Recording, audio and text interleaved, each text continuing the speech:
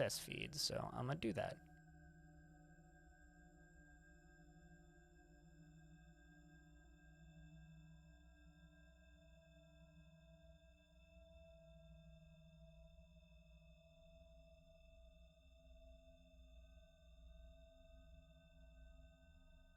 Should be available in the app within the next 24 hours via this URL, but currently is not. I mean, you can manually add it that way, but this is where it should be available in the app right there. You could also leave us a review on there, which would be cool if you could do that. Done. What's next? Anyway, let's plop a marker down here. I know where to cut the VOD. And dive into a day of Longdeath. It's the year 364, meaning the fortress is 359 years old currently. Diving in. 359 years to answer your question there. Number box. And I hope you're doing well, audio. Glad to hear that things are good. We launched a podcast today. So, halcyonfrequency.com, and you can get the first official episode of the podcast. As for Fort and things, the fortress currently has quite a few children in it, which is actually a really good thing. But the living dwarves are Pilot, Axon, Quevenir, Nanochip, Jimmy Tibby, Diamond Destruct, Blue Space, Weeb, Bastet, Don Caribou, Zindros, Massive, Lumpy, Rory, Knowles, Dragon, LaFonda, Zetsuki, Laggy, Team Xeno, Kobe, Do It, Tele, Volleylol, Whitcode, Arch, Stone, Disco, Tygo, Paranoid Metroid, Ducky, Oswix, Letharticus, Aqua, Reinhardt, Lilem Katsu, Krevian, Anonymous, and Bellinair. Already live on Podcast Addict? Hell yeah. Glad that that was easy and quick. Yeah, literally it's just like submit the RSS feed, and that's our RSS feed. So as long as you have the RSS feed, you can do whatever the heck you want with it. You can submit it to platforms that we're not on automatically, or I can submit it, either or. Generally, getting podcasts onto platforms organically is really easy. A lot of podcast platforms just like follow new podcasts that pop up on iTunes and automatically pull them, but not all do that. So currently what we are working on is we are working on clearing out all of these boulders. So it's going to be more of the same for the next bit, is we are trying to get rid of these boulders and sell the crafts. We've also started doing a little bit of metal construction again because it's been a while. So we're trying to make more statues. We're also smelting more galena. And it's just kind of keeping it up with that. Currently, there are 10 children in the fort, which is really good. We've had some people grow up recently. One of them's in the military, which is Disco, because he was a little bit grouchy and wanted to practice military stuff, so we put him in the hobby squad.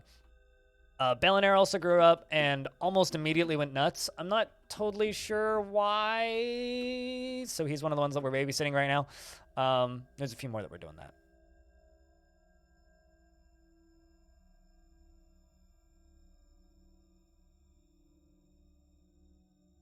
What, that there's no Aqua in the fort right now? I mean, yeah. I mean, that would get kind of confusing if you did both have a dwarf. Bell was like, no sauna. I mean, this is true. We don't have a sauna, but we do have fountains, however.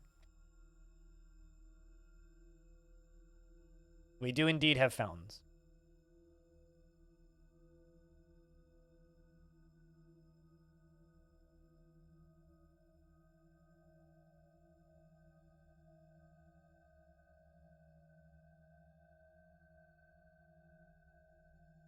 But yeah, that's, I think, like the main piece of feedback that we can get for the podcast is like, if you listen to podcasts and it's not available in the place that you listen, tell me where you listen so I can make it available in the place that you listen.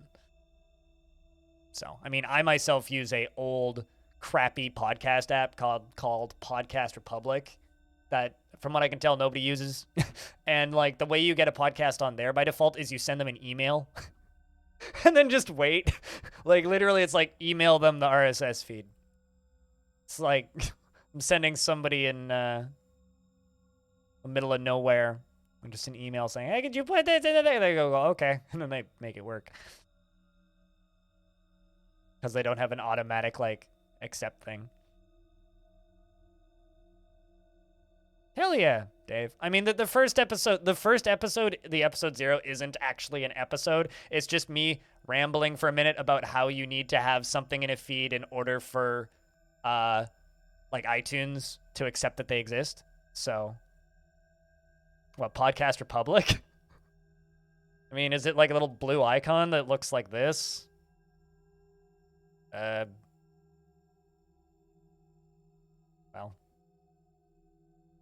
Is it like that? Because that's, yeah, podcast app I use.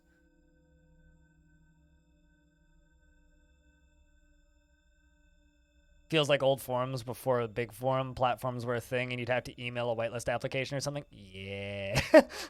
Yeah. Well, I mean, like, Podcast Republic, to get your podcast on there, apparently you submit the feed if they don't automatically find it. So I guess we're just not popular enough to be automatically pulled onto Podcast Republic. Or not Podcast Addict is the one I was talking about. But Podcast Republic is like crappy. I just like, I like it because most of the podcasts I listen to, I just grab what do you might call it? I just automatically I just find the RSS feed and then just pop it in there.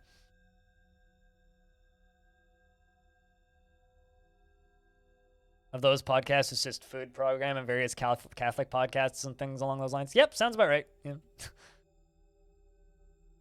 I mean, for me, it's like, what podcasts do I have listed on my podcast listener feed? Let's see. I've got Ascension Run, very good podcast, hosted by Tone Hack about roguelikes. Chilluminati, which is just about like true crime and like fake Illuminati bullshit, which I like. Completely Unnecessary podcast, which is about retro games. Cox and Crendor, which is about absolutely nothing. Dad and Sons, which is on hiatus, rest in peace. The Dwarf Fortress Roundtable, which is the Dwarf Fortress Roundtable. Dwarf Fortress Talk, which never updates, rest in peace. Extra Napkins, which is just two guys who talk about food and weed. Giant Bombcast, which is about video games. Halcyon Frequency, which is my podcast. Nextlander, shout out to Nextlander. Roguelike Radio, rest in peace. Shift F1, which is an F1 podcast. Waypoint Radio, which is Vice Games. And We Have Concerns, which is like a science podcast. Put that in air quotes. It's really not that.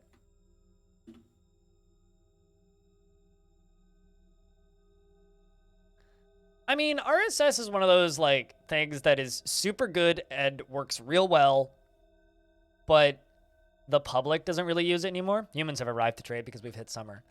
The public doesn't really use RSS anymore. Like, there's no reason to use RSS, but everything is still powered by RSS, right? Like, it's really funny when you find like a really old school podcast that operates like an old school podcast, and they're on an RSS feed, but they're not in any of the big aggregators, which still exists. I don't know. I like RSS because it's like, it's one of the few kind of unregulated formats of content distribution that is free.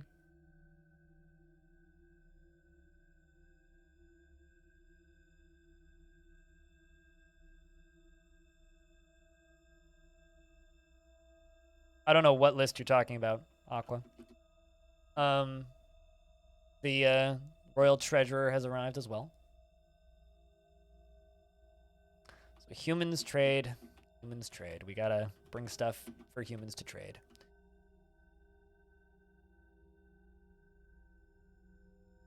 Got a bunch of socks and leg and clothing to sell. And a bunch of pages of crafts to sell.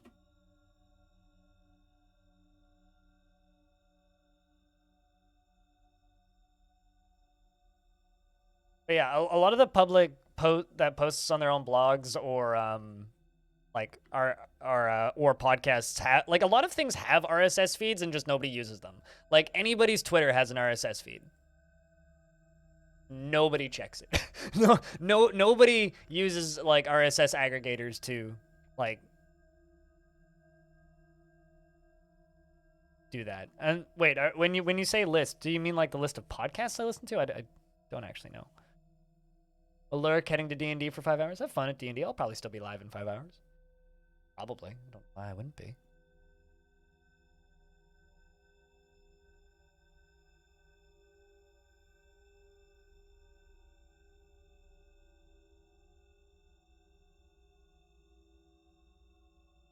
But yeah, in the long term, like eventually with that podcast, if it does get enough listeners, we'll like seek out podcast sponsors like a lot of podcasts do.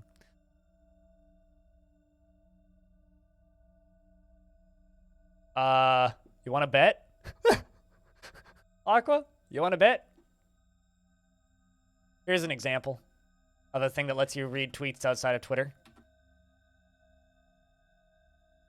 That's just one example. I don't know if they let you officially, but you can. Cool Gub says, on behalf of the Merchants Guild, let me extend my greetings to your people. There is much to discuss. The world is the same as ever. What requests do you have of our merchants? What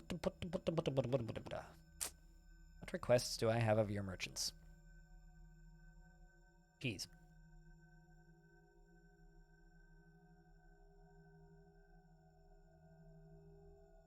RSS and IRC are cult-like in that they are only available to those that are initiated, which makes them inherently cool. Yeah, you're not wrong. I agree with that, Cassie. How you been, by the way? It's good to see you. But like, but you can also like interact with IRC directly without realizing it, right? Like, and that's kind of the beauty of it, is it's available and accessible. Just people don't realize that it's available and or accessible.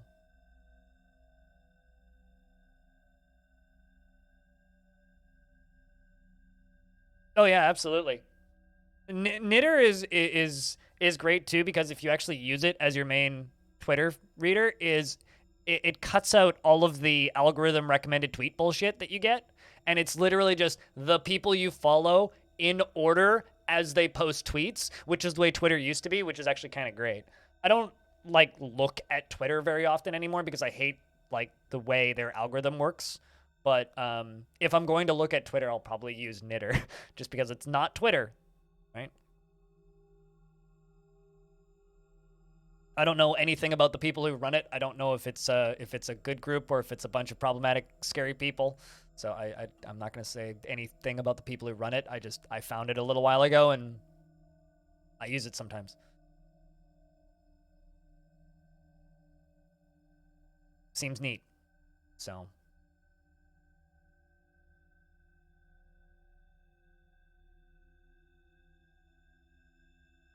Can never tell what people are talking about. It's just microblogging. Like, there's, like, what's there to not understand about Twitter? It's just really short format stream of consciousness blogging. And effective marketing.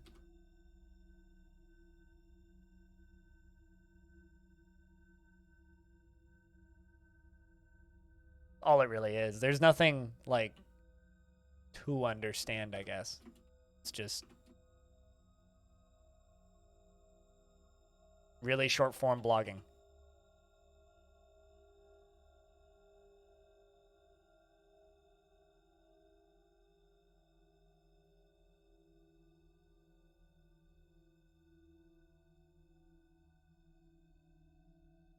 Because, like, you know, the way that you get the masses into something is you make it easy and accessible. Blogging is complicated, right? And requires some, like, computer knowledge.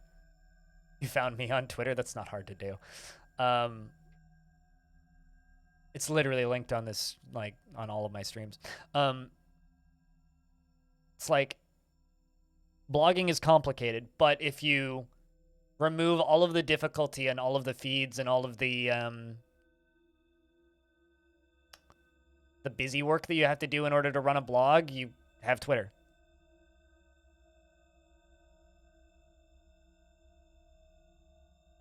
Totally not breaking and entering? Okay, just don't walk on the carpet. Bolted. And if you're gonna, like, eat any food out of the fridge, just make sure you clean up first, yeah? How's it going? Pretty good. Launched a podcast today. So, pretty good. Playing some Longdeath. Just, you know, trying to get up a year or two per stream, as we've been doing. Here's a link to the website where you can get the podcast. It's me and my stream team's podcast. It's going to be weekly. We're going to have a rotating cast of hosts because having all of us on every episode is kind of a big ask for some of us because, you know, recording takes time, and we don't all live in the same time zone, so we're gonna have a rotating cast. So the next episode is gonna be me, Bell, and Aaron Sui, assuming that works out, because that's what we're planning for the next recording anyway. We have a day set, so it better work. The episode after that's gonna rotate one of the hosts out, and we're gonna kind of work on that schedule with surprise guests occasionally. Be fun. Should be fun.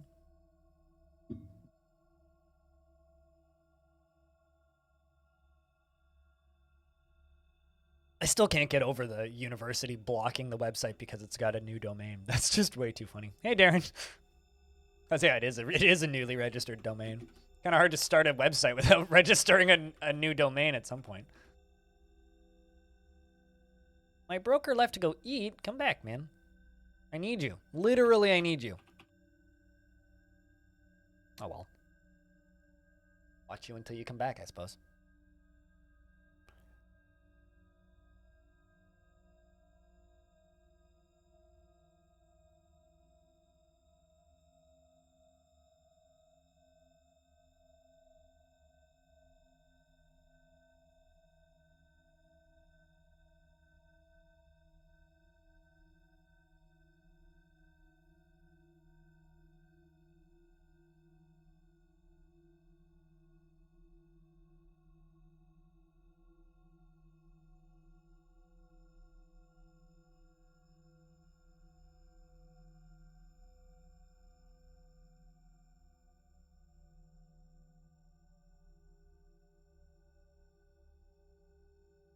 Even more esoteric than RSS is Project Gemini. It's like a simplified and only a text only internet format, and there's a bunch of blogs written in that format that you just can't get on the regular internet. That sounds that's like the roguelike community of blogging. It's like roguelikes are a very esoteric, very specific part of video games that you can't really find unless you're either stumbling or pre-initiated. So that does kind of sound kind of awesome. It's like intentionally making content no one will find, except for the people that are already looking for it. It's the best kind of content.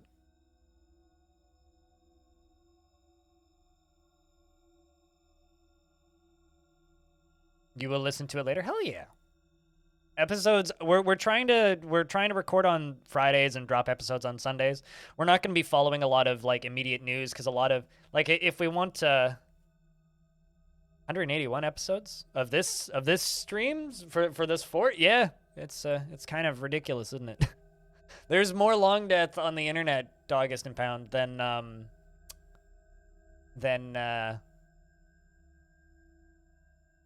Pokemon.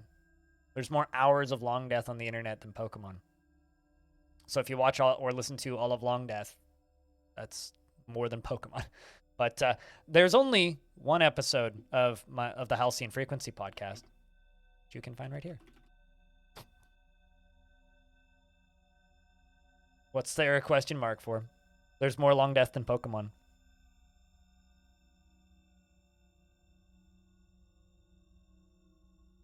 Nope.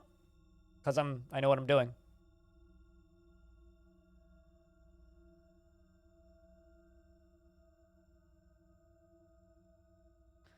Or you're like, what's this roguelike bullshit? What's this Rouge-like bullshit on the back of my Returnal box? Can I ask you a question? Did you intend to spell Rouge instead of Rogue? Or was that a genuine typo?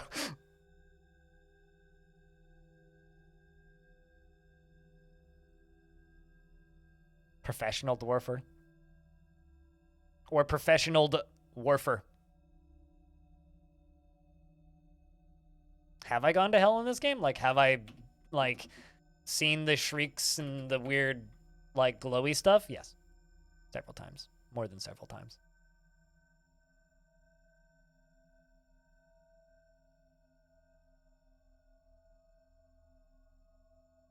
Rouge-like? I mean, I'd like to go create a Rouge. This would be a great hive of scum and villainy. Is this the first Longdeath? Is this the first fort I've kept alive for 1,000 years? Yes. Like I'm crazy, but I'm not that crazy. Speaking of being crazy, I'm going to make you all think I'm crazy for a second by reading this room on my Discord server. If you'd like to add to this Discord server, join my personal Discord and go to the Add a Word Stories room and add some words.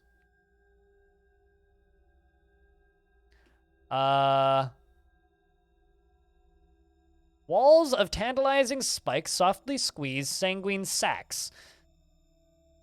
Fish sticks congeal cat drool. Idle clamps wizard lance rhyming Simon.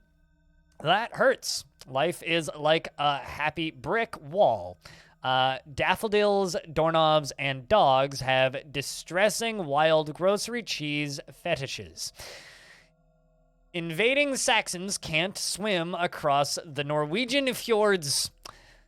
Pinning pencils, picked purple poinsettias, rolling radishes rapidly require reddened round rotisseries. Really square squares, soursop squared. What? Stop. Okay, there you go. All caught up. Hell yeah.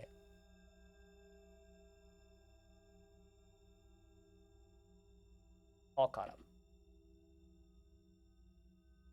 People have started timestamping those in the YouTube comments and saying, Q, is Blind having a seizure? Question, which makes me very happy. When you hear Daffodil, the only thing that pops into your head is... I mean... What is the thing that was nicked? I can't even remember what I'm thinking of now. Life is like a happy brick wall. Yep. Yep. Life is indeed like a happy brick wall. It's great, and then you break your nose on it.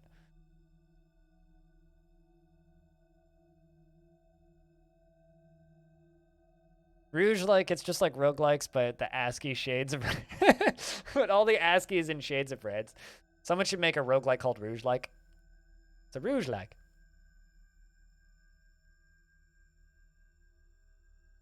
But if you mean by is this the first Longdeath, is this the first fortress to be kept alive for 1,000 years? That I know of. I don't know. I don't know if I don't think anybody else has kept the fortress alive for 1,000 years. I know that people have.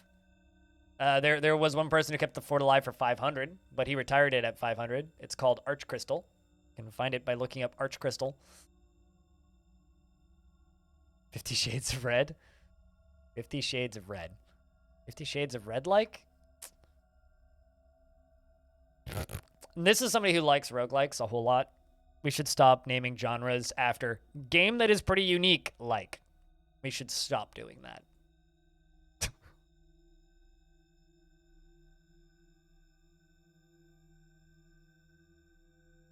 We don't need no education? Obviously you do. That is a double. That's why that song is wonderful, isn't it?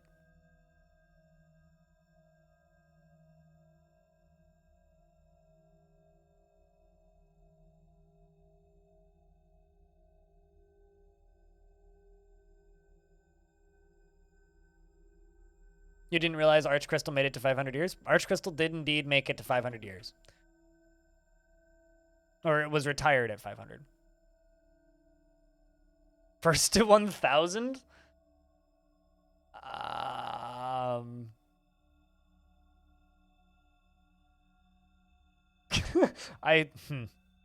That's all I really have to say about that. Does it really happen? The only other phrase that you're aware of is Souls-like? Yes, but it shouldn't. I mean, like, the first example of that would be Doom, right? Well, Doom clone or is kind of the same thing. Or, like, I even considered Metroidvania to be a similar thing. We need to stop naming game genres after a game that was kind of unique. 100... How old can dwarves get? 150 to 170 years old. On the 1st of spring every year, they have a chance to die of natural causes. Most of my deaths are natural causes. Vast majority of my deaths are natural causes. It's like Doom clone or Quake clone. are something that happened quite frequently for a while. All right, they're done trading. But yeah, generally it's not something that happens. It's not the name of a game. It's the name of 2 games. Sure, same thing. We should stop naming game genres after games that they are similar to. We should stop doing that. Is what I said. Things Left 4 Dead clones. Yeah, it's just like I was watching or listening to a VOD yesterday for that Nextlander put up of the game The Anacrusis, which came out recently. And literally, like, one of the guys who worked on it, who's named Will Smith, not that Will Smith, literally makes the comment as, have you ever played a Left 4 Dead? Yeah. Well, it's one of those. Literally, like, that's how they're marketing the Anacrusis. Which, by the way, that game has a really good aesthetic. Like, this is a good aesthetic. I like this aesthetic. It's like futuristic 60s plastic sci-fi. It's a good aesthetic. I don't know if I'd play this game, but it's a good aesthetic.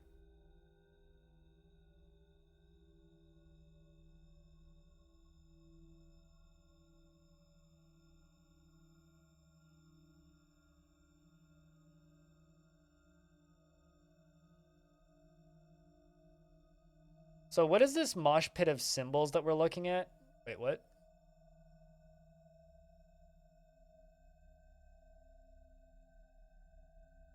Still don't know the UI. That's why you picked up the Getting Started with Dwarf Fortress book. I mean, don't pick up the Getting Started with Dwarf Fortress book because it's like 7-8 years out of date and quite inaccurate these days.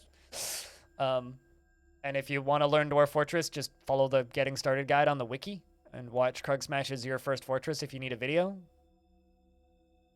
But I have no idea what mosh pit of symbols you're talking about. Isn't, like, kind of all of Dwarf Fortress just a mosh pit of symbols, though?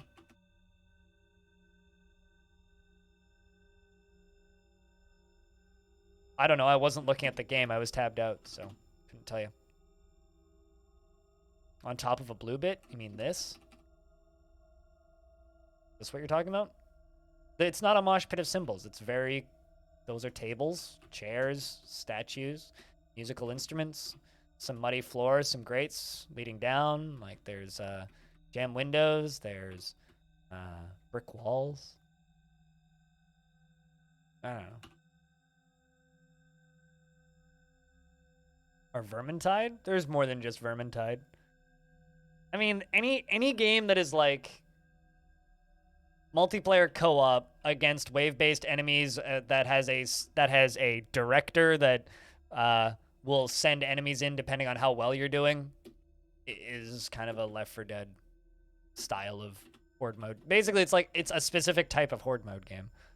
Deep Rock Galactic is one, yeah. That Aliens Fireteam Elite is one. Vermintide is one. I guess Darktide will be one. There's that one with the wizards. There's quite a few of them.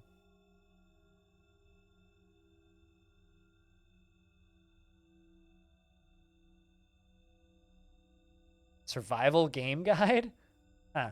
I refuse to be excited for Darktide, even though the preview stuff for that game looks neat. And there's a very specific reason why. And it's I don't trust Fat Shark. Because their last game was full of loot boxes. And so I kind of don't care about Darktide. Don't get hyped for games that could be bad. It could be bad.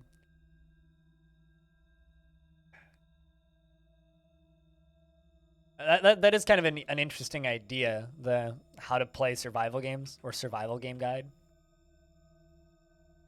Because they all have some format of or variation of punch a tree. You would choose a different subject, personally, though? I don't think I could write a book. It's going to be hilarious. I don't want to give them money because they seem to think that loot boxes are a good format. Like, I don't care about the gameplay or the theme. Like, they seem to think that loot boxes is a good format for progression in games. And as somebody who's played a lot of games, I can tell you that that is the worst possible way to have progression in your video game. So, you want me to not play your game and not trust you going forward Have loot boxes as your only format of progression, and then I will probably never play one of your games ever again, unless you can prove to me, or get excited about them, unless you can prove to me that you won't do that a second time. And they did that with Vermintide, too, so I don't trust them for Darktide. Zero faith that it will be any good. I really need to just remove all of those cooldowns on the sub sounds. I think I'm gonna do that. The problem is I have to go through all of the commands individually.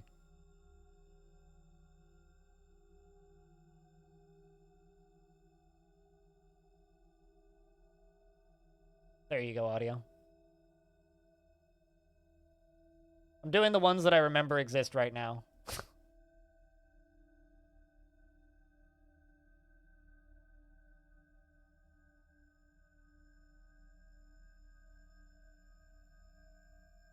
Are there any good new 40k games? I heard good things about Battle Sector, but I don't go out of my way to play them. So, but Battle Sector's on Game Pass, so I could play it. Cheese for everyone!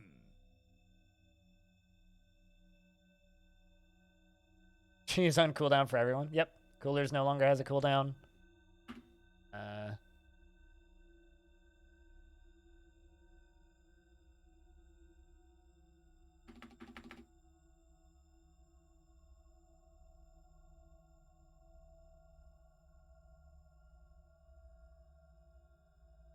Chicken attack! Chicken attack!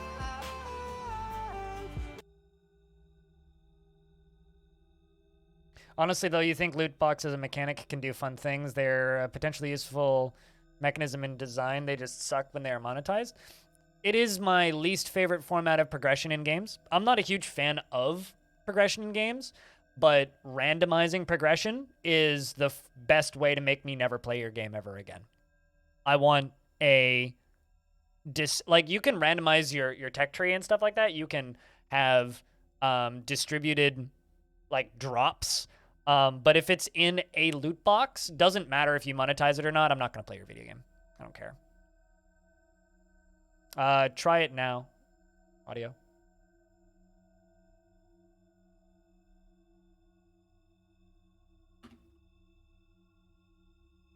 Yeah, it must still be on cooldown because I changed it. I clicked another button. Try it one more time.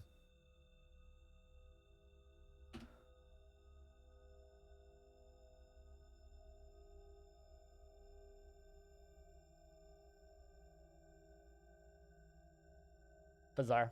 Yeah, maybe it's still just on manual cooldown. Here, I'll restart the bot. That'll do it. I've needed to do this for a while, so.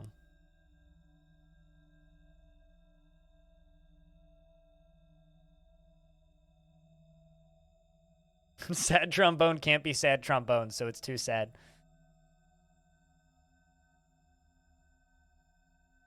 Absolutely.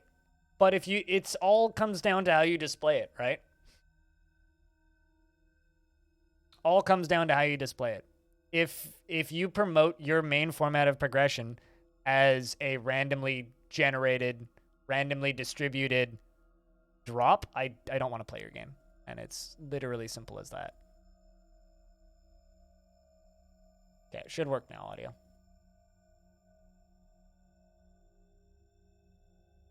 Bot was restarting. That's why it didn't work that time that you typed it in there. Literally, bot was offline. You can't hate on a thing that's offline.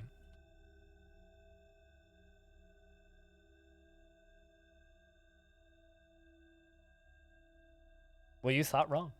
No, it wasn't. Cheese for everyone! Then you got debated by Cooler typing in cheese. Because they can't overlap.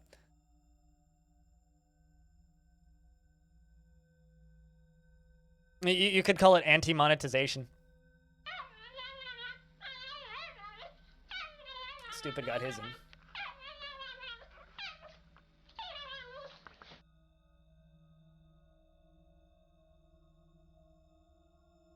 Ooh, you suck! You all do.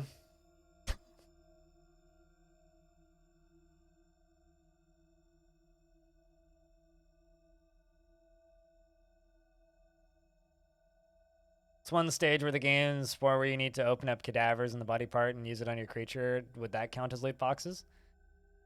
If a chest appears on a screen, diamond, and I click on the button to open it, and a thing spins and 3 items pop up and one of them's glowy, I will uninstall your game and never play it again. It's all about how you display it. Doesn't matter if like how do you count this as a rogue as a loot box? Do you count this mechanic as a loot box? The answer is probably no. But if you have a loot box in your game, I will stop playing it immediately.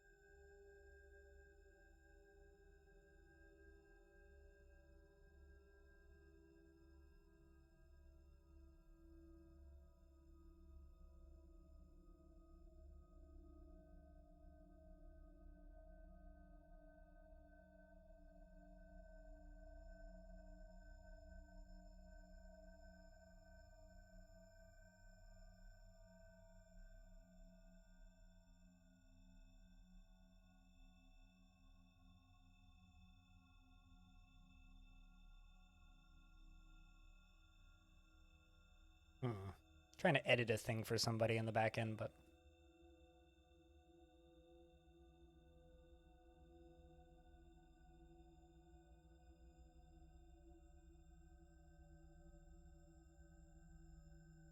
Cheese for everyone! do you like card games? I don't like card games for that exact Let's take reason. a lovely fruit, the tomato. It just everything that's good from It's it. never Seeds, going to be a the fun or vitamins, entertaining nutrients, everything format that's good. of And just jam it full progression shit, for garbage me. shit sugar, and put it in Giving your me shit bottle 3 full of random shit, put it on items? your shit. It's Fuck shit. you. Stop eating Don't want to ketchup. play your game anymore. Literally my biggest complaint about games, period, right now.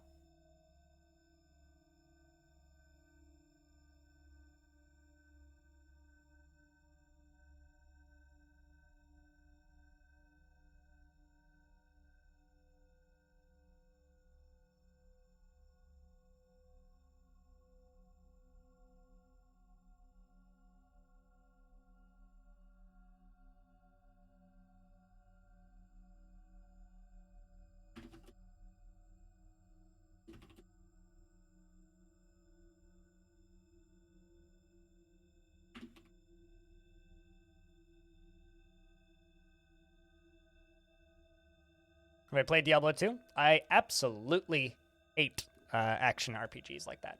So, yes, but did I enjoy it? No. Like, that format of progression in games is like... So I like it in a roguelike, like a proper roguelike. I almost vomited when I saw that game, Cassie, so no, I haven't played it. I like that kind of mechanic in a roguelike because it fits, right? You know what type of items you can get from a certain type of enemy. You know how to get certain types of gear. But in a game that has strict progression, like theoretically, I would enjoy an action RPG in hardcore where you can die and lose everything. Theoretically, I would enjoy that, but I don't see well enough to enjoy those types of games. So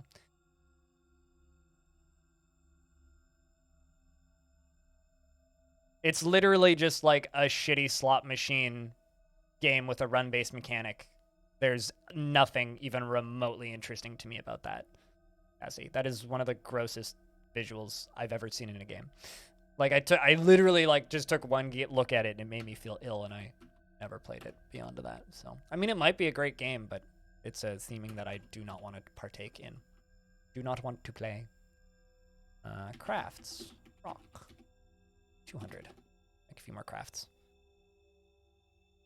Worst offender, the IMO is Halo 5. You had to pay money for weapons in game. Yep. You want to know what's a game I never played?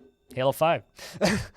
You could eat them in game, and when you do not pay money, you know what's funny is people complain about the progression in Halo Infinite because it's like, oh, you slowly unlock skins. Oh no, it's the worst. What do I consider my favorite game? That is like asking me what's my favorite mood. Depends on how I'm feeling that day, and I like a lot of different kinds of games. But if you pointed a gun to my head and said, "What's your favorite game?" I'd say Portal 1 or Tetris. So it's either Tetris Effect or Portal 1, depending on what I felt that day. I said mood, not food, but okay. Generally being happy, but sometimes being depressed can be pretty good. Allows me to like different kinds of music.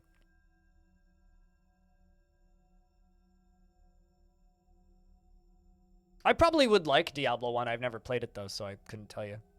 If I was visually able to play that game, which I don't think I would be able to.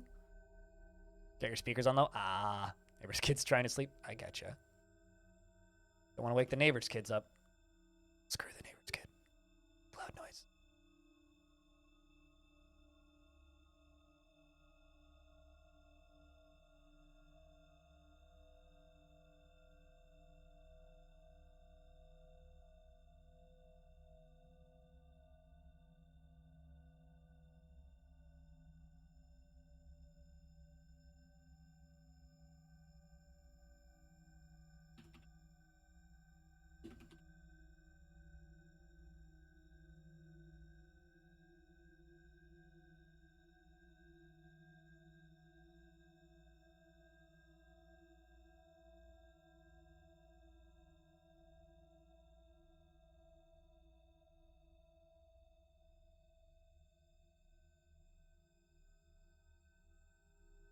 Neighbor is awesome and their kid is hard to get to sleep, but once he sleeps, nothing wakes him. Oh, that's good.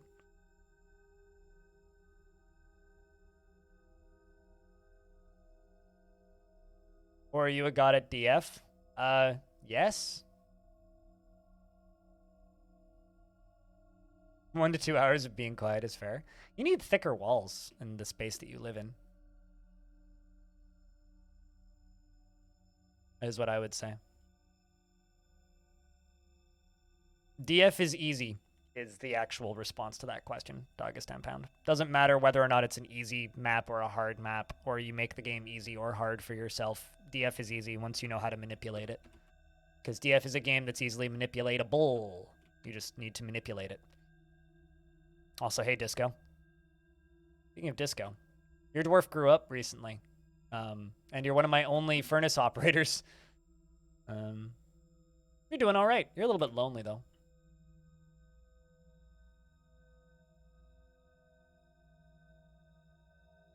Controls and visuals are not what people's used to? Sure. No, the point, well, for me, the point of Dwarf Fortress is to create a narrative that I enjoy. So manipulating the game is the point. Manipulating the game into doing the thing that you want it to do is the point of DF for me. You could have a different point the way you play it, but that's how I play it. At least it's not dead? Well, you know. What would you say is the point of DF? Assuming there is a point.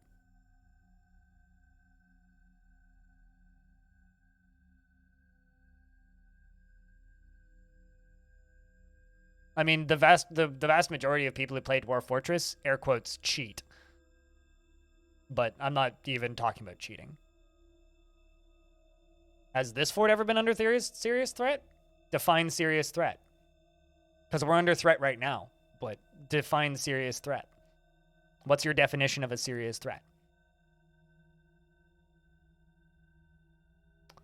Hello, fellow organisms. Also, hi, Sasbot. How are you? Hope you're doing well. More fun? That's great. Glad you enjoy that. Love slot.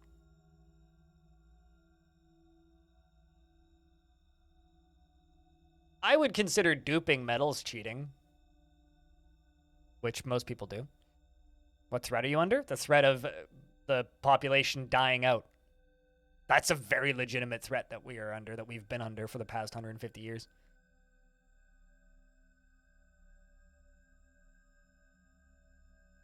That's not threat. That's allowing a mechanic to take place, right?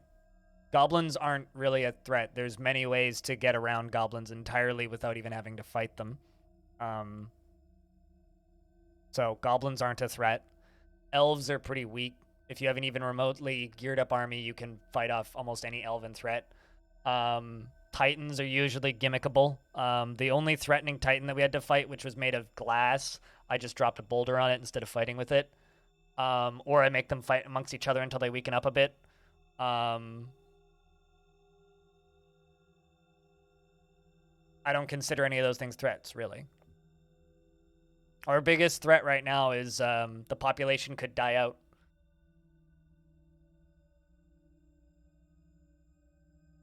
I would probably enjoy Diablo 1. Considering Diablo 1 was literally Blizzard's design team saying, let's make NetHack. I probably would enjoy Diablo 1, but I've never played it, so I wouldn't know. I probably would enjoy it. Considering it is like a locked camera and it's isometric and it's nice, big, blocky, and clear. And it's, I would assume, limited on mechanics.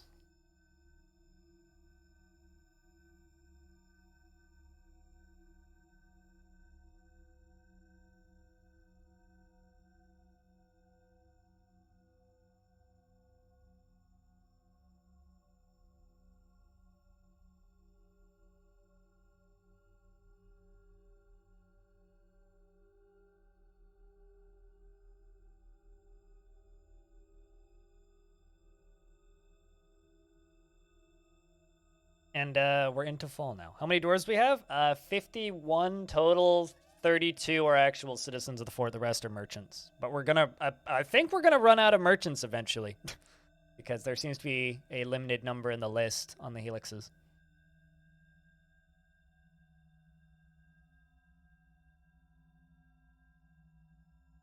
But the reason our population count is so few is because we haven't had a migrant wave in about 300 years, because migrants stopped coming after a while. Not about 300 years, in about 250 years.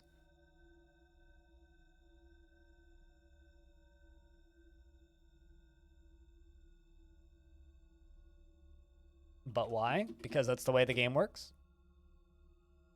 I don't have a bigger answer for you. It's a limitation within the game itself. Yep, they reproduce, which is the only way to get new dwarves. And they reproduce when they decide to, when they meet people that they like. So there is a very real chance that we could potentially run out of possible families because they won't marry cousins. So, because incest doesn't happen in Dwarf Fortress, we have to game it so that there's always enough people in the fortress so that they can continue reproducing. But because the family trees can get stunted, we have to bring in merchants from outside families so that they can marry in. And if they don't marry in, or if we run out of merchants, we'll literally run out of dwarves, potentially.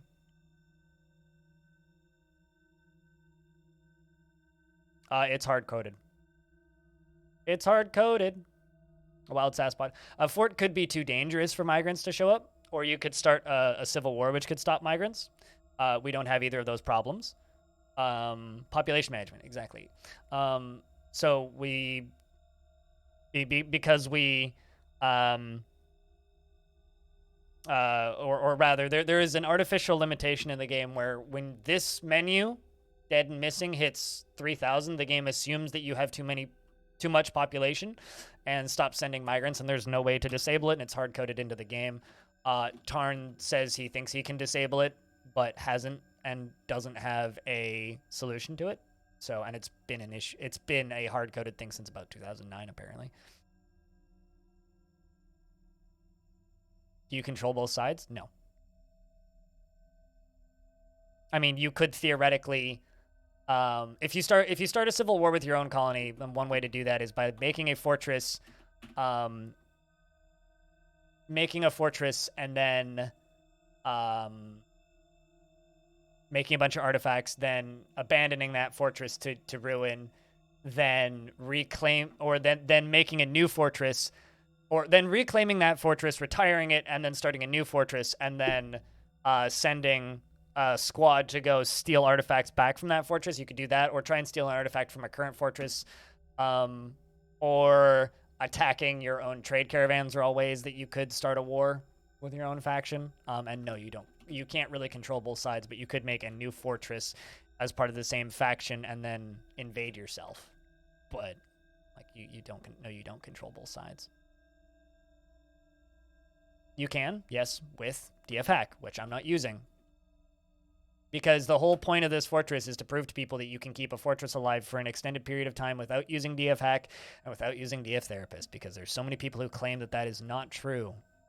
So yes, you can clean it using what I consider for this playthrough to be a cheat or a third-party tool. And I'm trying to prove people wrong. And so far, I've proven a lot of people wrong. Because people claim that, oh, you can't keep a fort alive for 10 years without dying a frame rate death. Oh, I know. But that would also, like I said previously, Ocelot, go against the whole point of this entire playthrough. Well aware you can clean that list. And I've been aware you can clean that list for a very long time. That is the whole point of this playthrough. I can't do. To prove that you can. I don't know if you can do it indefinitely, but if I can do it for 1,000 years, that might as well be indefinitely. How long has it been alive? We started in August 2020. 360 or 359 years. I love how this conversation comes up every 6 weeks or so of Salat, though. Is some smartass is always like, you could clean it. I'm like, yeah, I know.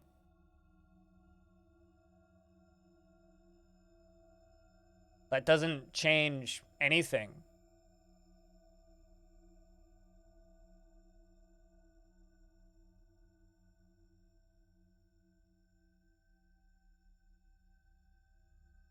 It's not I don't want to. When I started this fortress, the whole goal was we're going to try and keep it alive for 1,000 years without like literally I could clean it. I could clean the list by pressing this button, retiring and reclaiming the same fort. That would also do it. It'd also mess everything up, but like it would do it. There's many ways that I could clean that list. I'm not going to.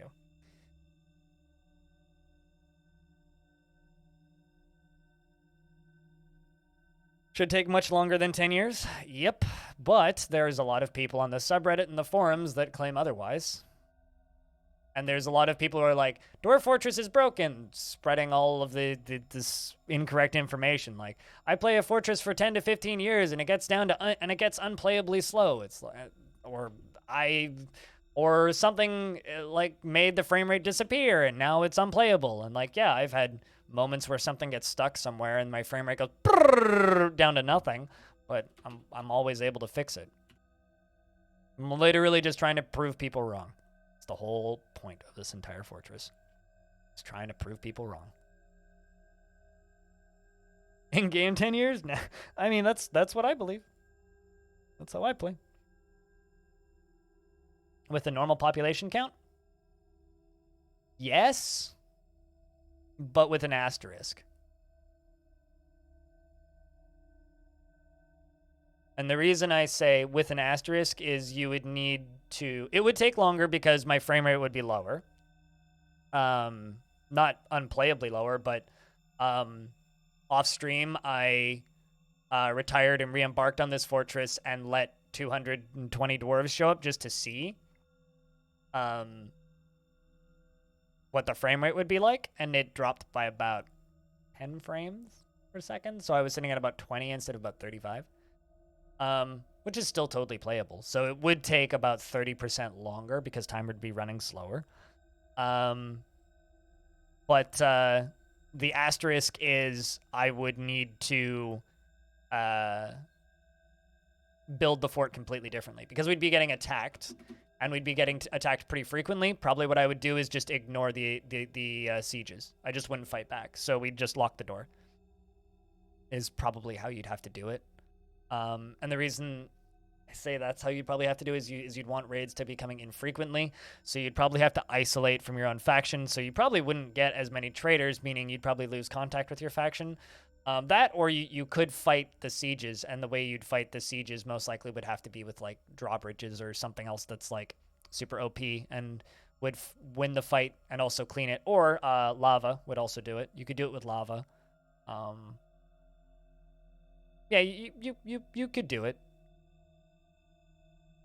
Forgotten beast traps are very ineffective, so no. I would probably I'd probably do it as a volcano fort and have some format of like volcano or lava pouring defense. It's probably the way I'd do it. But then you'd still get the gear. So you'd need some way of disposing of the gear. Because like item mitigation is the biggest concern. So as long as you're able to trade relatively frequently, yeah, you can do it. You could do it. The frame rate drops below 120. I mean, I know that like you're making it, you're saying that as like a joke, but like you shouldn't be running Dwarf Fortress at 120 frames a second anyway, because it's too fast for you to really see what's happening. At least for me anyway. I mean, maybe you can. Unicorn farm's going great. We have cougars now too. We have tame unicorns, cougars, and cows. Like I was joking about the other day, we've got all of the animals for the major sex references. We got unicorns and cougars. Which is why I was joking that I need to get bears. So we can have unicorns, cougars, and bears. Yeah, exactly. Exactly. But I don't believe I've ever seen anybody selling bears, so I need to keep an eye out. Get some bears.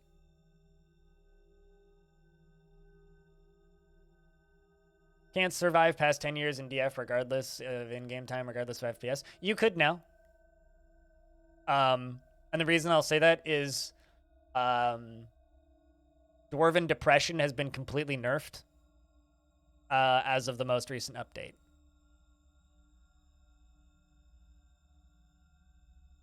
You got yours from the elves? Yeah, that sounds about right. Humans probably would have them too. I haven't really been looking for them though, to be honest. I could also probably just import some from the humans. But yeah. Because they've the most recent update, which I'm not currently playing on this save, is has changed how meals works, and you can be brutally mean to your dwarves and they don't really care. Also, there was a change made before the version I'm playing on, so it's in this version where when they socialize, instead of standing stationary, they stand very close to each other. They intentionally clump up when they're socializing now, which helps a lot with friendships and relationships, meaning that they are far better at making friends. Really nice.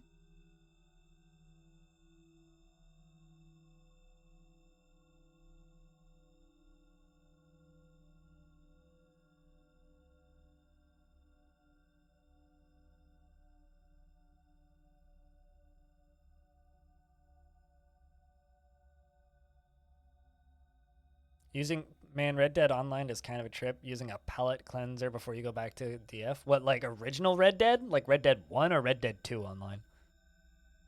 I refuse to take part in Take-Two Interactive's online games because of how they monetize them. Also, on the topic of Take-Two, take part in their games or pay attention to their games? I don't fucking care. Absolutely not. No, I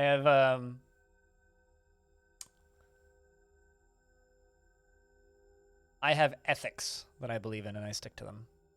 So I will not pay for, promote, or help them with their games. I'm not fucking talking about the story though, that's the thing. I'm talking about the way they monetize their products. If they want to monetize their products in ethical ways and take care of their employees and treat their employees like people, then I'll pay attention to the artwork that they put out. As somebody who's in a position of influence over people, There are certain things that I do not accept in media, and they behave in a matter as a company, Rockstar and Take-Two, that I will not support. And that's just kind of flat. It's got nothing to do with choice. It's got to do with basic fucking ethics.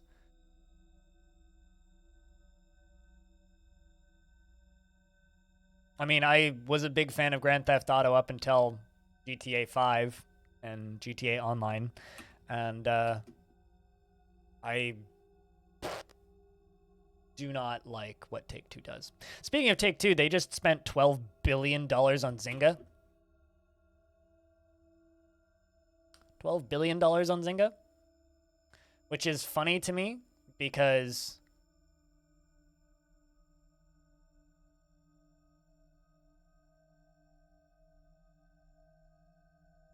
reasons? It's crazy that they spent $12 billion on Zynga because like Disney bought Star Wars for like an eighth of that.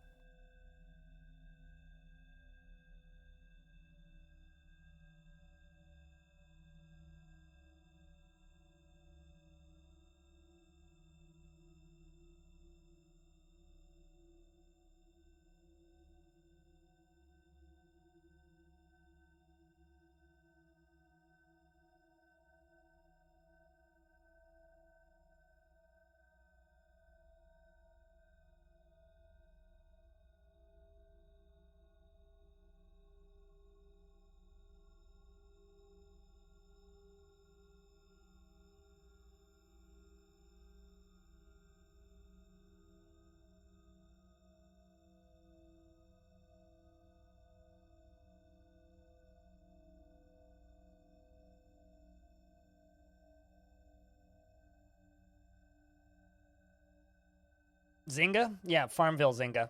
Farmville and Words with Friends is Zynga. Take-Two bought them for $12 billion.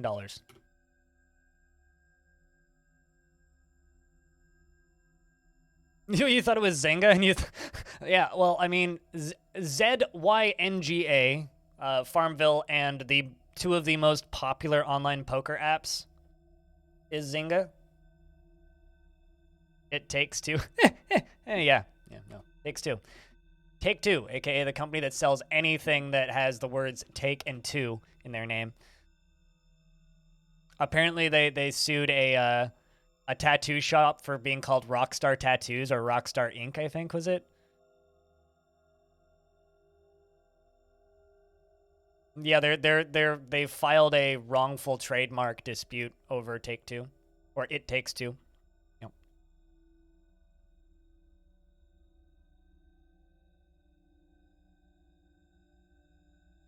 Yeah, you imagine Farmville, which no, it doesn't express their market share. Like Zynga is huge in poker, which is probably where a lot of that value comes from. But poker and Words with Friends are huge. Huge. It's ridiculous.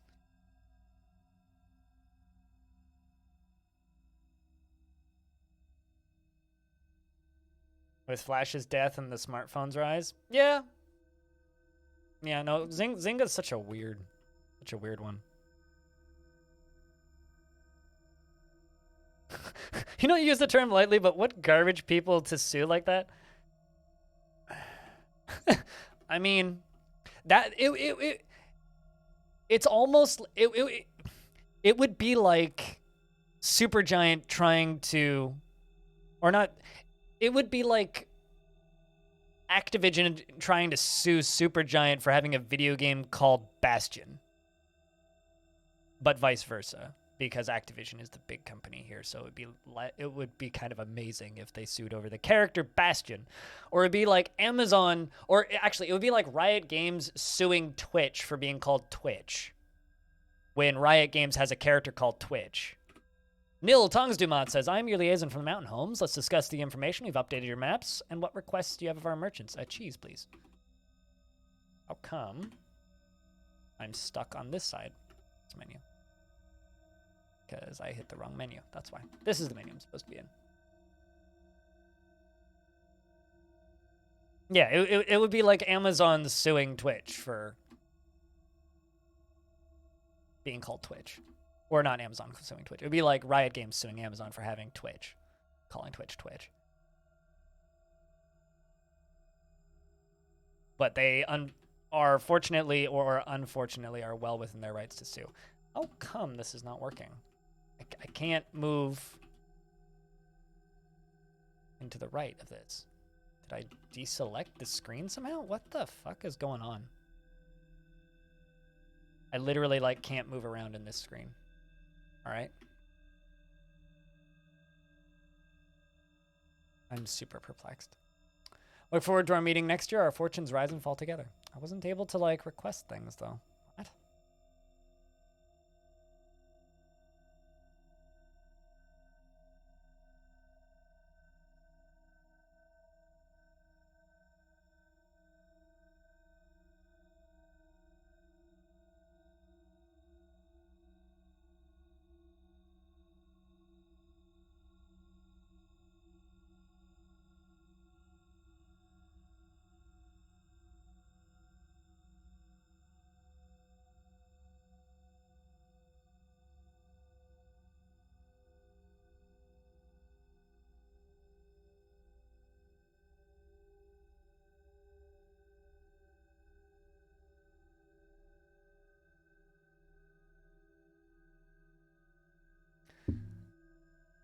Well, Kleenex should have sued more people for calling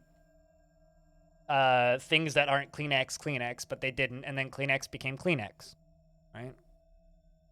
Unfortunately, I can't call my game, or if I make a video game about World War II and I call it Battlefield Earth, I think that Battlefield Earth actually is a thing, or if I call it Battlefield of Europe, or Battlefield something, I'm probably going to get sued. If I made a brand new digital entertainment site and called it Electronic Art, I'm probably going to get sued. It's just the way the world works. I'm not saying that I like it. It's just the way it works. Or Susan G. Komen suing everybody for the cure for using the cure for any fundraising event. Yep.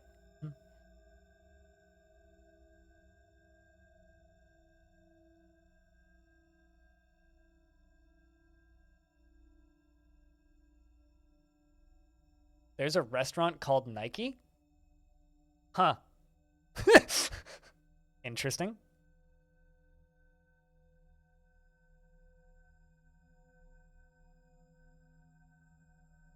Just because you are well within your rights to sue somebody over something doesn't mean it's not shitty. But people do shitty things to make money all the time.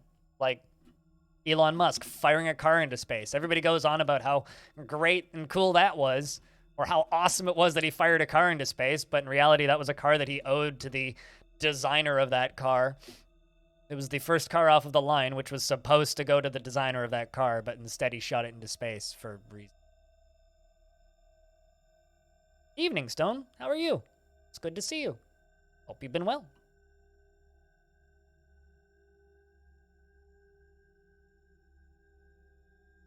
Yep, it is indeed a fact. It's incredible. He spent millions of dollars to launch a car into space.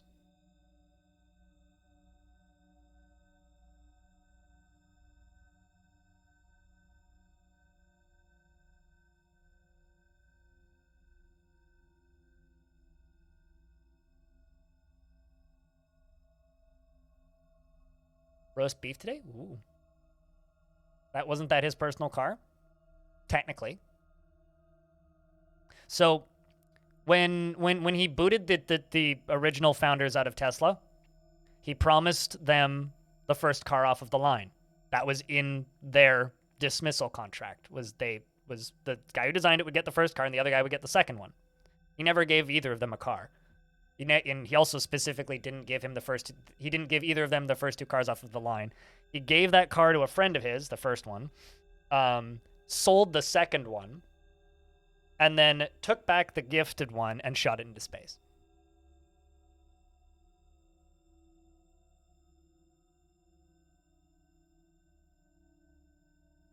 Yes, you should look into who was promised that car, though. Yes, they did use something to promote their brand. Yes, that is absolutely what they did. But look into who was supposed to get that car. They could have launched any other Tesla, but they launched the one that was the first one off the line.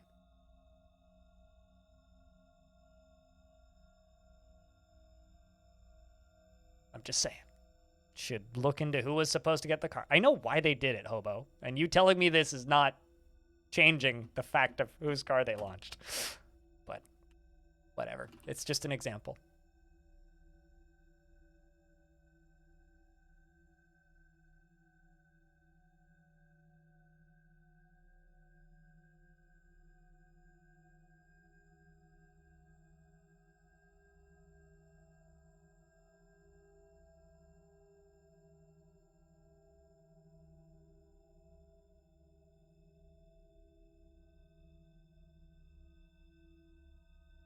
And brought it back.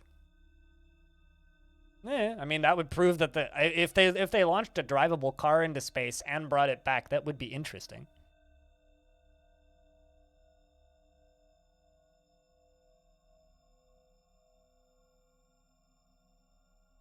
But I don't know. You need to look into that. Would be a great plot for a Bond movie. Elon Musk is like the closest thing we have on Earth to a real-life Bond villain, though. Quite literally.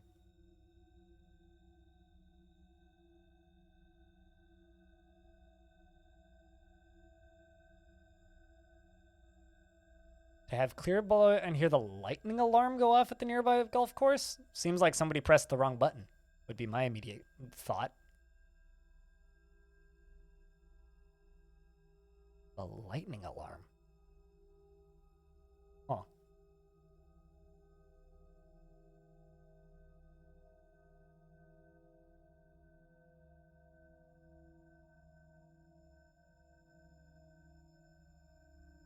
It's supposed to be automatic? Yeah, but alarms fail all the time. Say Bezos more than Elon Musk? Bezos isn't a Bond villain.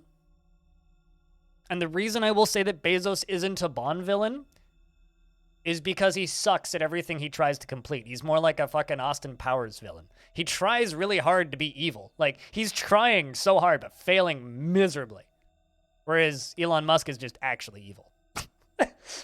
Elon Musk is a successful scam artist, whereas Bezos is just somebody who lucked into a lot of money and tries to be a scam artist and kind of sucks at it. And his rocket looked much more phallic. You see it as the other way around? Fair enough. I mean, call me when Bezos has a successful space career instead of just launching rich people into space. Whereas SpaceX is the one that people publicly accept as, yay! Because in James Bond movies, everybody always looks at the bad guy as, oh, he's this big rich guy who does all this good stuff. Nobody looks at them as evil. Only MI6 knows that they're evil. It's just like I would say that Elon Musk reminds me a lot more of Facebook. Should have sourced his sharks from Musk.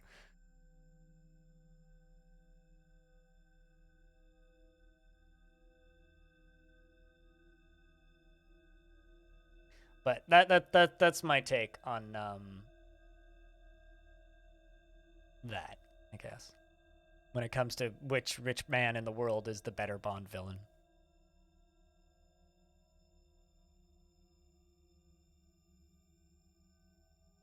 We just need Musk to have a stroke, and then half of his face doesn't work. Then he'd look like a Bond villain. I don't actually want him to have a stroke. I don't like the guy, but nobody deserves to have a stroke. That's a bad way to go.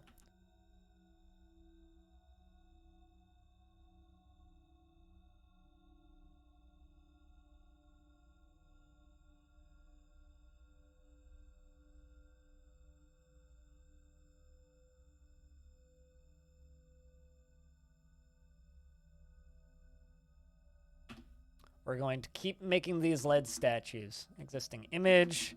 Still the same image of a dwarf admiring a spear and striking a triumphant pose.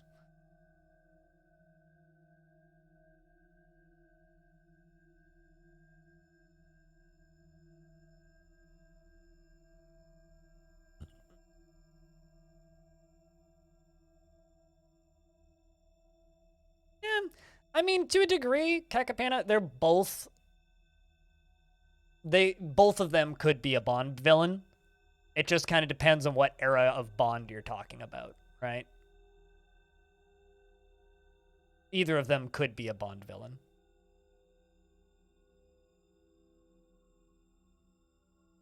It's like Elon Musk is really, really, really good at inflating his own wealth, right? Jeff Bezos just does shit. But same with Elon Musk. James Bond Jr. era for Bezos.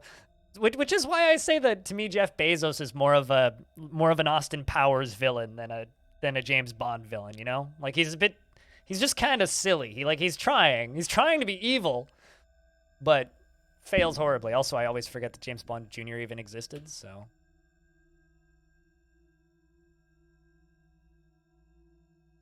Whereas, like, in reality, the actual evil people are the ones that are just quietly being rich. It's the people that are quietly billionaires that are genuinely scary, not the people that are loudly billionaires.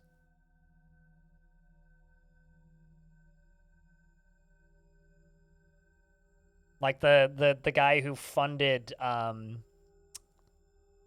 Hulk Hogan lawsuit against Gawker.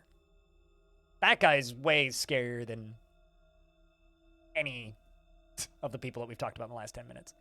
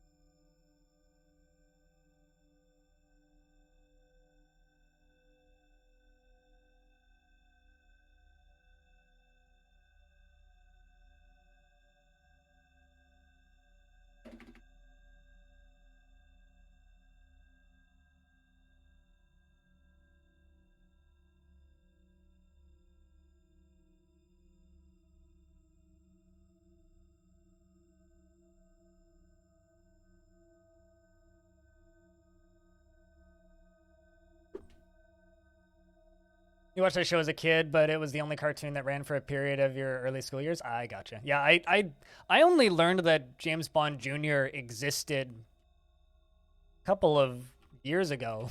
Like, late teens, I learned of that show's existence. It's just like all of the Star Trek cartoons. Like, I never knew that any of those existed. Just because I was never connected to television programming as a youngster. It just wasn't something that I was familiar with. Also, what are you booing at, Dave?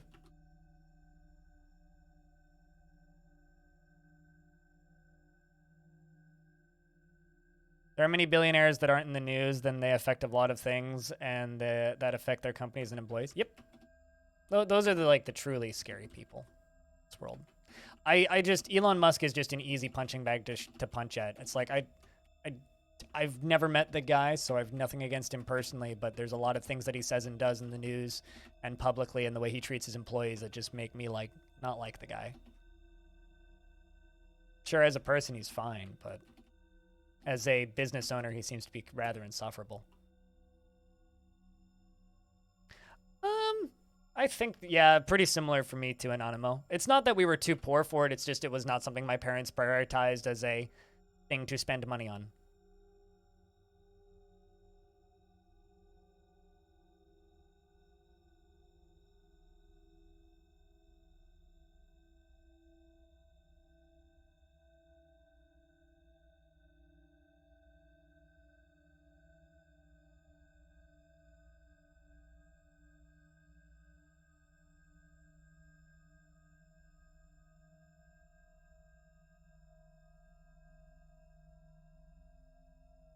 You have no idea who any famous person is? Well, I mean, I know who famous people are just because I used to walk into a mall from time to time, but I've never had TV. Like, I was raised in a house that didn't have public TV, and because of that, I've never prioritized it as something to buy, so. It always, like, surprises me when I meet young people my age who have television. It's like, wait, you pay for cable? It's like, yeah, I pay for cable. It's like, why? It's like, the only reason I could logically, like, come up with for me personally to watch or pay for television would probably be watching a sport. Like, if I wanted to watch hockey, I would probably have to get cable.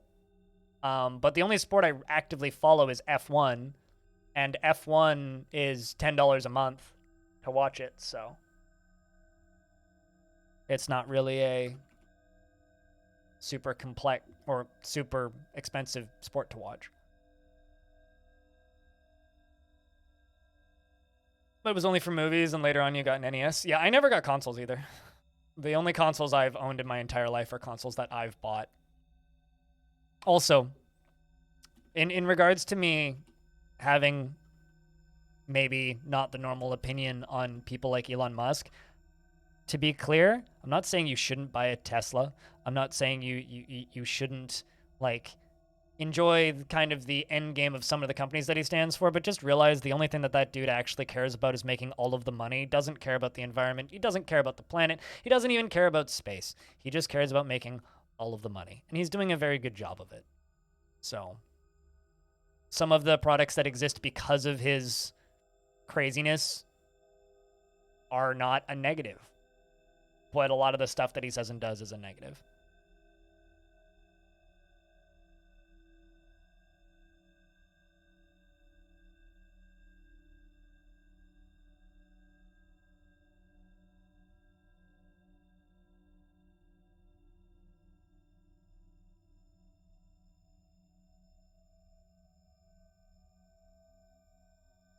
Don't own a console either. Also, you don't pay for cable, but you do have Netflix and Disney Plus. I mean, I have Amazon Video. I have Netflix,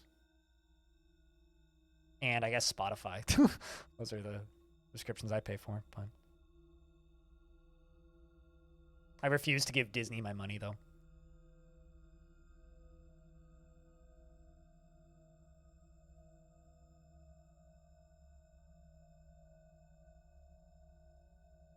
I know we have to run an extension cable from the empty unit next door for our fridge, but here's...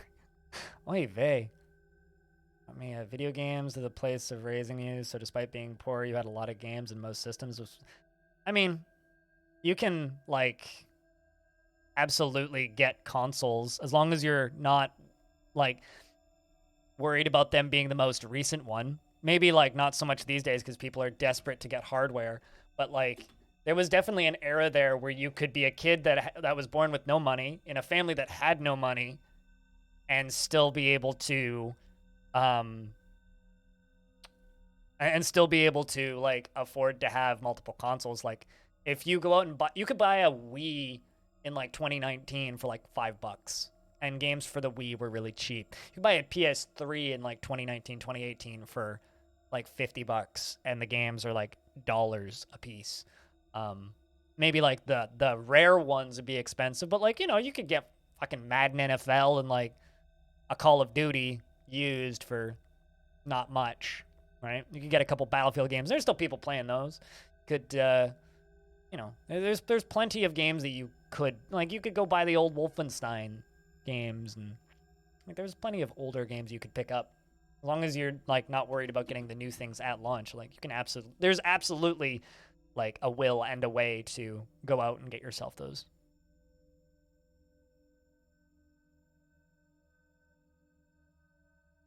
Like early 90s, you could absolutely get your hands on an NES and play with those.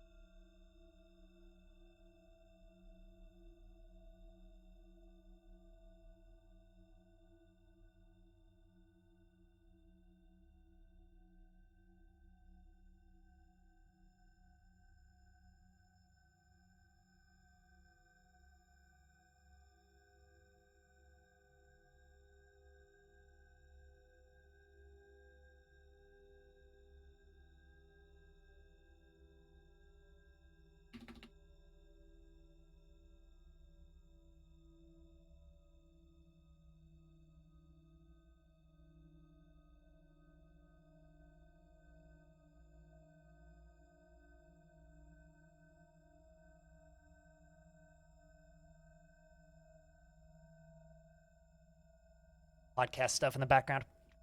All right. Bootleg Famicom games? Hell yeah!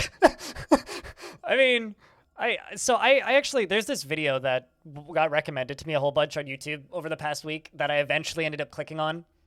And it's just called I Bought a Switch from China for $30.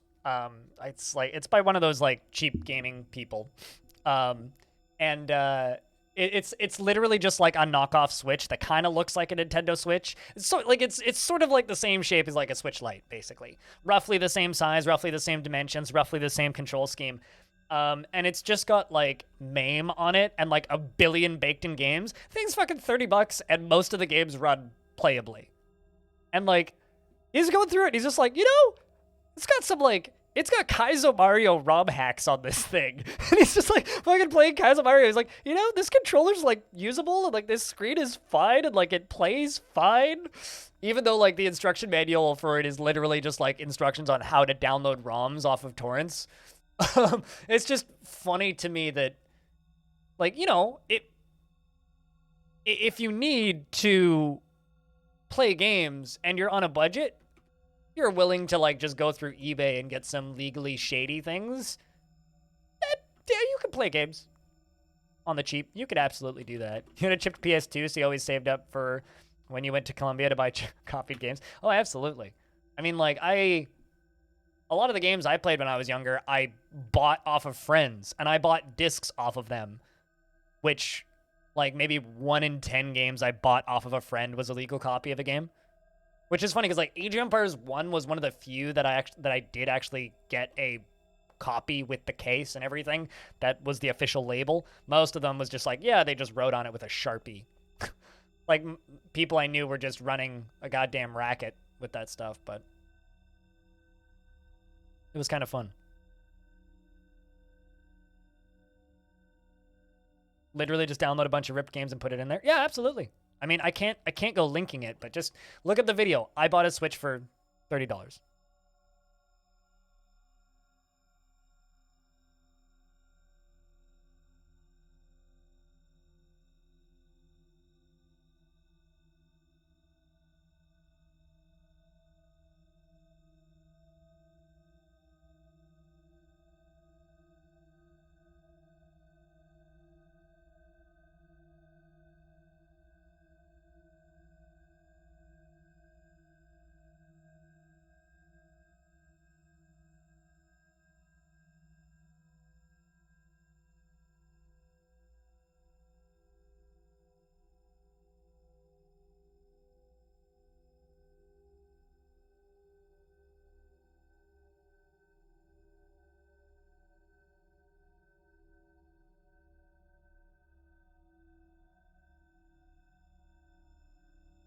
It's still worth buying just for the soundtrack?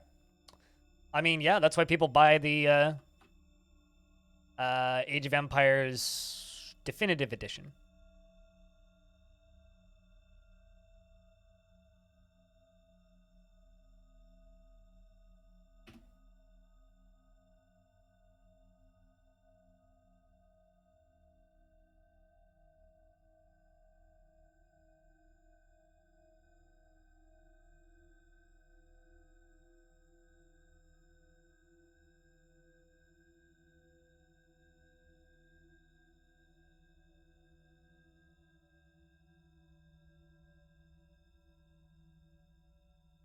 Honestly, it's pretty lame how much harder it is to share games anymore. You like being able to just burn things to a disc, or hell, even a floppy, or God forbid, VHS. Yeah, recording stuff off of, or games off of tapes.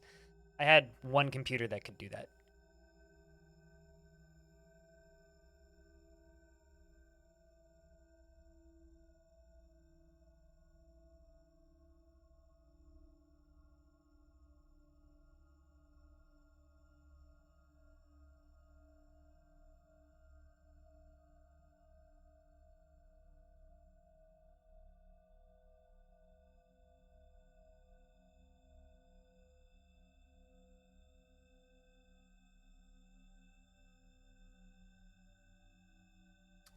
Well, I mean, like, you kind of can. Anything that comes from itch.io, you could do anything you just suggested, Kakapana. Anything that's up on Good Old Games, you could also do that. Like, you could buy a game on Good Old Games, put it into a zip folder and email it to somebody. It's just not legal, you know?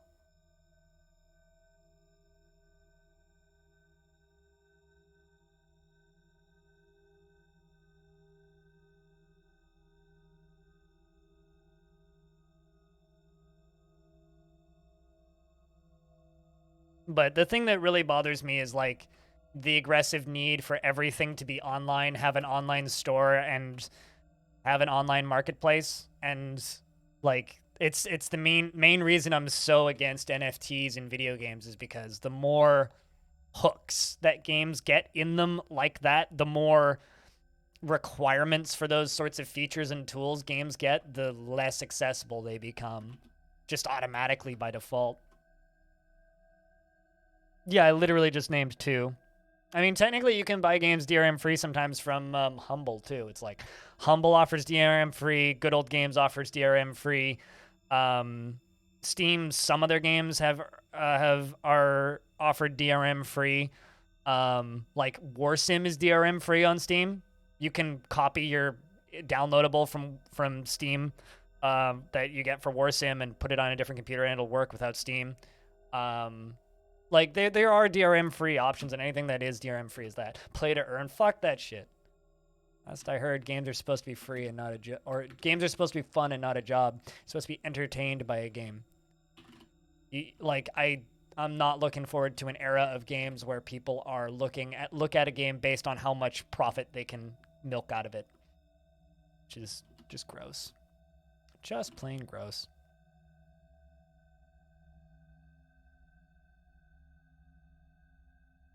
Well, it's like NFTs in games, the only thing that really allows is it allows for games to have marketplaces like the Steam marketplace where people can buy and sell game items in game off site, so off of like outside of the game's intended platform, and the publisher can still get a cut for it. That's the only thing it is. That's all it is.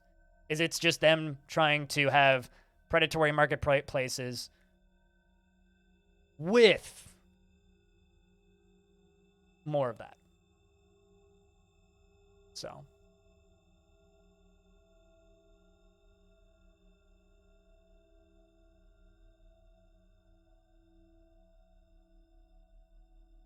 Would the publisher even get a cut?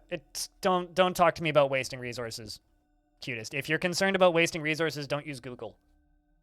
Because crypto, like modern blockchains, use less power than a Google search for transactions. The issue is greed. Would the publisher even get a cut? If it's on their blockchain, yeah.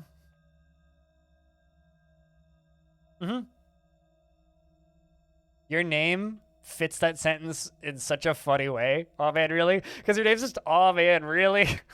And then you're just like, oh man, really? Konami just made a big number of money off of a couple of NFTs. But think about it this way, right? Like when you sell a game, or no, when you sell a skin for CS:GO, right? Let's say the skin, it's for an op and it costs $5, right? I sell it to you through the Steam marketplace. You pay $5 for that, and Steam takes 30%, right? That's how that works. Or I can trade it to you and you can send me $5 on PayPal and Steam doesn't get that cut. Maybe I give you a 50-cent discount, right? Right now, I can do that. That marketplace sucks. I hate how that marketplace works. I don't think games should have marketplaces in them. I think that is predatory and kind of... It's an excellent way for publishers to make a lot of money, but I think it's kind of a bad business practice and I don't like it, and it's what made me stop playing Counter-Strike long time ago. Now, if that was on a blockchain and all of those items were on a blockchain, in order for you to pay money for it, it doesn't matter if it goes through a third-party seller, because it's on their blockchain, publisher still gets a cut. So it doesn't matter if you go through a third-party website or not, publisher still gets a cut. Hey, Craven. What's up? That's why they want that. Because it allows them to run the official market as well as the black market. And people are, like, I've seen a few people arguing, it's like, well, maybe we want these in video games because it will dissuade publishers from having cash shop for dollars in their games as well. No, it's actually just a way for them to double up. So you can pay real money for it, or you can pay crypto for it. You can trade the NFT, or you can just buy the item directly with money. It's literally double dipping, and when you look at it, it starts to look like triple dipping. Also, it's another format of DRM. Also, it's another online marketplace that you need to connect to with an internet connection. So, also, god damn it, after a polite discussion with local rivals, Massive, Gravel Relics, has claimed the position of king of the Ignited Creation.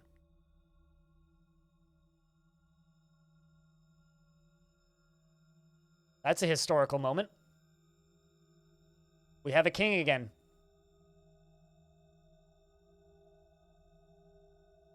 We have another king. Long live the king.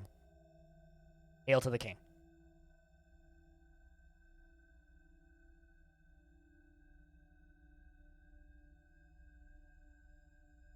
Fuck the king? I mean, hail to the king. It's the only good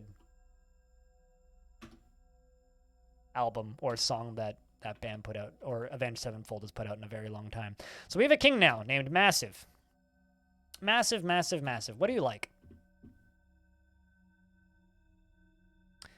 You like shale, lead, and dark brown, and picks and crutches. Well, we're gonna have to make a lot of picks and a lot of crutches, I'd assume. Well, first off, let's jump up.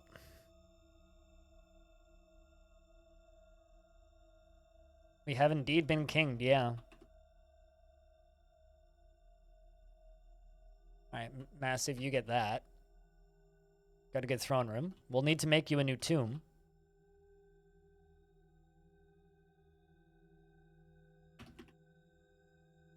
That's now the king's dining room.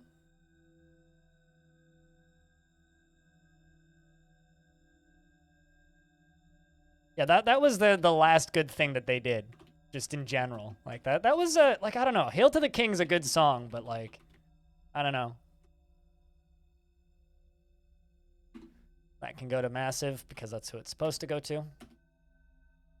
Problem is now now my mayor needs a new bedroom.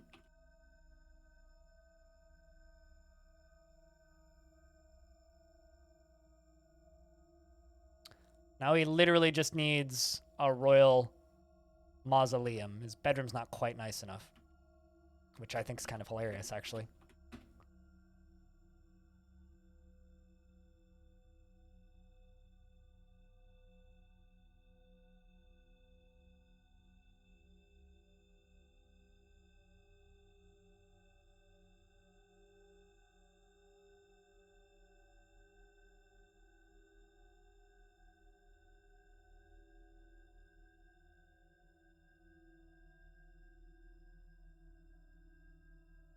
You maintain the stage as an awesome album. All right. I mean, they had good bangers at points. 3 new words. Probably not ballista. Like I don't know what he's gonna demand, but it's not gonna be ballista arrows because he doesn't like ballista arrows. But we do have to dig out a new tomb for him.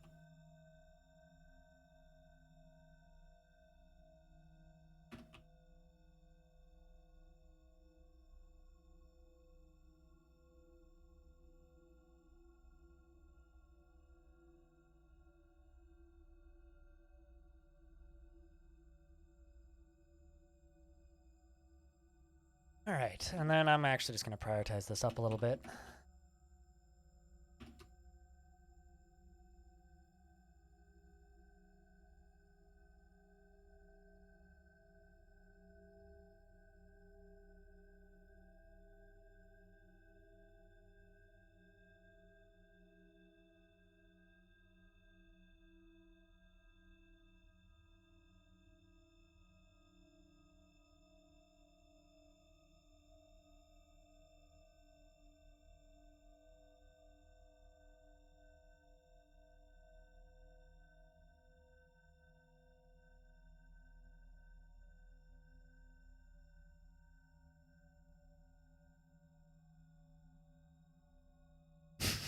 It took me a second to figure out what was going on in this image that Audio posted on Discord a minute ago.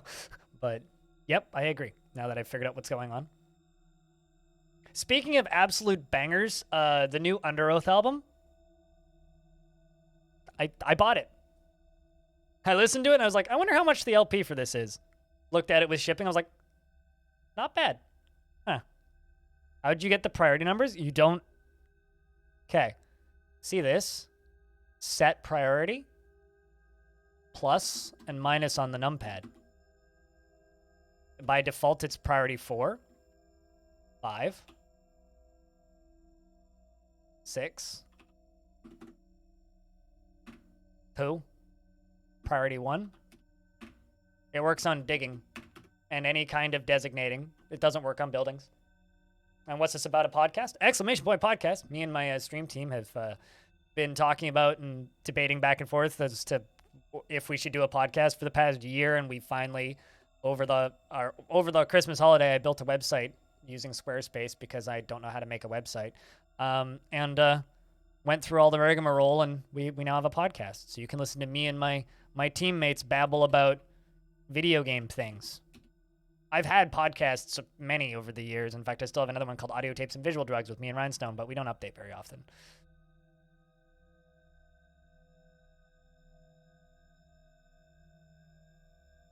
Impossible to stop them from showing, even if it's 4. Yeah.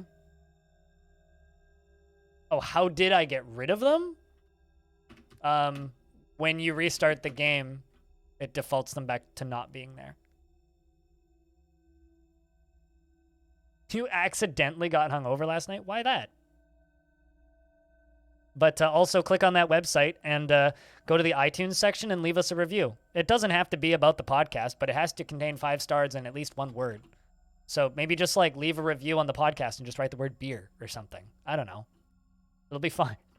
But please go leave us a 5-star review on iTunes. Or the podcast platform of your choice.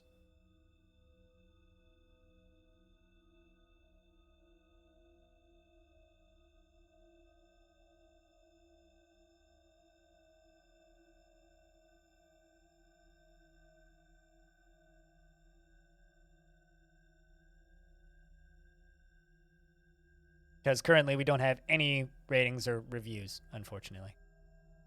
So. We don't have an Apple account, sorry. Don't apologize. You shouldn't have an Apple account. It's just if you happen to be one of those poor souls who needs an Apple account for some reason, which means my dad probably has an Apple account, so I can get my dad to review it.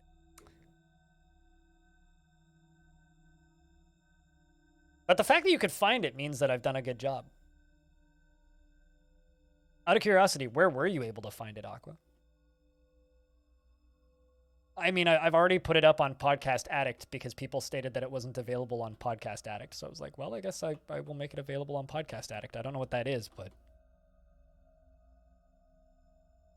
So yeah, that's your guys' job. It's like, if there is a podcast platform that you like to use that it is not currently available on, tell me about it and tell me what podcast platform that is so I can make it available. That's your guys' current job.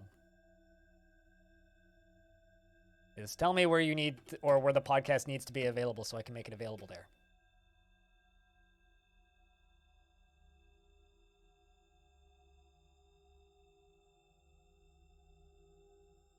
All right, there we go. Somebody's actually digging this. Stone's starting to work on the king's new mausoleum. The second king of Longdeath. Or the second king of the Ignited Creation who has chosen to live in Longdeath at the very least. I need to use the restroom. I will be back in a sec.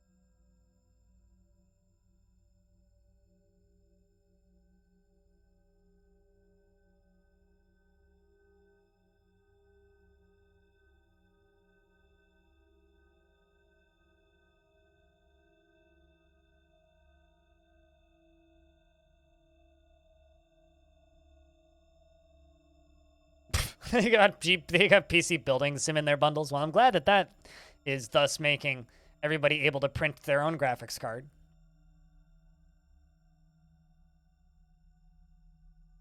But yeah, restart the game. Tekid makes them disappear. That was just the first time I'd done it today. Restarting the game removes the marker numbers. Also, I'm just sitting here staring at Squarespace's analytics, just being like terrified about how specific to specific regions their analytics is. Actually, like, kind of nuts how accurate this shit is. You wouldn't download a GPU? I mean,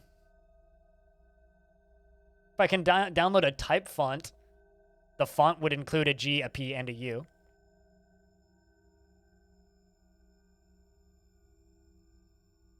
You just can't do anything? How did you play Clicker Flack at all, or have you tried any of those? I wouldn't download more RAM because that website doesn't actually do anything. One of my favorite disclosures on downloadmoreram.com now is, this website is a joke. It is designed for humorous purposes. No, it will not destroy your computer if you click the download more RAM button. The button does nothing. Which is my favorite thing that's like added to the bottom of that website.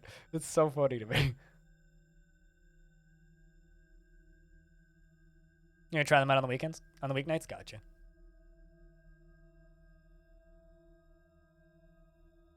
Also, Quicker Flack's the name of that game, not Clicker Flack. Quicker Flack. The button. It does nothing!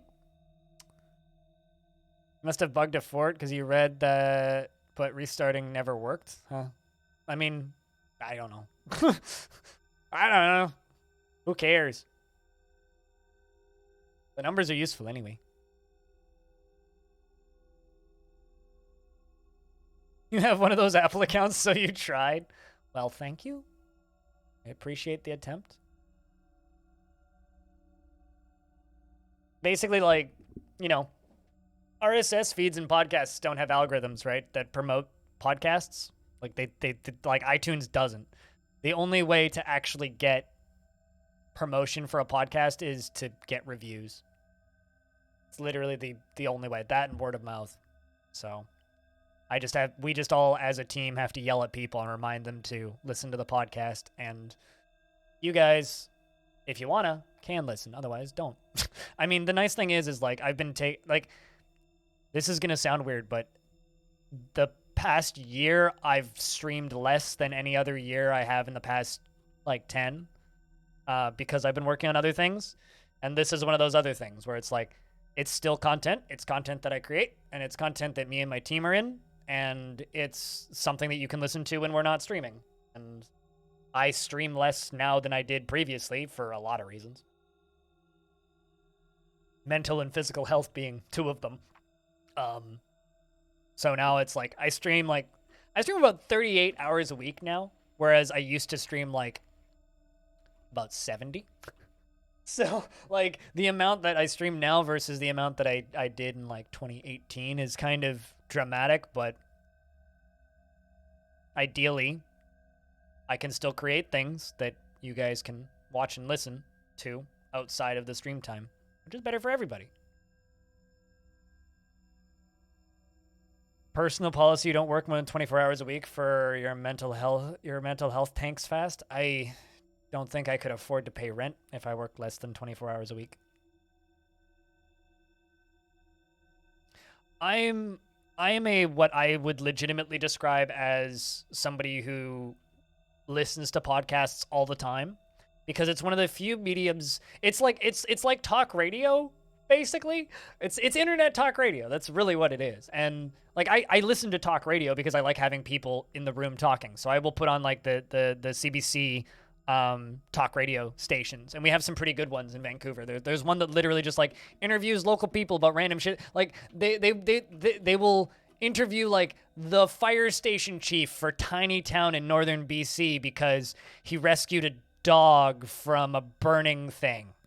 And they'll talk to him about that experience and like what he did after that day. And then, yeah, they went to the bar afterwards and had a drink at this place. And I don't know what anybody's talking about, but like that's the best kind of talk radio. And it's like, it's non-content. It's like news adjacent, but podcasts kind of fill like the same need for me. It's like, sometimes I'll listen to the talk radio on AM, like the AM talk radio, but I'm more often listening to podcasts, right? And podcasts are very similar. It's just people talking, and it's nice to have people talking, especially if you live alone or spend long hours commuting, or, you know, maybe you work a job where you're just doing busy work so you can have background noise. It's like podcasts are an extremely useful medium, so it's nice to be able to occupy that in a way that I can do consistently outside of, like, you know, I really enjoy my hobby podcast, audio tapes and visual drugs, but like it's kind of intentionally hard to find, and like it's a very small show, and I don't really expect that show to ever grow because of how niche and specific it is.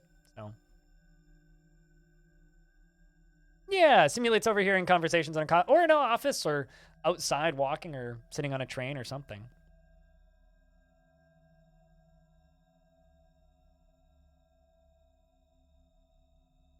Continuously denied partnership. Now you can get partnership for streaming 3 hours, 3 days a week. Yep.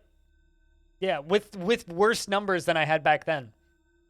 I streamed crazy hours in 2018 and 2019 with an average viewership of 90 most months. And I got from 2017 to 2019, I streamed ridiculous hours, like 70 to 90 hours a week. And I streamed a 24-hour stream once a week for 2017. I streamed ludicrous hours, got constantly denied partnership and any kind of benefits or bonuses from Twitch. And now you can do what I did, streaming with very little effort. And it's like, oh my God. But it was 21 times I applied, and I got it on the 21st time. Squad. 21 times I applied for that check mark. I mean, I got it.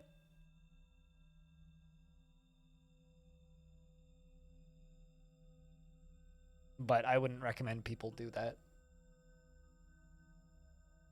Which is great, but some of the hoops that you have to jump through to stream full time are a little bit insane. A little bit. That's one way to put it. Also, just seriously, thank you to everybody who's hanging out today, you know? At the end of the day, I get to have this job, which I consider to be one of the coolest jobs in the world because people watch the stream. Make crutches. All right, so this is going to be our new life. Silver crutch. 1? Is that what you asked for? 1? Let's see. I don't have a manager?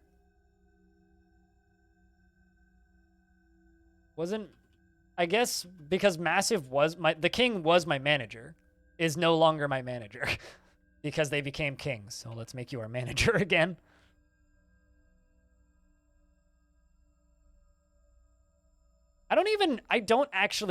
Diamond, are you here? Could you turn off that beer tab thing? I don't know what it's counting for, how it counts, or what it's trying to do. It's just kind of spam. It's like either it needs to reset every stream or actually like be clear, because if it's just like lines of chat that include that emote, it's just spam. That means nothing.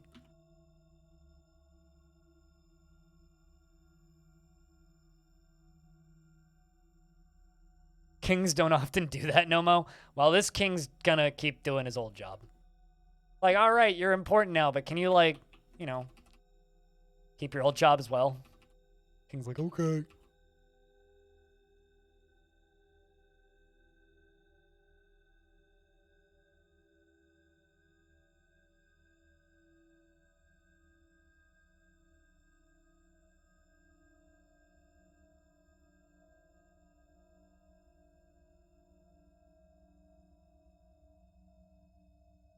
I would actually say it's less work than other kings would have to do, potentially, because there's not that many dwarves in this fort, but this is fun. In the year 364, we got a new king. That's a pretty big deal. How old is the king? And is the king married? Oh. King does indeed. The king has a lover right now, which is that merchant that that's in love with a lot of people and was married and does have some kids, but their significant other passed away. But I think that they're all dead, except for Zindros. So Zindros is the only living relative of our king.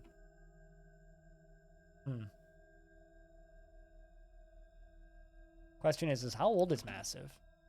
115? How old is Zindros? Pretty young, I think, right? 47? For a dwarf? Yeah, pretty young. Interesting.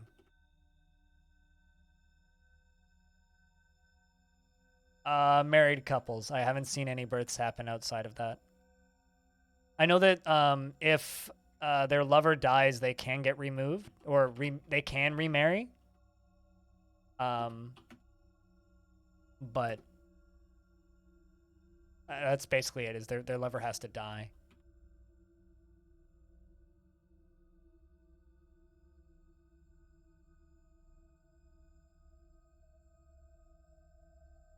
So, to my knowledge, but I also haven't paid that much attention to lovers.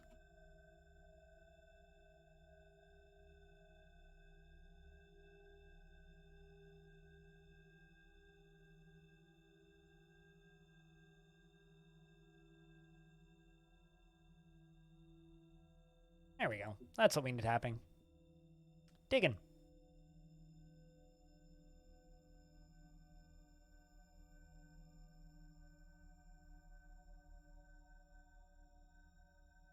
So chat, I think plan for today is we'll do like, what time is it right now?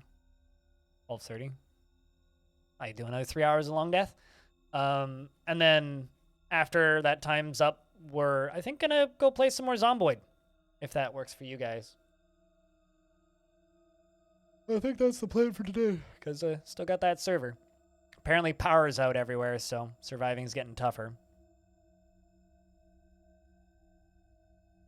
But there's respawning loot on the server, so surviving isn't as difficult. We will be able to go out and get stuff.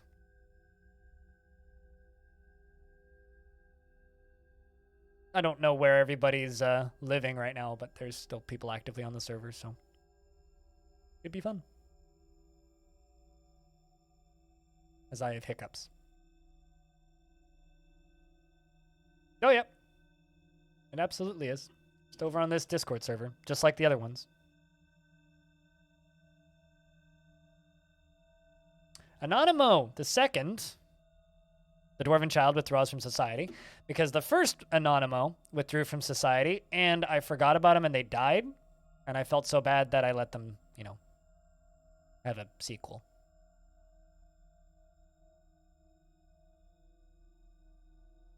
You did see the climactic stream to the end of the... What, when I died? I guess you could call that climactic.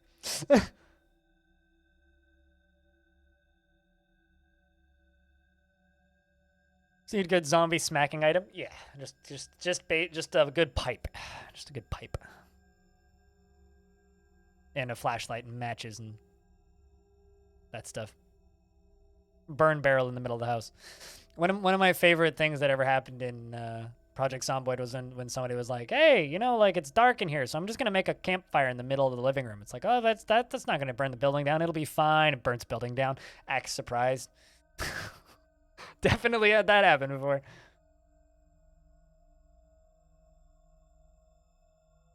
But yeah, no, it's just subs whitelisting, and Diamond, you're sub to me right now, so you're good.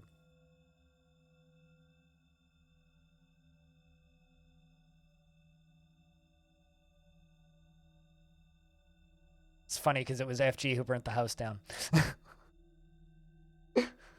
Glad you vote checks out. It's fine. It's fine.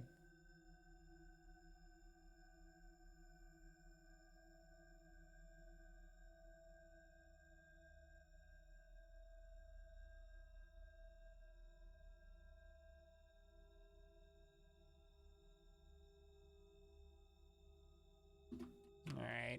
Child's got that. And Child's begun a mysterious construction. Sweet. So they have everything that they need. That was quick. What all did you gather? Almondines, silk cloth, unicorn leather, blue peahen bone, Pigtail cloth, alpaca wool cloth, logs, and 2 pieces of obsidian. Interesting.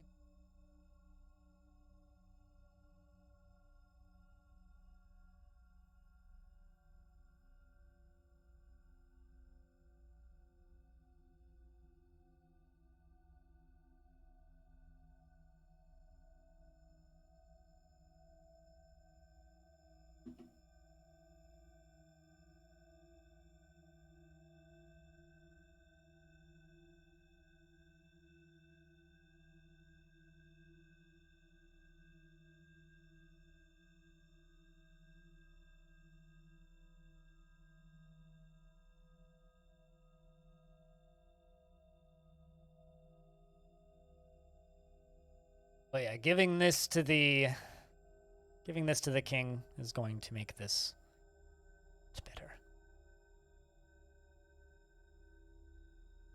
That? Something about the law.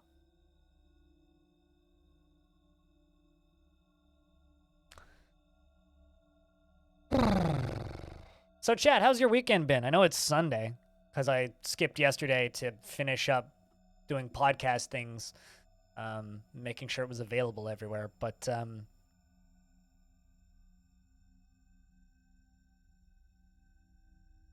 how's your weekend been, chat? You guys do anything fun on Saturday?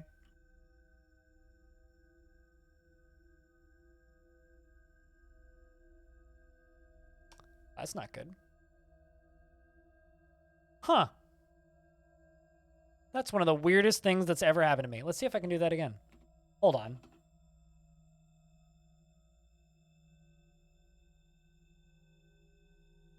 I opened up Spotify and it killed my second monitor for a second. Like it turned into static, like white noise static.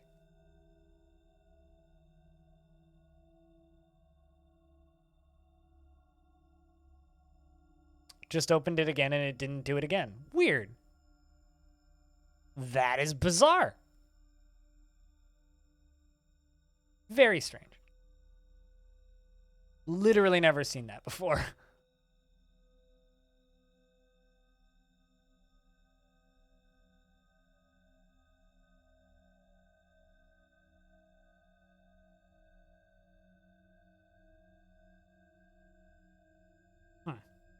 Bizarre.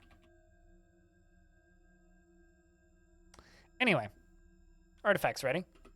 Anonymous, the child has created Nesshithal, an obsidian crown, and he claims it is an heirloom in the name of the family ancestor, Yushrir Washtowns, who's their dad. Or mom, actually. 46,800, Tathal. The risky pinnacles. I'm all in for these risky pinnacles. Spent more than three times more than you were planning to playing Factorial. You were originally planning to play 2 and then Spring Clean Pantry, and Spring Cleaning Pantry did not happen. Well, I'm sure it'll be fine, right? Surprisingly, someone stole your taillight unit for over the weekend. Oh boy. You haven't been able to drive deliveries for extra cash until the new part comes in the mail tomorrow. That sucks. Whoa! Votre just purchased PC Building Simulator bundle for €1. Shoutouts to the person who just bought PC Building Simulator. Thank you. This is an obsidian crown. All craftsmanship is of the highest quality. It is encrusted with oval obsidian cabochons and decorated with llama wool and unicorn leather, and is encircled with bands of round obsidian cabochons. This object menaces with spikes of pecan wood and pigtail bone and peafowl bone and cave spider silk and almondine. Hell yeah.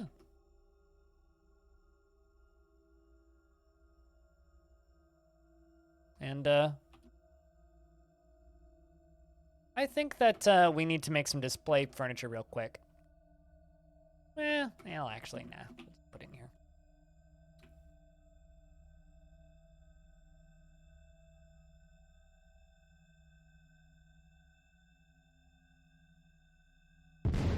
Whoa.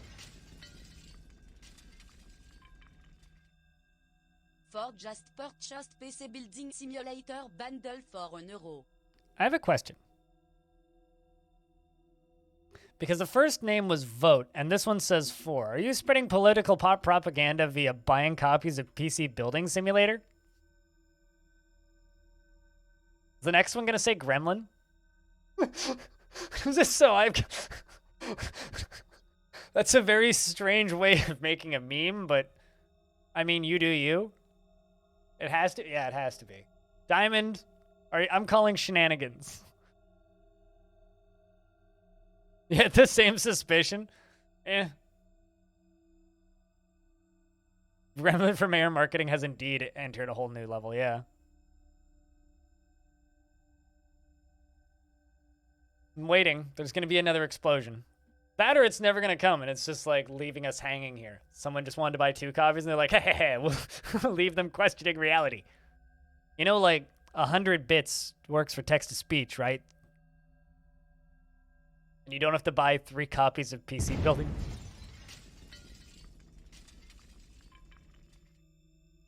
Gremlin. Just purchased PC Building Simulator bundle for €1. There it is. Well, thank you, Vote for Gremlin, for buying 3 copies of PC Building Simulator. Cheers? Slow clap. Yeah, exactly. You did it. But thank you for the very indirect financial support.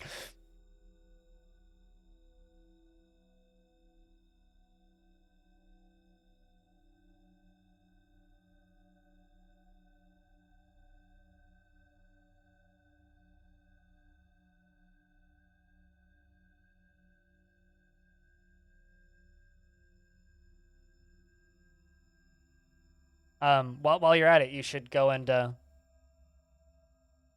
subscribe to the RSS feed for my new podcast.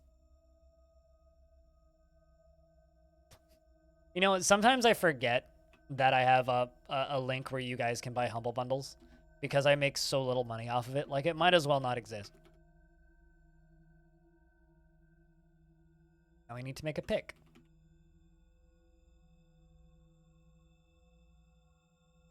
You found your beard? That. What? I'm so confused by that sentence. That's like me saying I found my glasses while I'm wearing my glasses, but also you don't have a beard, so.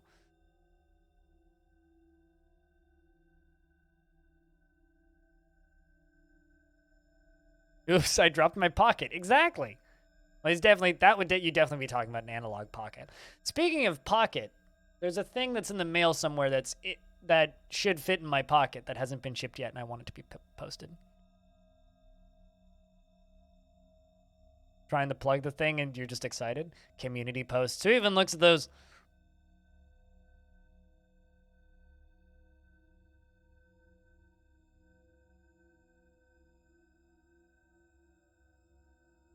What? I dropped my pocket? Yeah, shit, it played it. Yeah, it should be in the mail somewhere, allegedly. Still waiting for that. They had to replace all of the batteries in the first set of units, which delayed it, but because their initial shipping set had a bad battery, so I had to go back and replace it, but it's fine. That what they were referring to with the pocket is they just have like pockets that slip onto their belt straps because their pants didn't have pockets.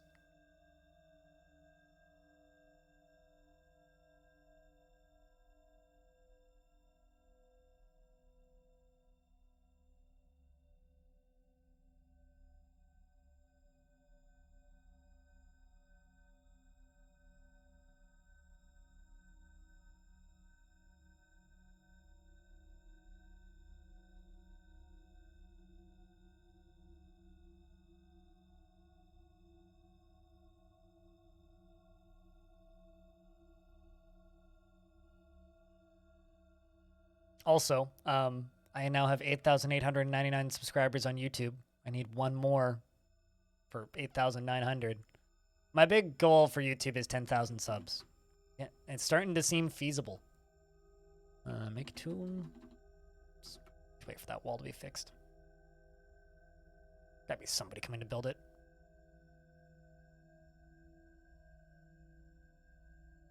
Somebody's got to be doing it.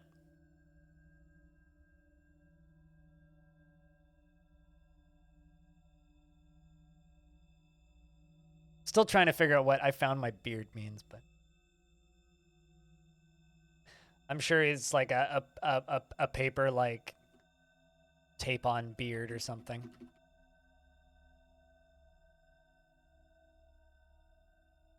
That's my current assumption.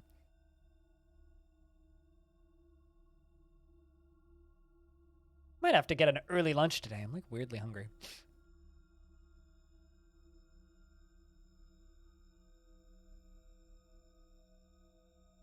So picks and crutches are what we're gonna need to make for the king now. Yeah. You got it for 2 friends also because it's super cheap. I mean, it is super cheap. I mean, if you ever wanted to buy a PC Building Simulator, it's a really good deal right now on Humble.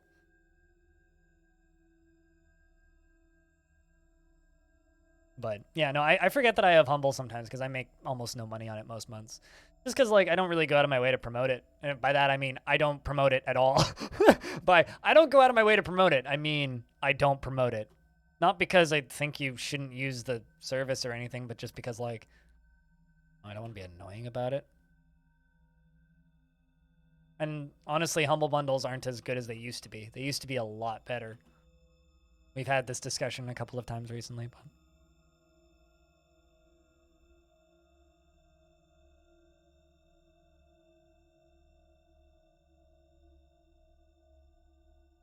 Also, I think it's kind of funny that somebody stole your taillight because literally the only thing I was doing in Project Zomboid the last time I played Project Zomboid was I was just going from car to car to car, ripping out taillights and removing the wheels. That's all I was doing. It was just remove the wheels, remove the taillights, get into another car, or put the wheels in the back of the vans, put the taillights in the glove compartment, drive to the next car. That's all I was doing for the last, like, 2 hours I was playing Zomboid. Which was good fun, but I ended up dying. I wonder if they ever were able to rescue that van. So it was you! I mean, no?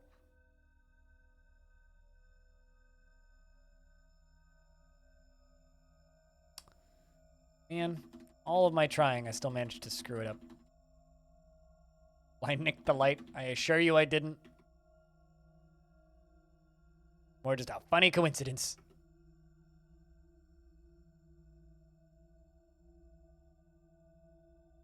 I know somebody, actually, on the topic of cool things you can do with car lights, I know somebody whose dad, this was years ago back when I was in Scouts, so I would have been like 12, somewhere between 10 and 15. One of the kids' dads had this flashlight, and this flashlight was a car battery, like a full-size car battery, connected to a lighting mechanism and a switch and a handle, which was a bicycle handlebar, right? So it had a bicycle handlebar handle. And the light on it, because it was a flashlight, was a car high beam. This is one of the brightest, most ridiculous flashlights I've ever seen. Yeah, it was literally a redneck flashlight. It was very much like a hand-built, like, just built it in his garage and would just, like, carry this bright fucking thing. It also had, like, a big-ass clamp on the back of it. Like, you know, the clamps that you use to, like the big tongs that you use to, clamp on and off, to like jumpstart a car, like those clamps that you put on car batteries. He had 2 of those on the back of it so you could like hang it from things, and he would just like hang it from something and just leave it there. And you would charge the battery up at home and it would last like an entire weekend, all night, every night. You'd have it on. But you have a question concerning Longdeath. How long has this fort been going on for? We started in August of 2020, late August 2020. We haven't really stopped. And the time before LED flashlights? Yes. Yes. Yes. Just annoyingly bright, but not even remotely useful. Just very heavy and cumbersome. This dwarf likes lead, so we're just gonna place lead statues in here. Or rather, the king likes lead.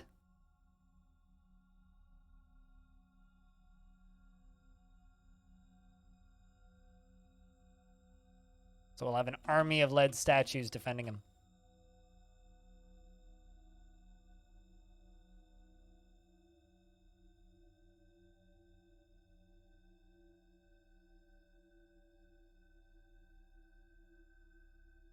The Lead King? Sure. You have a refillable air horn that you have strapped to your bike that's louder than a car horn? Then a dainty little polite bell on the other bar. Just someone on New Year's Eve here had an air horn that they kept blasting, and they kept blasting it until about 2 o'clock in the morning every couple of minutes, and drove me nuts. Took me forever to fall asleep. Yeah, we had the King of Ballistas, and now we have the King of Lead.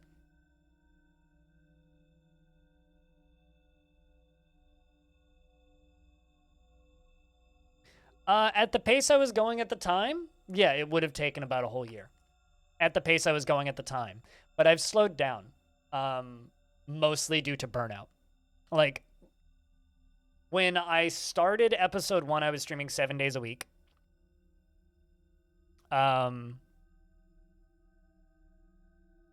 Yeah. Well, I mean, that will happen. Unless the Steam version takes 4 years. But yeah, at the time I was streaming 7 days a week. And I was streaming Longdeath about 6 of those 7 days a week. And yeah. Now I stream Longdeath about 2. 2 to 3 days a week-ish. So yeah, mostly due to burnout. If I was still streaming like 5 to 6 hour sessions 5 days a week, yeah, I wouldn't be done, but I'd probably be in the 500s by now. I still have serious work hours. I do a lot of things now that aren't streaming, right? Like I put out an interview with the Songs of Six dev, and that was an hour of recording time, probably around 6 hours of editing time, and then uploading time, right? This takes about, like, streaming. A stream day is like an 8-hour work day. Sometimes longer than 8 hours, and I have stuff that I have to do before and after I stream in order to stream. So there's a lot of things that I have to do in my day that isn't directly streaming, but is still work. So yeah, no, I had to slow down for a lot of reasons, but August 2020, I was still kind of in the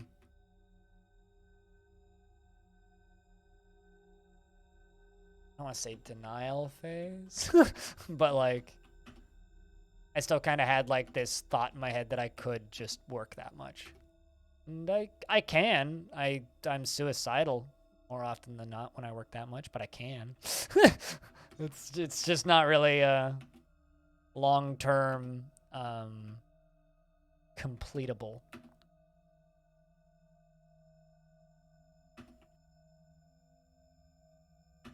And maybe, like, realistically, if I was making more money, I would be able to work more like that because I'd be able to pay other people to do other things. Like right now, like I put that podcast episode up, right? That was a 4-hour recording session that was an hour and a half of talking about podcasts, and then about 2.5 hours of recording, and then I had to edit it, which took another hour and a half. So, like, that podcast, which I did on my day off, like that first episode that you can hear right now, which was recorded on Friday, which is my day off, ended up being like a 7-hour work day on my day off. Then I went and did other things on my day off. And then the next day it was like, well, it's going to take me another 4 hours to get like all of these feeds sorted and everything after we were done recording. So I took yesterday off to do that. Running to the store, you'll be back after? Alrighty. See you when we see you, Taylor.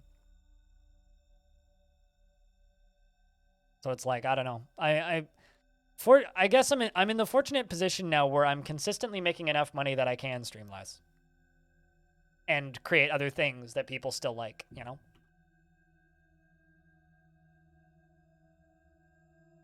You know, like a lot of people really like my interviews. Those wouldn't exist if people didn't give me money on Patreon, like flat. Like 2 years ago, my Patreon got me about $50 a month, which isn't nothing, like it's money. But there's a pretty big difference in financial ability to do cool things when a Patreon is making you $50 a month versus closer to 500, which is what my Patreon makes me right now, is closer to 500, which is means I have a lot more time and freedom to do cool things. My stream makes about 30% more on average per month than it did 2.5 years ago, which means because I can do that while also streaming lower number of hours means I have more freedom to do more things. It's like I'd probably make more money if I went back to streaming like 90 hours a week, but I'd rather do more different things and cut back on the number of hours streamed than just increase the number of hours streamed these days, because I think that that's more sustainable in the long term. But it also means that like my main money getter, which is streaming, needs to keep making the same amount of money with me streaming less. And currently it is, and I take 2 days a week off instead of none. So I guess that's good, but we'll see. We'll see if it'll last. If I stop making as much as I have been the last year, then I'll have to cut back on the side fun stuff and stream more.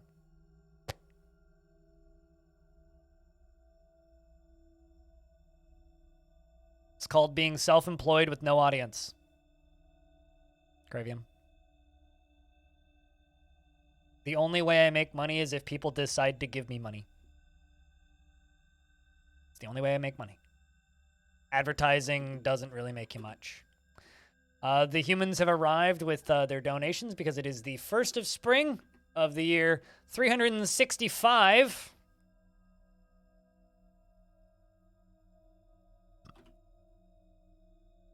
Yep. I mean, I worked easily 90 hours a week from about 2013 until about 2017, and at that point I started cutting it back a bit.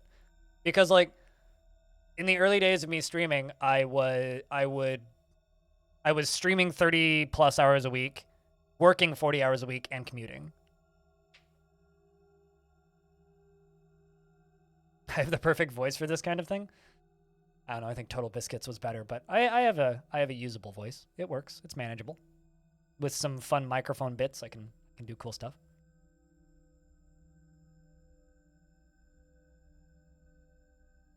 My only gripe with the interviews that I do is the only ones that get considerable traffic are the ones I do with Tarn Adams. I really wish that I could just naturally give that much traffic to other games as well. It's like I chat with Tarn Adams for 2 hours and it gets like 15,000 views pretty consistently. I talk with the Rift Wizard developer and it gets like maybe 2,000. It's like I wish that I could get more traffic to those smaller games. I'm happy with how the Songs of Six one has done so far. That one's done well. But that's actually probably like the most popular game I've done an interview on outside of Dwarf Fortress, which is like a weird thing to think of because like that game's not that popular, but I intentionally limit my own audience because I play such small audience games generally. But like, you know, financially outside of Patreon, like the interviews make me nothing. Like this is the Songs of Six interview, right? It's made $3 in ad revenue. That'll probably double. So it's like, just from an advertising perspective, those are not even remotely viable. And that's with like 4 inserted ads into that video. So if you're watching it, you will get anywhere from 1 to 4 ads. So paying rent with those things isn't exactly viable.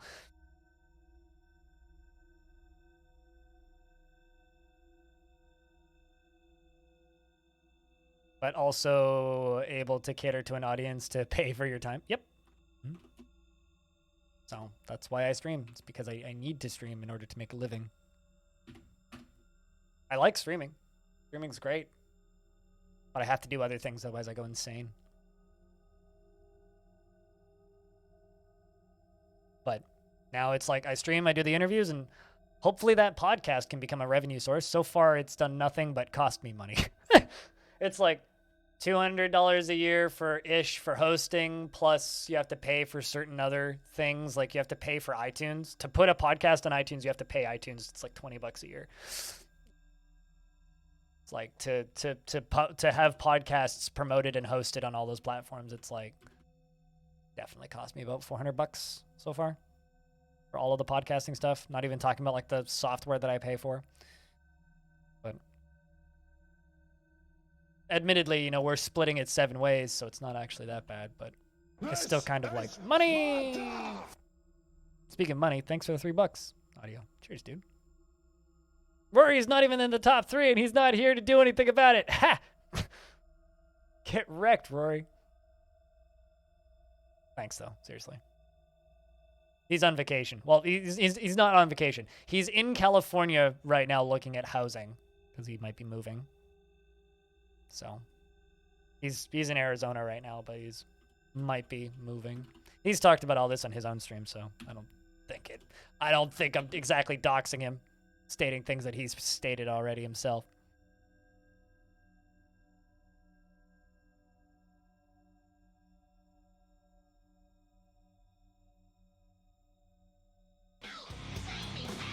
And Craven, thanks for subscribing at Tier 1. Cheers, man. Penny for the poor, little son. Cheers, man. Least you can do. Cheers, dude. Those go a long way. Like it's not a huge amount of money, but they do add up. It's like the difference between 1 subscriber and 5 subscribers, not much money, but like the difference between, you know, 50 subscribers and 500 subscribers is quite.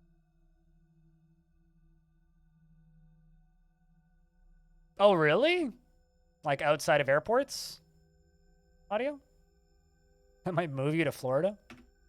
Well, I mean, it would be more reason for me to visit Florida. Because, like, I've been talking about that for ages, because cyclones in Florida, hobos in Florida.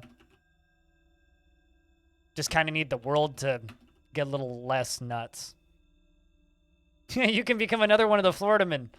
There's a lot of Florida men who watch this stream, you know? Like, Crocodile's a Florida man. Hobo's a Florida man. A lot of the OGs are from Florida. If anybody else has a resub they're sitting on, if you pop it right now, Hype Train.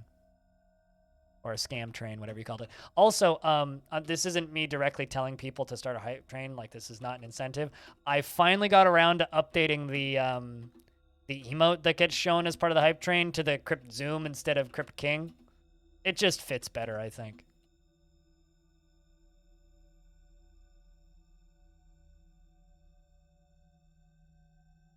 There you go. That should be a good enough memorial for the king.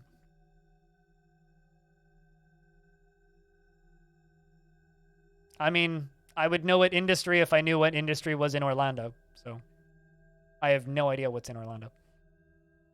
Thanks for the $1, Hobo. Cheers, man.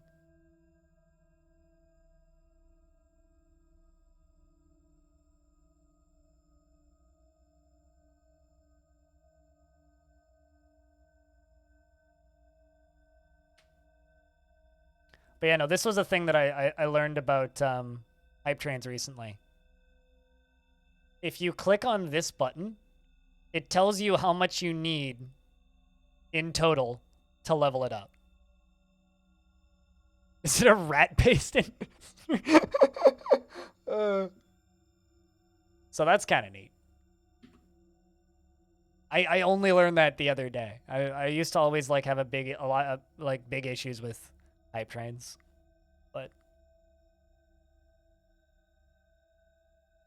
100 statues, yes.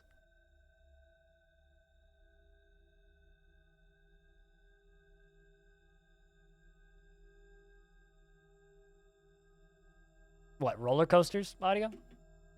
I want to say that there's some big roller coaster manufacturers in there, but that is actually really fucking cool. That's the dream. I mean, isn't like luggage distribution in airports just roller coasters, but like for people's stuff instead of people? Same industry, quite literally. That's cool though. You just automate people movers instead of very much a silent partner company. I mean, that's what you want to be, right? That's beyond the statute of limitations. I hate to break it to you, but we already have way more than that in this fortress. We already have more than 100 statues. It's like something like 1,800 statues. I need to actually go look, but there's a lot of statues in this fort. A whole lot of statues.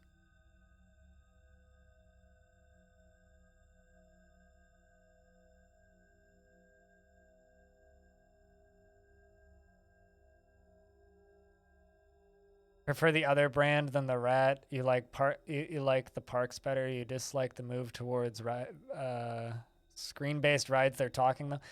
Yeah. Yeah. Whenever I hear about new rides, it's always like, oh yeah, and it's like another one of those screens with a gun that you can point at. It's like, no. Oh. Oh. No. Not into that. Mayor, make 2 cabinets. Rock cabinet. 2. So yeah, I would say I'm right there with you. Hobo. I don't know what DD is.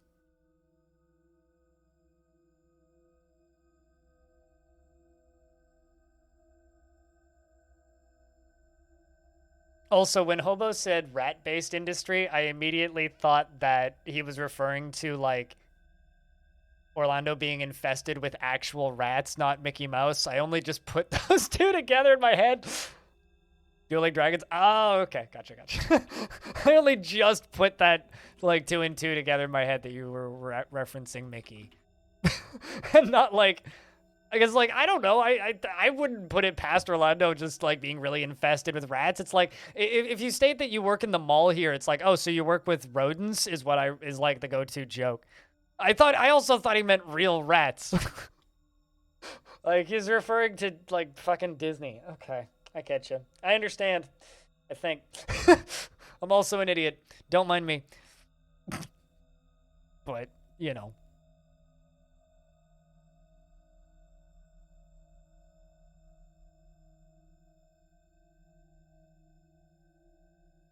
You know. I feel smart.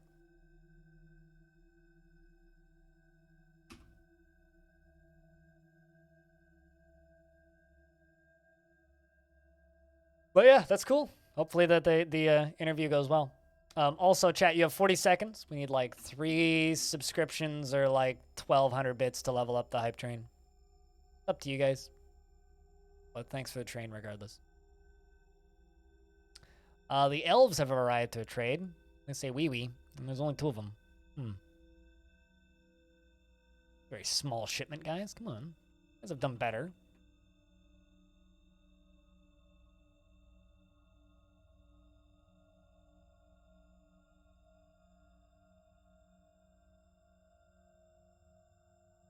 Yeah, it's funny.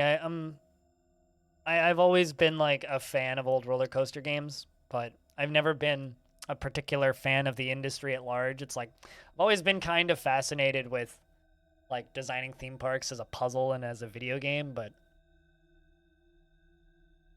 I've never been the sort of person to like go to theme parks. And it's always funny, like whenever people talk about theme park related things, they'll like mention a thing and I'll be like, what is that?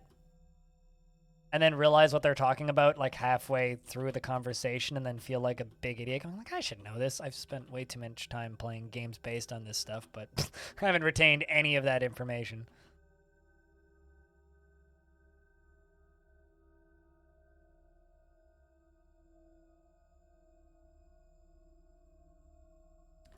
Slaughtering a lot of cattle. A lot of bulls.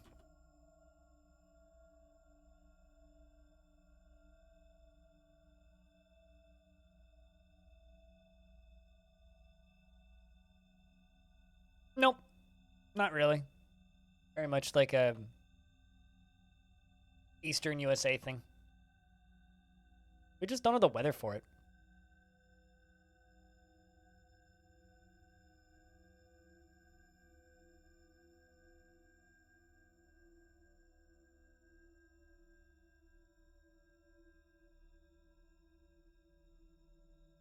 The wood coaster's pretty great. Can confirm. Like the one thing that we have that's good.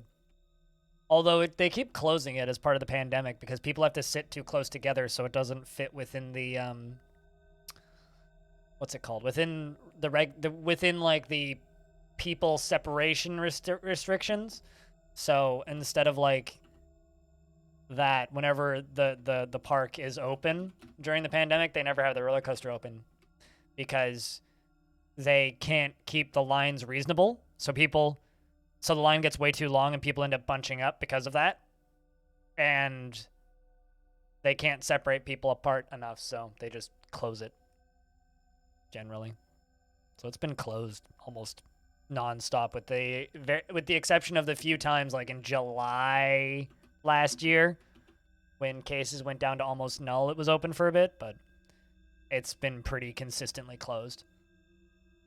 Which, like, you know, like you just said, makes sense, but also it's really difficult even for locals now to go onto that thing. Because I used to try to go there like maybe once a year and like ride the roller coaster.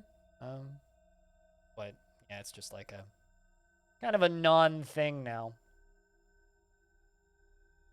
Also, just because I've been talking about podcast stuff a whole lot, there is, like, if that podcast takes off and people enjoy it, we are looking into putting ads on it. And if we do that, there will be some format of some sort of premium subscription version that will be ad-free.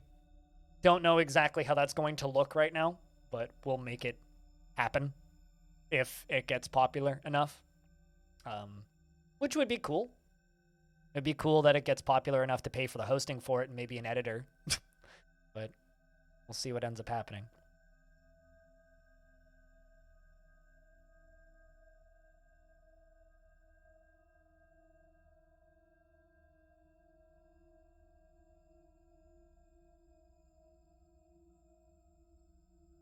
Yeah, I feel like a lot of people have gotten job interviews recently. Also, like, didn't you just buy a house, Audio? Or if you end up moving to Florida, are you going to keep the house or like and rent it or something? Or are you going to sell the house?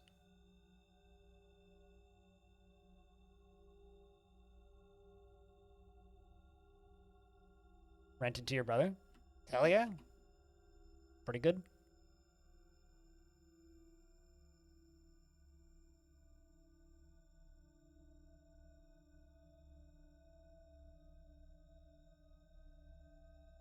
Seems like a pretty good spot to be in.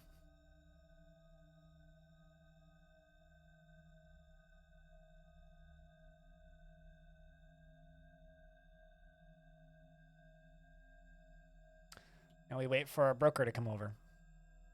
We'll follow you.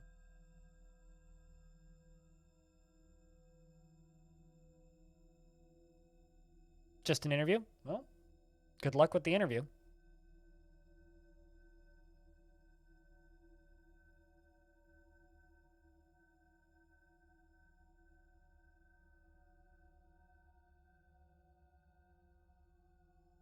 Interviews part 1.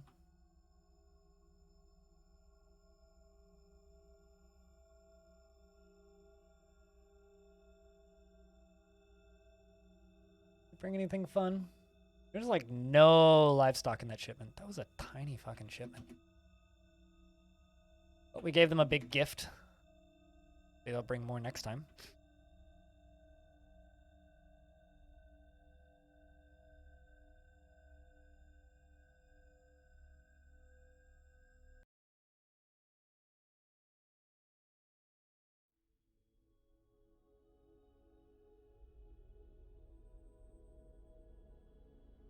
Although, Hobo, you got to go on the... You went on the other roller coaster that's at Playland as well, right? Or was it closed when you were there? Because it's not there anymore. They sold it to somebody. It was literally like a, hey, do you want to buy a roller coaster for $300,000?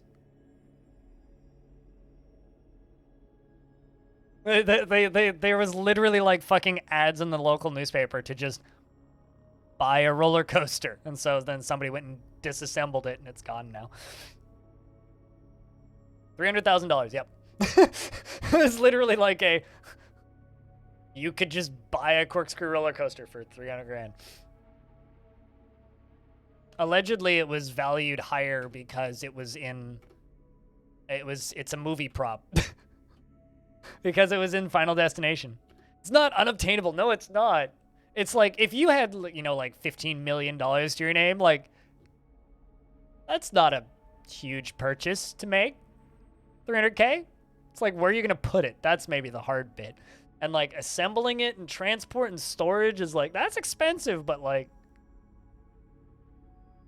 somebody owns a roller coaster now. I don't know where it is or what they did with it or where they're putting it or anything. I just know that it's not there anymore. It's packed up last summer. Apparently they're replacing that space with concert space, which is kind of cool.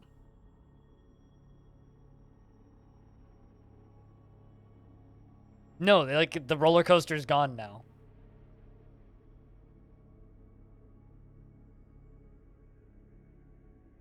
If you have enough money to buy a $300,000 roller coaster, you have the money to place it somewhere, probably. Yeah, probably. Yep, it closed in 2018 because they didn't want to pay to maintenance it, and then it went up for sale in 2019, and it was sold in 2021, or it was sold in 2020 and moved out of the park in 2021. It's just an empty field now. I know, because, like, I was in a car that went past it relatively recently, and it's not there.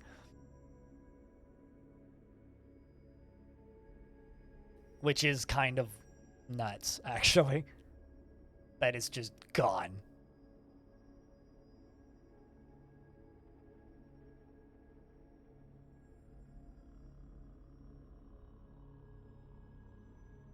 What are you storing where? Walking from real low. Oh, you're pushing over. Okay, probably a boulder then.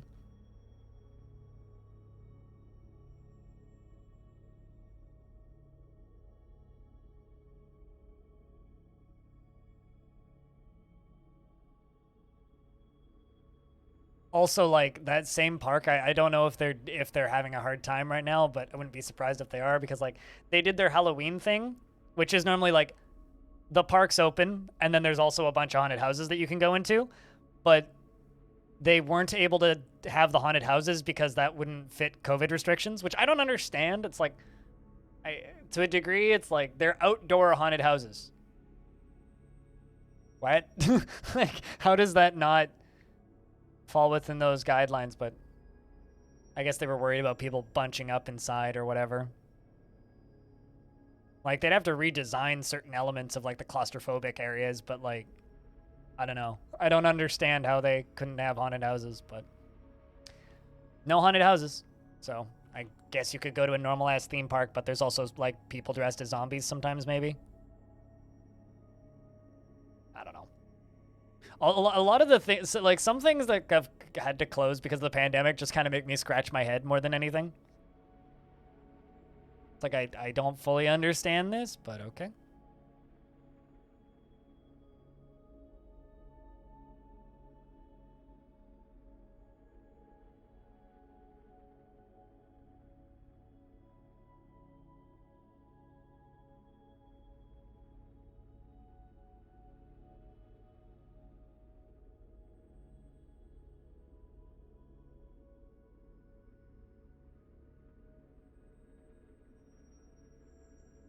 Your favorite bit was liquor stores being an essential business and staying open?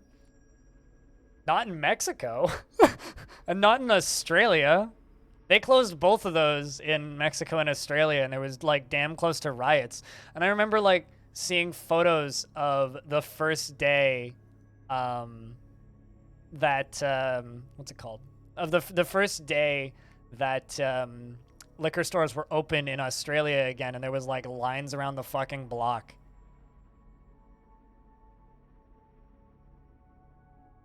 Just create a giant fan under the haunted house. They don't have roofs. Like, they're literally open to the elements, those haunted houses. Like, they are outdoor haunted houses. So,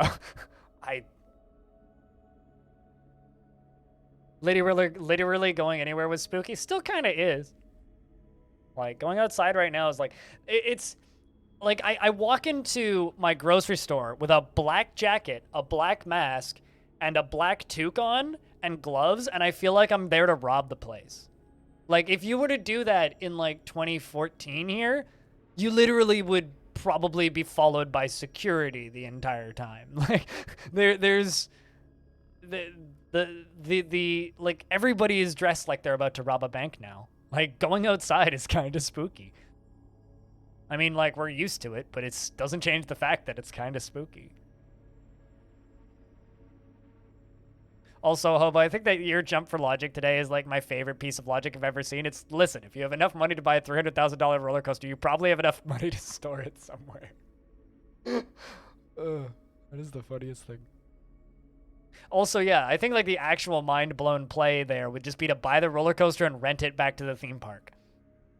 That would probably be the actual, like, business move there. It's like, buy a roller coaster, don't move it, just let it stay there. Let the theme park pay you to keep it.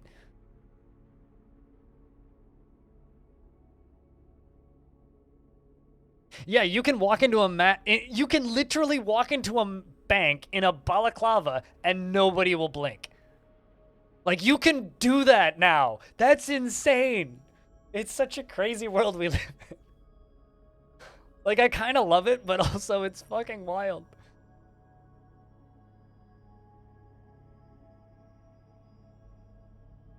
It's city-owned land that the park rents from the city, so they own the lease to the land, but land leasing is also a problem, yeah.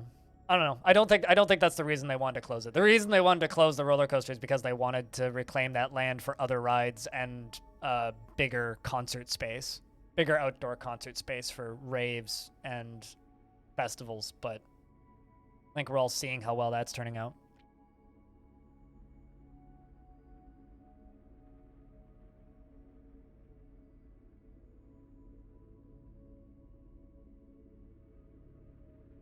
Yeah, in the cold and masked up, all you can see is a bit of your hair in your eyes. Well, I can't even see because I have glasses on, so my glasses are fogged up half the time. So you can't even see my eyes. One of my favorite, like, email notifications I got throughout the pandemic was from my dispensary, which was, we are now considered an essential service. Just like, sweet, weed is now essential. Let's go. Because initially, when lockdowns happened here, liquor stores stayed open because they were an essential service. Dispensaries didn't. So, like, dispensaries immediately became, like, like, we're not an essential service. And there was almost instantly, like, a minor uproar. Because it's like, we need to be able to buy our weed. You're going to drive. And there was, like ads popping up about how we were going to have to start buying from our dealer again. And then, yeah, they got opened up. It was a very quick turnaround. It was like 3 weeks or something that dispensaries were closed during the pandemic.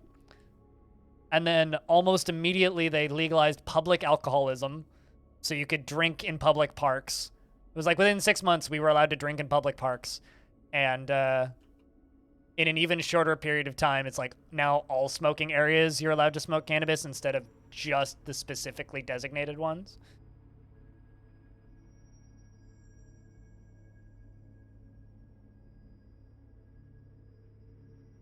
You're smoking hash rolled in keef. Ugh. Ugh. That would be great, but I don't know if I'd want to put that in a joint. Holy fuck, how's outer space? Pretty great, probably. I don't know. The difference between living in a country where weed is, like, legal and accepted and not is your doctor asking if you smoke weed, and then when they hear that you smoke weed, they say, no, don't smoke weed, eat weed. It's like your doctor advising that you take edibles. That's how you know that you live somewhere where weed is legal. Because legitimately, I get recommendations from my doctor to have edibles instead of smoking. We're allowed to drink in public parks since the pandemic, yeah. Well, not all public parks and not within 15 meters of a playground. But any public park that is designated as a public space between the hours of 10 a.m. and 11 p.m., you're allowed to have open alcohol since the pandemic started. Unless you're in Richmond, then they don't allow that, which is one of those cities in the Greater Vancouver area. But yeah, all of BC legalized drinking in public parks very early on in the pandemic. So you could just like take a can of beer to the park and just like sit on a bench and drink.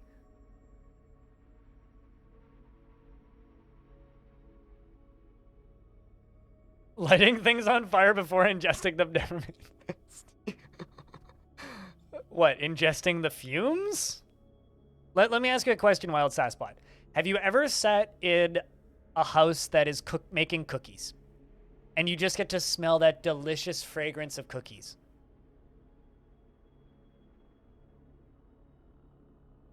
That's the same thing.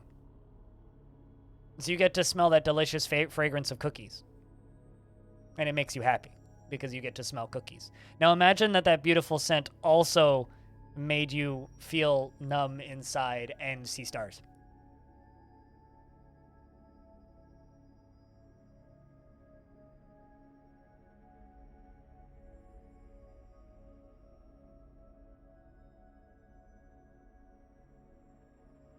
I don't get less hungry from smelling cookies, though.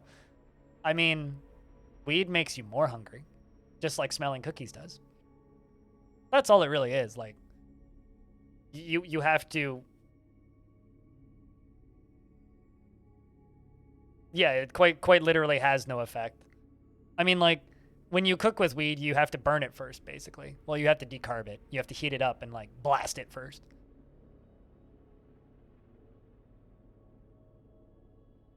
You have 2 edibles in your freezer? You're welcome. You keep swearing today, you're bad. Don't apologize for swearing. Swearing is totally acceptable. This is technically a 19+ stream. According to Twitch, have agreed that you are the age 19 or above to watch the stream because I say words like penis!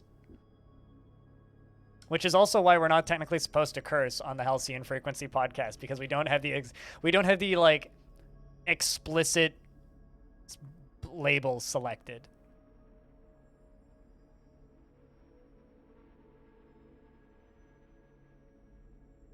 We don't technically have the explicit content label. In the chat, yeah, but not on the podcast. And I don't know, any of you who listen to the first episode, there will be moments in there where like I have to like go and hold my tongue. Don't say the thing. You're thinking the thing, Greg. Don't say the thing.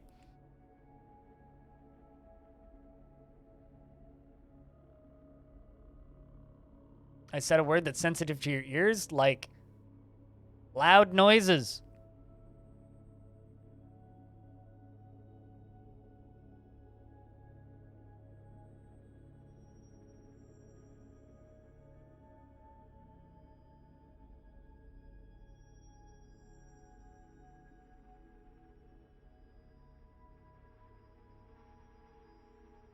In real life, you swear constantly. Loose studies have shown a sign of honesty since you're drawing from emotion when you swear.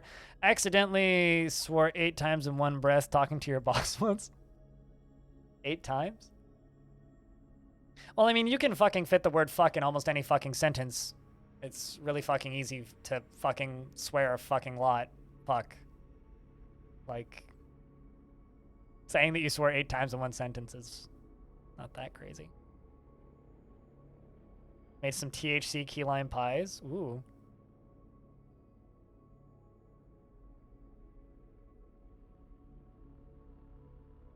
She was comatose after licking some butter off her fingers. That sounds wonderful. I made yesterday actually. I infused some olive oil with weed. I haven't tried it yet, but I plan on having, I want to go to the grocery store and buy some nice French bread because they have a bakery in my local grocery store. Jesus, you want 3 picks or 2 picks and 3 crutches.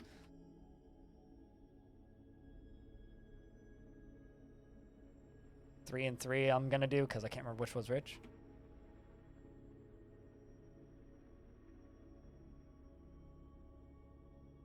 and you need a lead statue in your bedroom. Well, that's doable. You know, for once, like, the king makes a demand that's actually completely achievable. A lead statue in a bedroom? Yeah, that's doable. We can do that. No problem there. We got so many of those.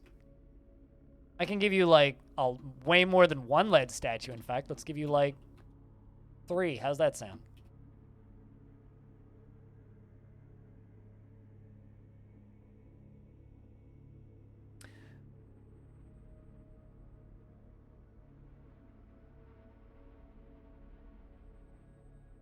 Yeah, I don't personally have anything against swearing. I have things against like slurs.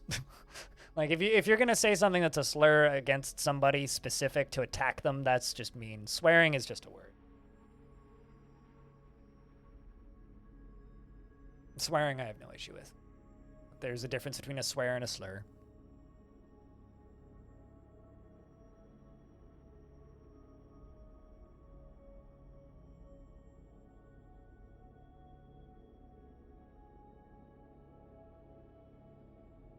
But yeah, I made cannabis-infused olive oil recently, so I get to try that. Although I had someone saying that the best oil to infuse cannabis with is grapeseed, but I don't have any of that, so all I had was olive oil.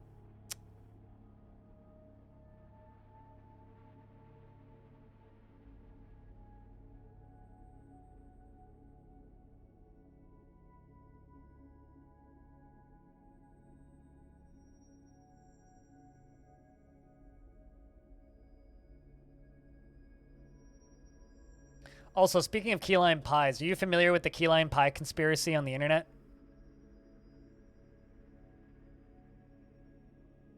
Is that good?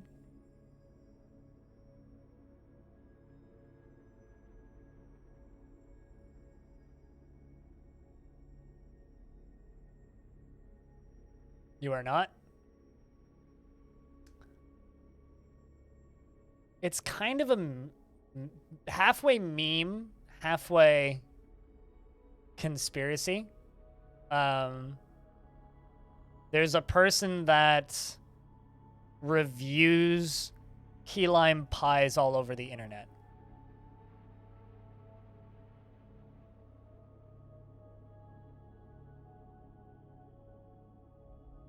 Let's see if I can find...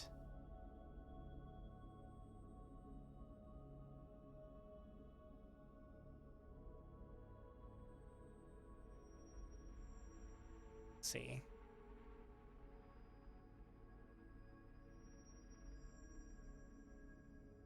If I can get you a link to this. Because that's not a URL. Captain Coochie's famous key lime pies. Yes, that's it. I want to go to reddit.old. I just want to go to normal Reddit. But I can't get to normal Reddit.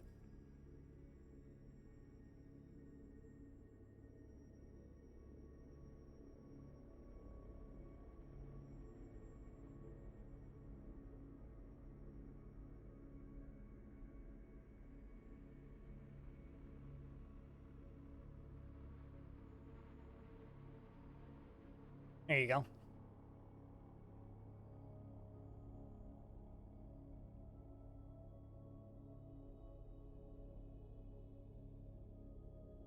Yeah, Captain Coochie's key lime pies. That's it. You found it. You'll check back later. You have a good one for now. Cheers, audio. And we'll still be on later. He's also a lizard person? What, the person who's been posting those? I mean, maybe. But I'm just going to read this Reddit post. So I'm just going through this one since I've never found out anyone who's investigated or discussed this this super weird nonsensical mystery. To begin, I was reading a story with my local college newspaper, and in fact, it was the most read article on the site. It's But there was a comments on the story itself, and one of them seemed utterly strange. However, though it was through a little bit of Googling, you stumbled upon something that ties key lime pie to the military. So essentially what it is there's this fake place called Captions Coochie's Key West Bar and Grill, that has a phone number and has like always talks about key lime pies. And there's these reviews all over the internet and comments that are seemingly connected, that are nonsensical reviews about Captain Coochie's key lime pies. And it just kind of goes. And these reviews have existed since the early 90s, popping up, and comments have existed since the early 90s, popping up on blog posts, on websites, on songs, and YouTube videos, all over the place about Captain Coochie's key lime pies and reminiscing on Captain Coochie's key lime pies. It's just one of those internet things that pops up every now and again. And one of my hopes as a creator on the internet is someday somebody will comment like that, in that format, about that, talking about that, because it's just one of those weird, anomalous, like, the kind of main theory is either it's either somebody's old bot that's just kind of exists that was made as a joke, or it's people communicating through the internet, through YouTube comments, using some sort of cipher. I don't know. Regardless, it's a fun rabbit hole to fall into if you want to read about Captain Coochie's famous key lime pies. Also, just reading the comments gets weirdly creepy if you read them a lot, because they're all very similar. They're all allegedly written by different people, but it's like they always start off in one way and then fall into the same pattern, but they're all different. It's spooky. It's one of those fun internet things. The Coochie cult? I don't know if they're I wouldn't call them a cult. They're just fans of Captain Coochie's key lime pies. And they just really want to tell you about how great those key lime pies are. Something about ordering a key lime pie with a smoothie.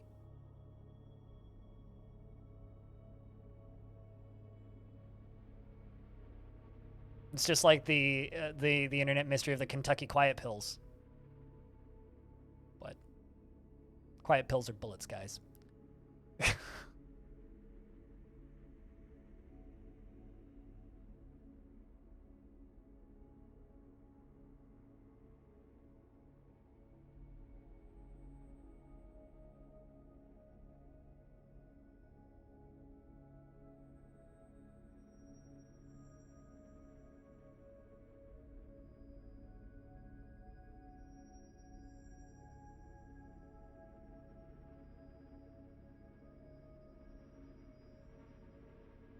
Also, can I just say that the user being called key lime what the fuck is just wonderful. Key lime what? You have no idea, just brainstorming? Yeah, I mean, internet mysteries are fun because the internet's been around long enough that that stuff like that could literally, it's like that subreddit that was just numbers. It's like decoding numbers. Like, does anybody remember that subreddit that was just like numbers and letters, and it was like allegedly like some sort of paid thing for somebody, but they never actually said what it was, and it was all just on that one subreddit, and the only person that was allowed to post on the one subreddit was the account that was just a whole bunch of numbers. And then people tried to decode it, and they decoded parts of it.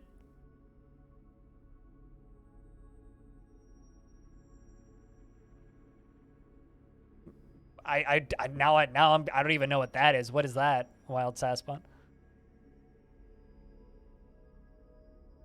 But it's like, whenever stuff like that pops up, I always just look at it. It's like, what is this?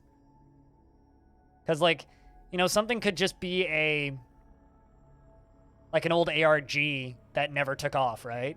Or like an ARG that took off, but not in the way that they wanted it to, and people missed the early threads, and so all you get are like the mid-game threads, or like somebody finds an ARG, but they find it in the middle. They never find the beginning. Nobody ever finds the beginning, or the beginning is lost for whatever reason. And then it never makes it into the actual ARG. Because there's like plenty of examples of stuff like that happening on the internet where like an ARG will start up and people will miss the start of it. Like the start will never get picked up widely. People find it towards the middle or end of it, don't actually decode it, backwards solve part of it, and then the original creator will pop up and be like, yeah, this was a paid for thing that like never took off, and they just dropped it. Like I've seen stuff happen like that. enough times at this point that it's just difficult to... It's difficult to, like, point in one direction or another as to where the thing came from in the first place.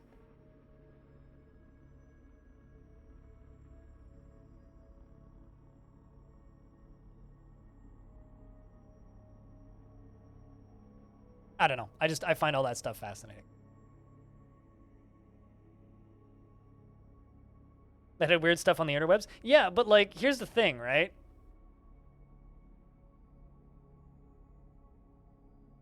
When those were big, that was kind of a while ago, right? Like, Lost was a big show quite a long time ago, right? Those are just the ones that were successful with it. There's a lot of, like, weird recordings that you can find on the internet that are, like, a promotional thing that a record label did for a band that was a pretty fringe thing to begin with.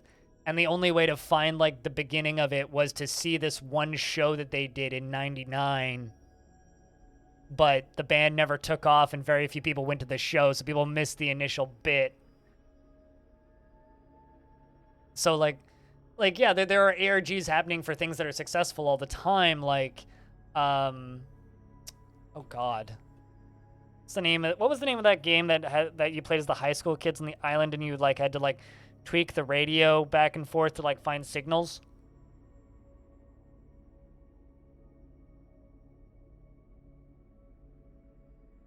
Because that game had an ARG involved with it.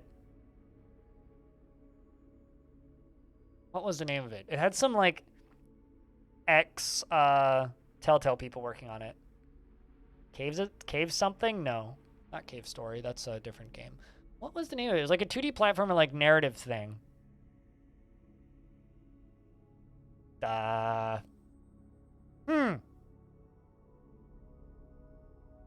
Oxenfree. Yeah, that was it. Yeah, Oxenfree had a ARG involved with it, where, like, people were picking up packages in real life. Like, groups of people were going out and finding packages that were like related to it. And then, like, Frog Fractions had an ARG for the sequel, or Frog Fractions 2 was the ARG, which ended with the creator, which ended with them finding an unlisted YouTube account with, like, 40 videos of the creator of Frog Fractions literally reviewing soup on YouTube.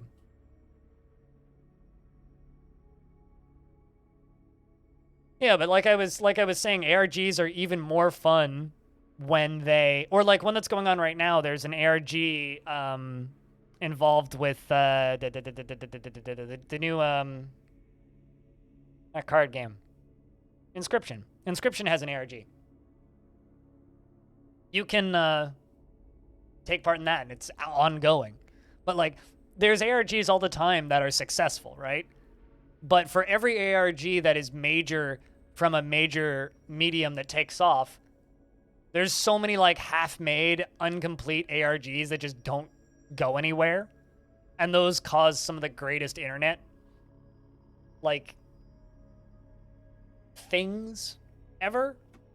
I love that stuff. When, like, an ARG that was, like, paid for by a certain group that then either never took off or never got finished or got half finished and then, like, maybe canceled, but, like, they left half of the URLs up. Then suddenly, like, you just have, like, these weird non-websites that don't go anywhere, that lead to nothing, that have clues in them for a thing that doesn't exist. It's like, yeah, it's an excellent format for immersive storytelling, but it's also great. Every time that guy makes an ARG, to be fair, and people seem to be confused if they've reached the end of the ARG or if there's going to be more with it, updates. Yeah, but, like, see, at least at least in that situation, people have found it all, right? Kakapana? The best kind of ARGs are ones that failed so catastrophically that nobody even found them to begin with. Those are the best kinds of ARGs, because then they just become weird internet lore at a point. Right? Like that key lime pies thing that I was posting in there. It's like, is that like a weird mystery? Maybe. Is it an ARG that somebody forgot about. Likely. Like or any of those numbers, Reddit or subreddits, because there's a few of them. Like, they're practically number stations. They read like number stations. They look like number stations, but they're just a subreddit full of numbers. There's quite a few of them. And some of them are for sure some sort of weird ARG that, like, either they never wanted it to be big and it's only for a very small specific number of people, or it's an actual thing. Like Cicada 3301 is another one, where it's just like forum posts and emails that are really, really difficult to decrypt puzzles. That's allegedly like recruitment for some format of like tech Illuminati. Is that actually what it is? Doubtful, but like it exists, right? I like ARG on accident because it's such an open medium that you can sort of create this narrative without necessarily meaning to. Yeah, that too. Like people, yeah, I don't know. Or like a person posts a piece of fiction on a forum somewhere and people think it's fact, and then somebody else takes over it and makes it become something else. Like like ARGs existing is some of the best parts of the internet. I'm just really glad that the internet is capable of creating such crazy, weird narratives. But it's not an ARG and it won't create a crazy narrative. But you should go check out my stream team's new podcast over on that website. Give it a listen when I'm not streaming. Send us some feedback. Let us know what you think of it.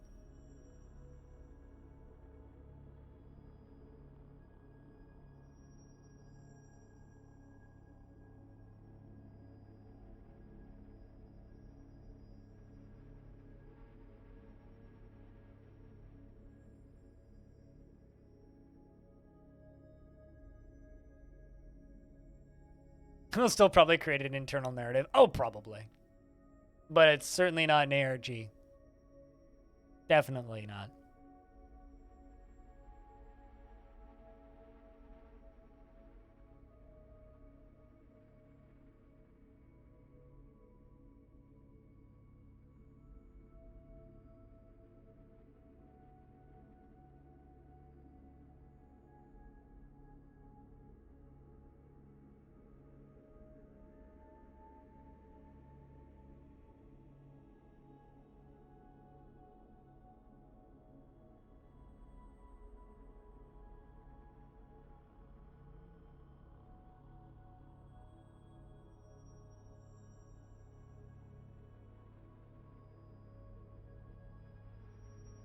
Let's bring the Dwarf down here real quick.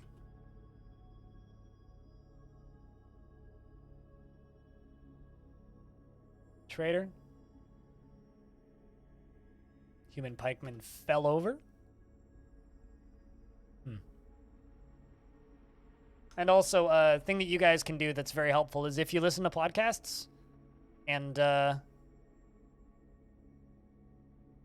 if you listen to podcasts and that podcast is not available on your podcast platform of choice, let me know what you listen to podcasts on so I can make it available. I've made it available on a lot, but I don't know every single podcast platform that exists. So some of them automatically pull podcasts without me having to do things. Some of them I have to go push buttons. Some of them I had to send people emails. So if there's a podcast platform that exists that you listen to podcasts on, let me know. Also, hey, Anthony. What's up? Also, chat investments are open. What are some games that you play that there's a secret in the game that leads to a real-life location?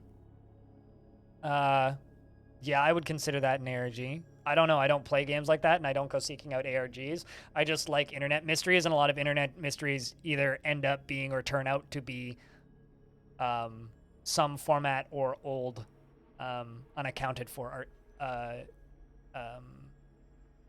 ARG. I've played games that have associated ones. I've just never gone after them myself.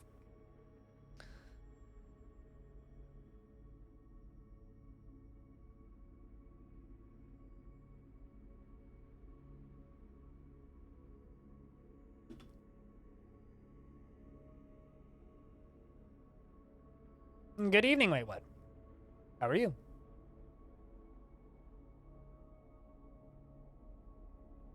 I don't know. To me, ARGs just kind of show the capacity for human creativity, the capacity and amount of creativity and human imagination that we have, and I think that that's kind of incredible.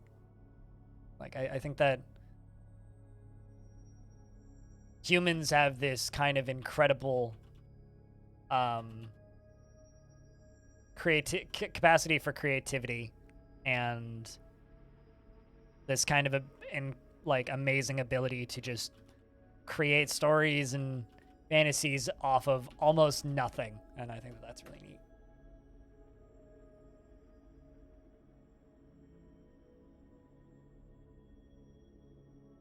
I've heard of two that I can think of. Which one are you referring to, Anthony? You're gonna have to give me a little bit more to go on. That's like saying like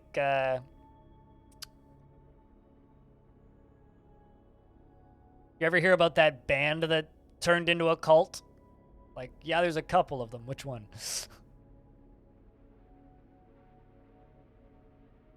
That last tribute was tribute 300. Oh, really? Wow. The 300th alchemy tribute? Damn. We're about to have the 301.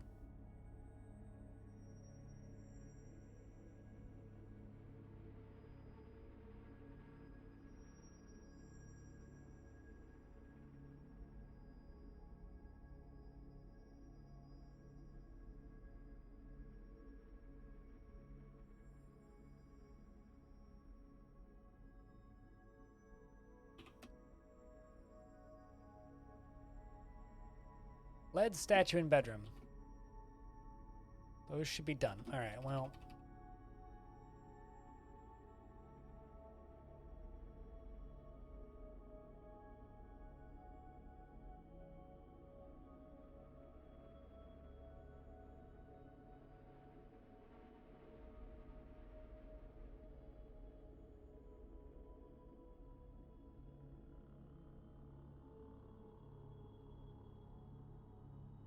But yeah, you're going to have to give me a little bit more information than just, did you hear about the ARG that turned into a cult?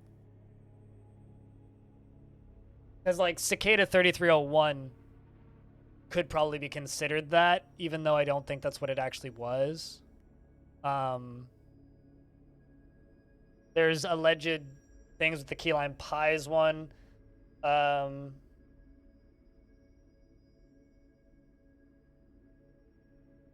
Kentucky Happy Pills is another one that is more likely just either some format of organized crime or some sort of private military thing, which is usually what they end up being. Private military related things.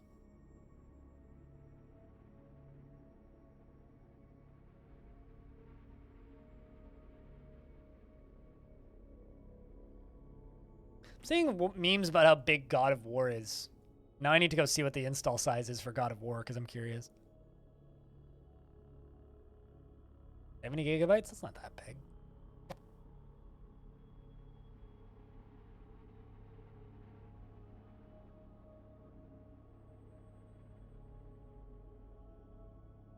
Kentucky Happy Pills? Or Kentucky Quiet Pills? I don't believe that that was an actual cult. I don't think they ever figured out who it was.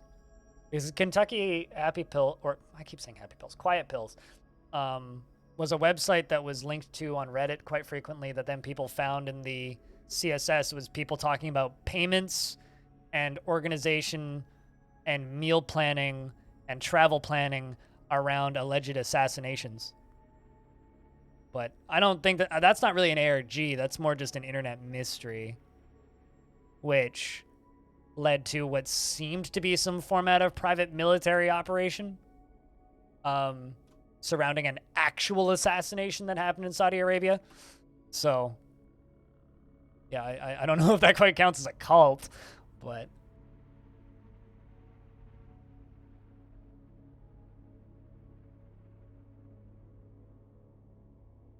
The closest thing that I could think of to, like, cults would be Cicada 3301, because we never actually figured out what that was.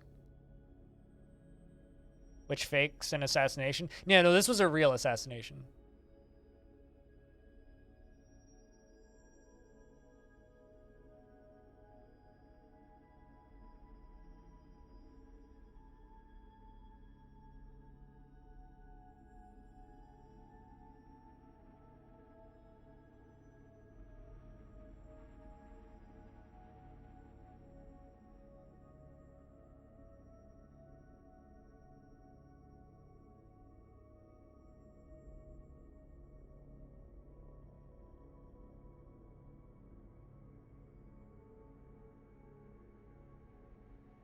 Yeah, this is what I'm referring to.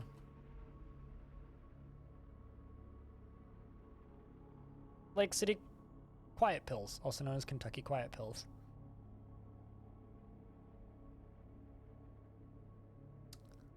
That's the thing that I'm thinking of. See, like, in order for it to be an ARG, it needs to be, like, a designed thing that was designed as a game, as a work of fiction, right? The second it's, like, you have actual assassinations taking part, or, like, a literal cult, it ceases to be an ARG and just becomes an internet mystery.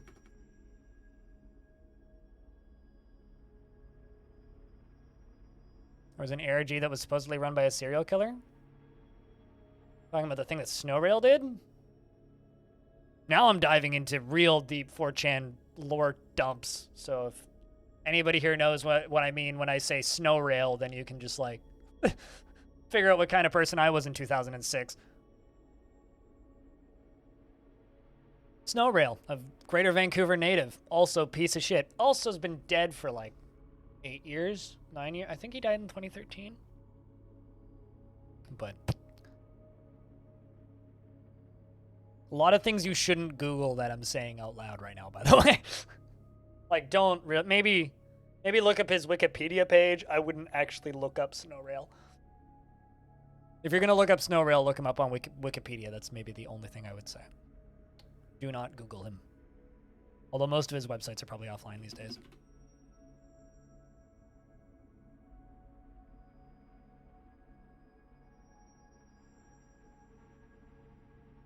Oh, hey, Imush, one of my merchants, gave birth to a girl. We're all on a list. Dude, I'm on tons of lists. Did you just Google it, Aqua? It's about missing people that were presumed dead? Huh. Interesting. Any of that what you're saying was a 10-foot pool? That would be wise. All right, so we have a brand new baby in the fort. Does anybody want to be the brand new baby? Just raise your hand if you'd like to be the brand new baby in Longdeath.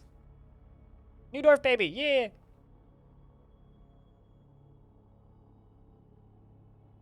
What? Snowrail? TLDR on Snowrail. Snowrail is the guy who filmed the BME Pain Olympics stuff and hosted that website back in the era of shock videos on YouTube. But he had a he had another website for a while that Phyllis helped serial killers hook up with victims. Yeah, so that's why I ask about that, because it's like, you mean the thing that Snowrail did? This is like 2005 internet era. He also, like, got arrested in a couple different countries for various weird things and ended up hiding in Mexico until he died of natural causes. Anthony would like to be the baby. All right, baby Anthony. She is the daughter of Imwish Roof Inched and Kosoth Guildskald, and she is a casual worshiper of Shistik and a worshiper of Shistik. She was born today, which makes her very young indeed. Her cobalt eyes have very large irises. Her hair is dry, and her medium-length hair is neatly combed. Her somewhat narrow ears are very short, and her head is somewhat short. Her hair is ecru, and her skin is sandy top. Natural causes, like maybe lead poisoning? What, the Snowrail? No, he died of, like, a lung infection. Her cobalt, she likes conglomerate, nickel, cat's eye, and giant cave-toed leather. Hold on, let me find his Wikipedia page.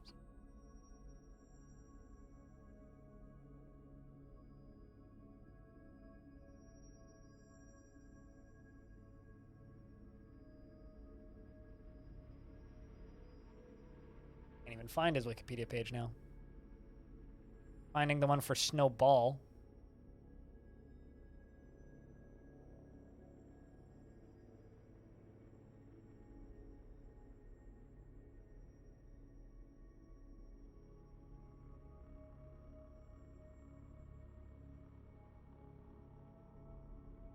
Yep, can't find him now.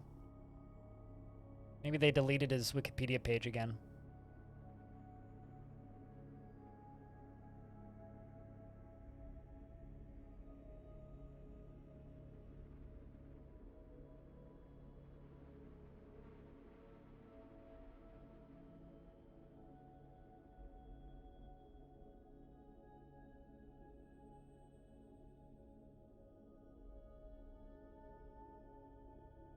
Okay, yeah, it's just under his real name now. But no, this... That's interesting, though. No, this isn't the person I'm thinking of. The person I'm thinking of lived in Victoria. This was the founder of the zine, not the websites, though.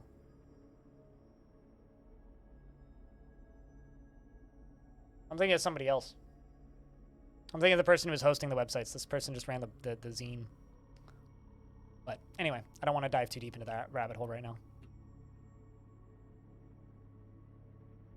Big name dying in Mexico or Central America, you immediately think assassination, maybe because of stereotypes. Well, he died in a hospital in the States, but he lived in Mexico.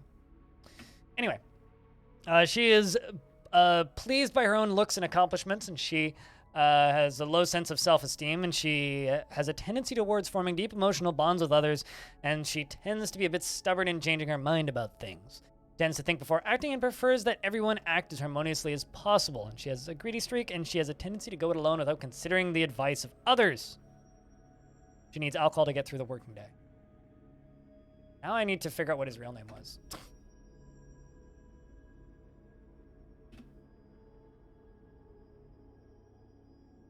Well, I found his subreddit, or his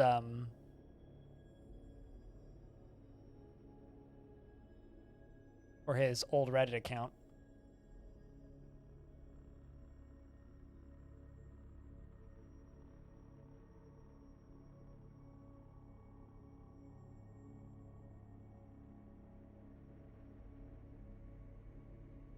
This person.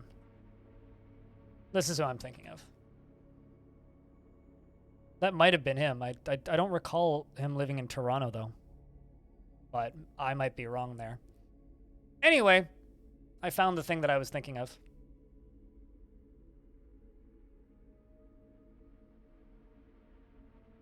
But the Wikipedia page for a really long time was just under Snow Rail instead of his real name. So maybe... I don't know if I'd necessarily call him a big name, though. He was just a weird internet figure for a while that existed and then ceased existing. The internet, it's a weird place. Be safe.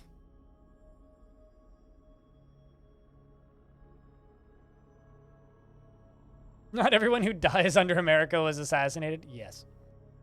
Absolutely true.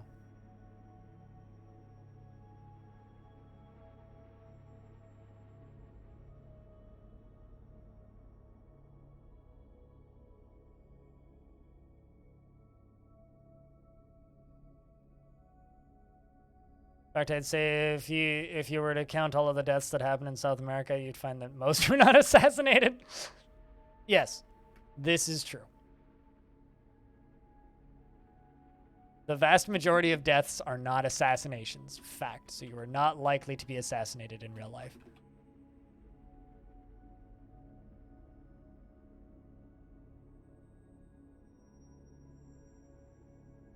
It's like the internet is one of those things where it's like, I'm really glad that the internet exists. I'm really glad that I get to, have a job that works entirely on the internet. And I'm really happy that all of this sharing of informations is easy to access and available.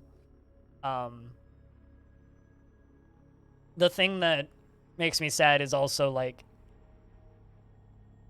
all of that information is easily accessible and easily shareable for the best and worst kinds of people. It's like people are horrible, right? So you give horrible people access to tools of incredible power and horrible things happen, right?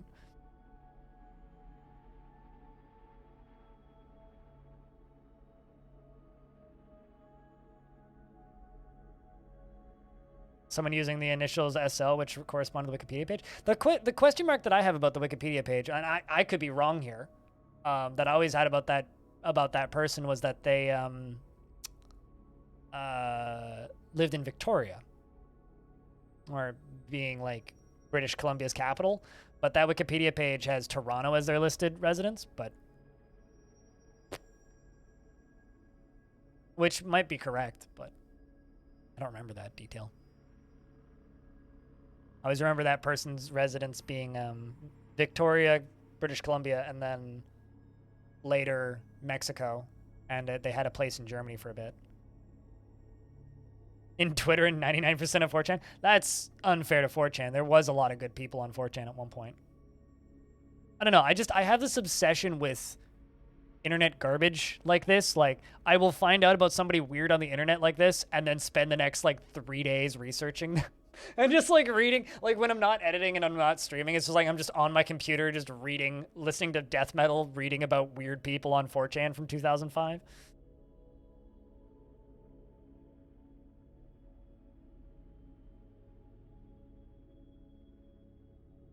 You're getting a little dusting of snow? Hell yeah. Our snow here is mostly gone at this point, which is actually kind of nice. How do you not have a lead statue in your bedroom yet?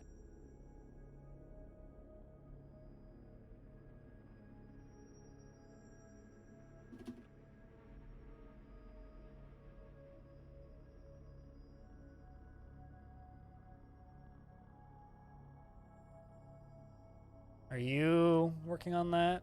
Are you? Yes, you are. Okay. Sounds like perfect podcast material. I mean, I listen to podcasts about that stuff already, so for me, that would literally just be like my personal entertainment that already exists, me doing more of that, which I don't need to do. I just started a podcast about video games. I don't need to do one about that's those on the internet, because there's already plenty of podcasts about that. Chilluminati is one of my favorites, which is Mathis Games and Jesse Cox.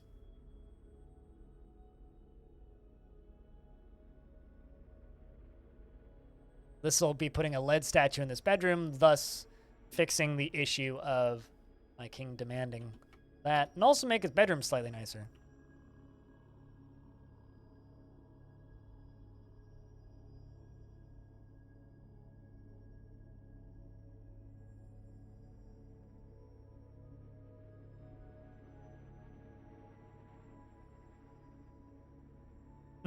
Yep. It's just like, I don't need to go that much further north to be the same latitude as Finland.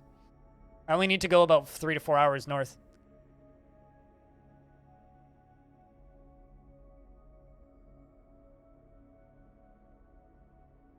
Which is also why the vast majority of Canadians live within 100 kilometers of the border.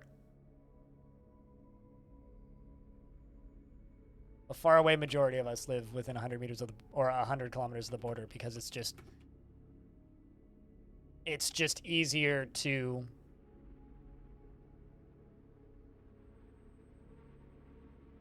do anything when you can actually like deal with the temperatures that you're given.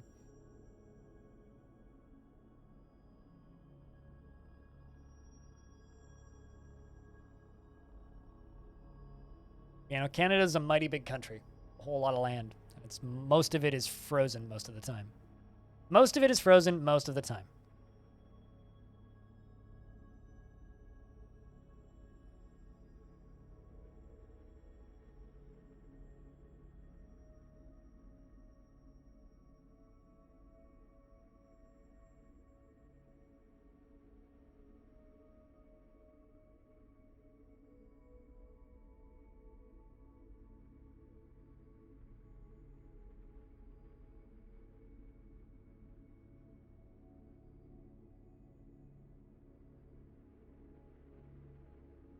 About the pig war?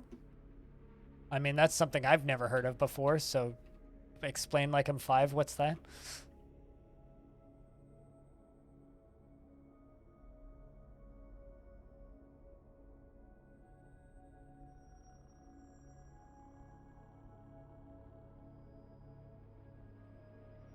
Because that's something I've literally never heard of.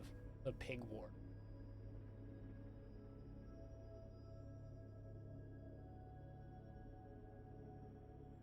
I just spoke to my father. Is this love? I talked to my child. Such love I feel.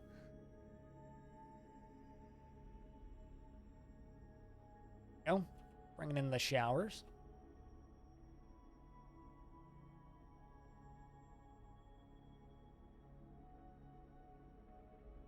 America and Canada almost went to a war over a pig. Maybe I do what you. Maybe I do know what you're talking about now.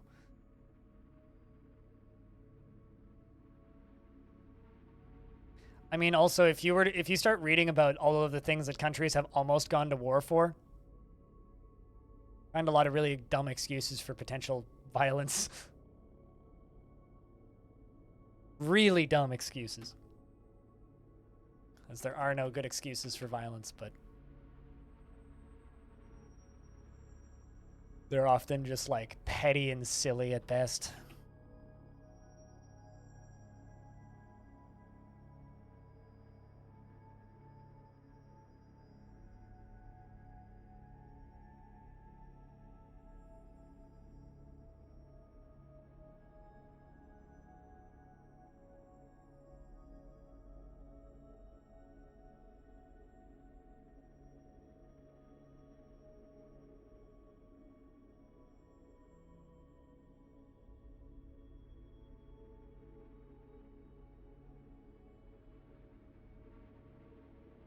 And hello, Mind, how are you? Today's been a weird day of conversations. It started off with me promoting a new podcast that me and my stream team have started. And then we went from that to talking about internet mysteries, and it's just gotten weirder from there. It's just gotten weirder from there.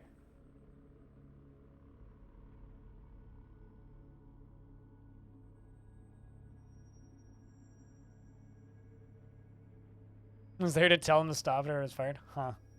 Yeah, that does seem really dumb. But then again, starting a war is pretty dumb.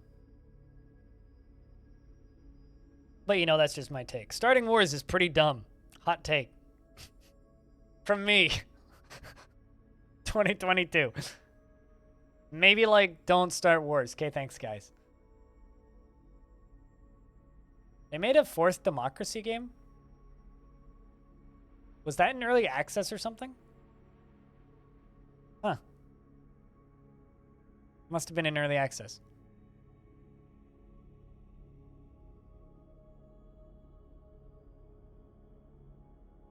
Remember when they almost started a war? I think you might want to, like, rethink the almost part of that statement.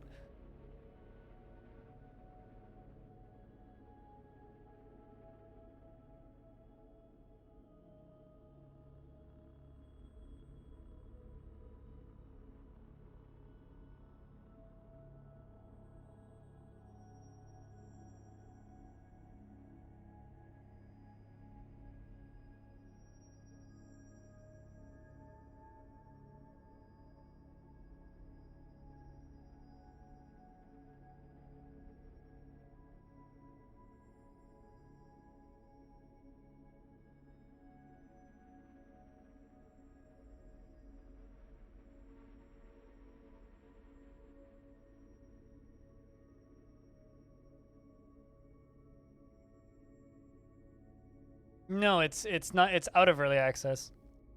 Democracy 4. It just left early access. I didn't realize they made a fourth one. I knew about Democracy 3, but I didn't realize the fourth one was in early access to begin with. Yeah, maybe don't start wars. Yeah, that's like maybe just don't do that. Just don't do that.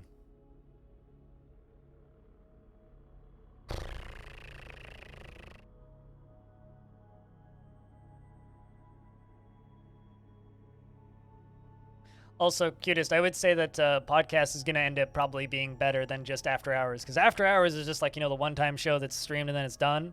Whereas podcast is going to be weekly. And also, because we're just talking instead of playing games, there will be more dialogue. So hopefully it'll be better than After Hours. Hopefully.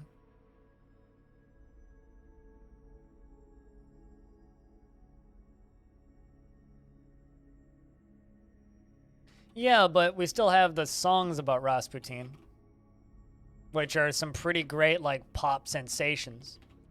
So frankly, if you could have the option between having Rasputin back or, like, just having more of those songs, I think I would take just more of those songs. Knew Everhood was going to get bullshit, but I'm going to need to go to the store to buy eye drop. Why, for Everhood?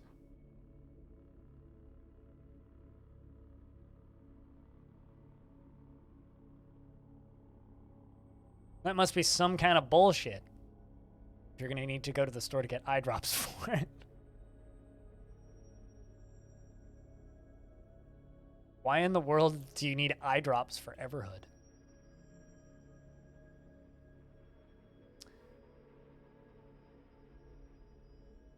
Was you're not blinking?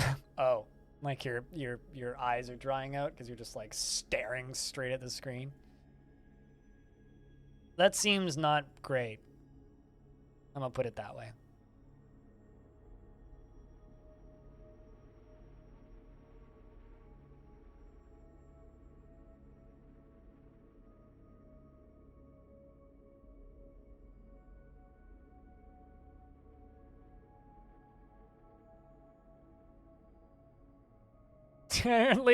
Technically all or I'm sure somebody's made a game called War that's in early access. Let's find out. Is there a game on Steam just called War? And a game called Warno, which isn't out yet.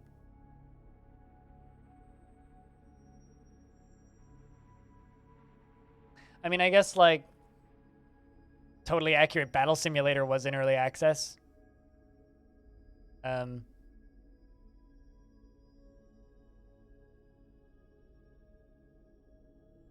Company of Heroes 3 is a war game that's sort of in early access.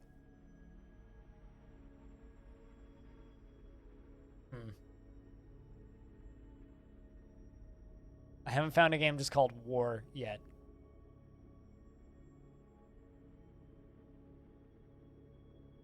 I found War Plan, which looks like a Guy Gitsby's War in the East game.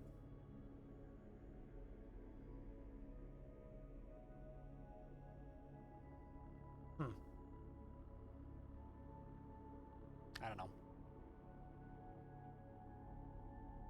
We are slipping into Slasher outside. This is true. This is true.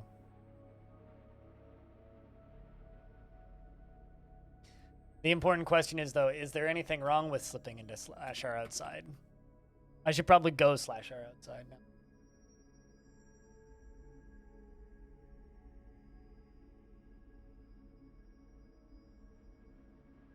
Oh man, tomorrow's Monday. That means I have to play Age of Empires tomorrow. I should DM Evil Trick.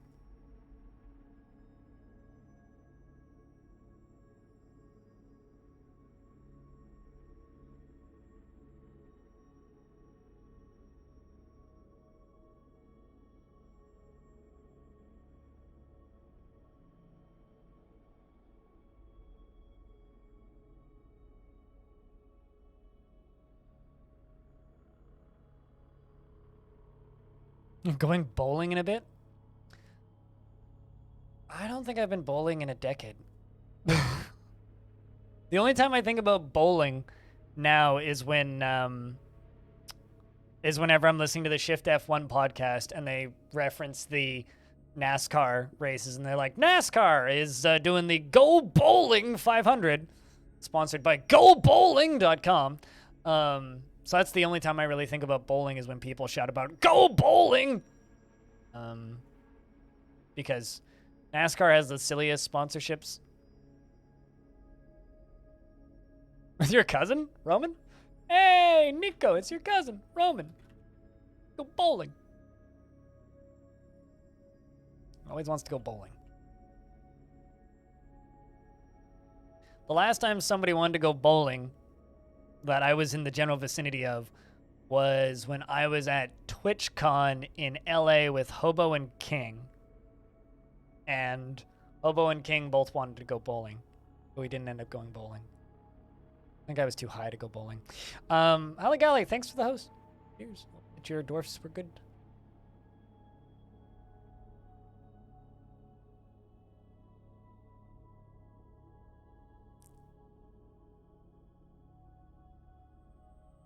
We could have gone bowling, but we didn't. Because I'm some kind of party pooper. We should have gone bowling.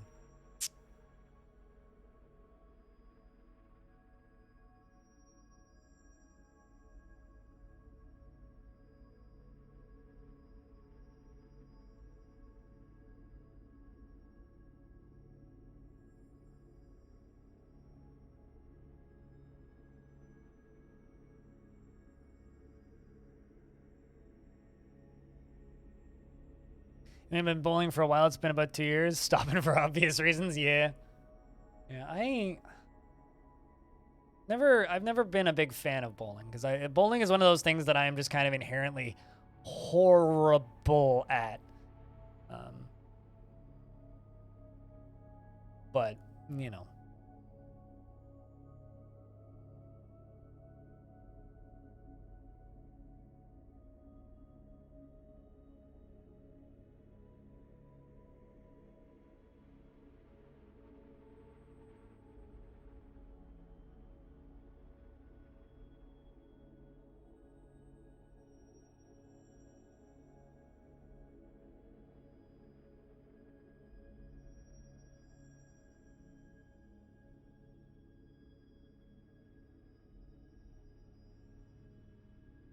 What, since the pandemic happened?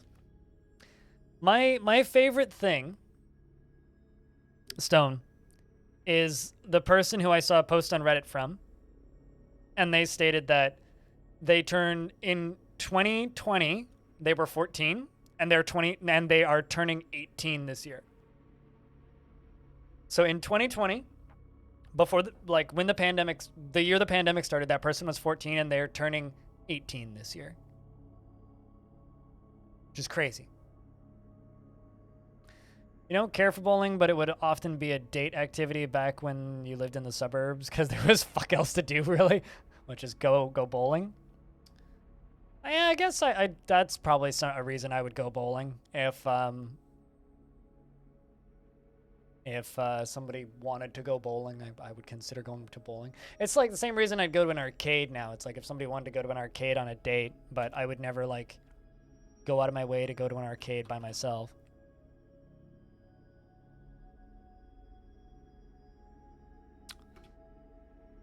Man.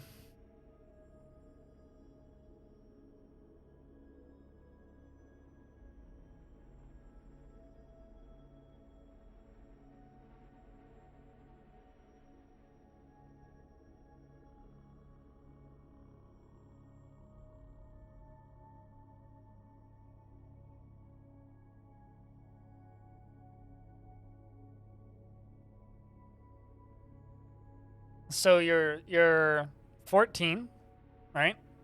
You turned 15 in 2020, 16 in 2021, 17 in 22. You're right. Where'd the math go?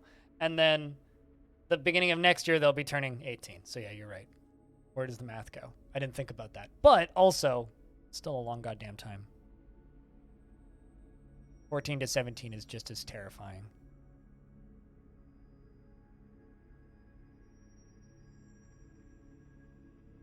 Quick maths. What's that? Brain smooth. Can't thunk. Too much screen. Yes, you are absolutely correct. They would be 17. But still, terrifying. 14 to 17 is like an entire young adult life. Like teenager's life. Being locked inside. All it's really doing these days is it's just making public transit progressively more insufferable, and people that you run into on the outside progressively more insufferable. It's like now every time I end up on the trains, there's somebody causing a ruckus over masks or something to that degree.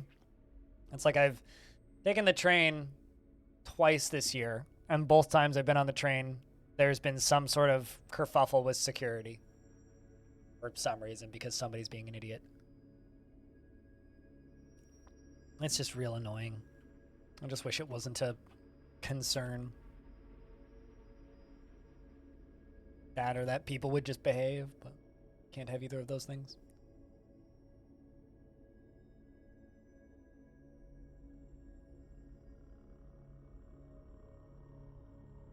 If you guys want to talk about anything else, feel free to change the subject. I'm just kind of rambling.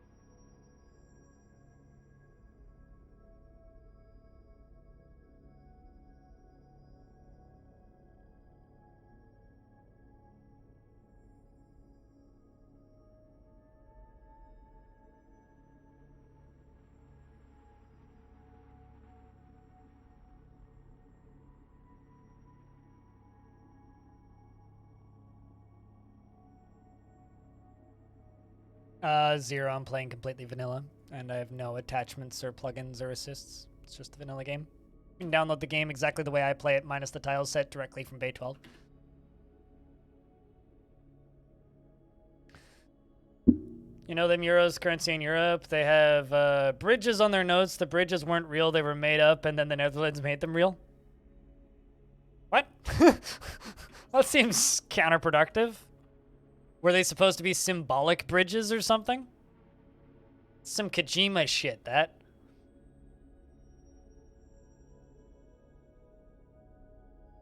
That's funky.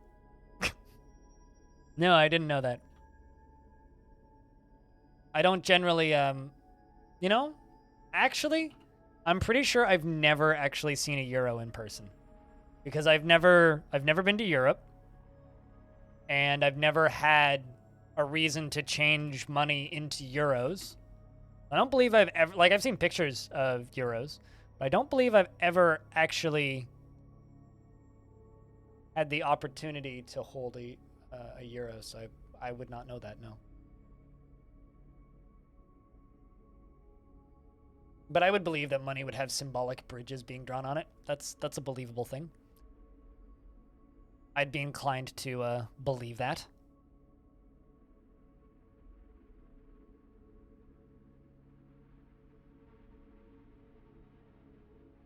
And then the Dutch went, we need a bridge. Here, let's use this nifty design. That's funny. Well, so what we could say is that the Dutch are a bunch of scheming twits. Is that fair to say?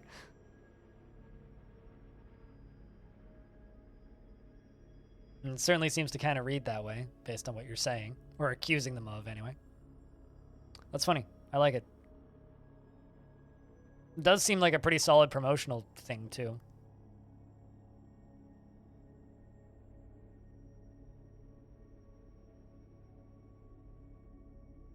Speaking of bridges and money, apparently when the Queen dies, the code the London Bridge has fallen for the UK's treasury is to destroy all notes with the Queen's image on them and print new ones with the rulers of the face in the can. I've heard that. I've heard about that before. I've heard London Bridge has fallen. I've that because, like, you know, I was talking about weird internet mysteries. That's something that has popped up in weird internet mysteries a couple of times. One of my favorite things is false reports of the Queen dying and that code getting sent out. Is like a pretty frequent occurrence. Number, like, I'm gonna Google this right now. Number of false reports of the Queen's death.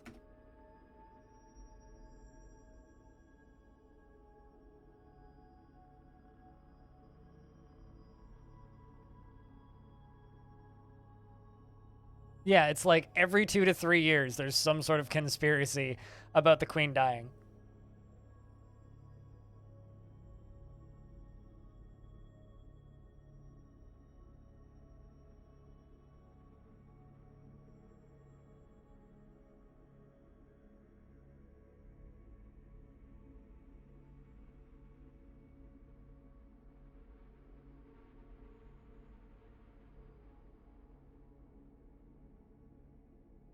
Yeah.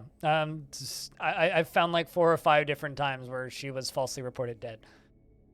And then also a bunch of instances of fake news on fake accounts tweeting that she was dead and being inaccurate. Because, you know, people like to spread false information.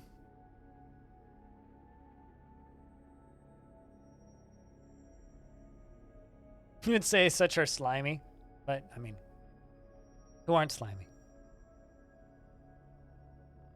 It's never made sense to you. The euro using countries are right over there, and yet a little E cash shape.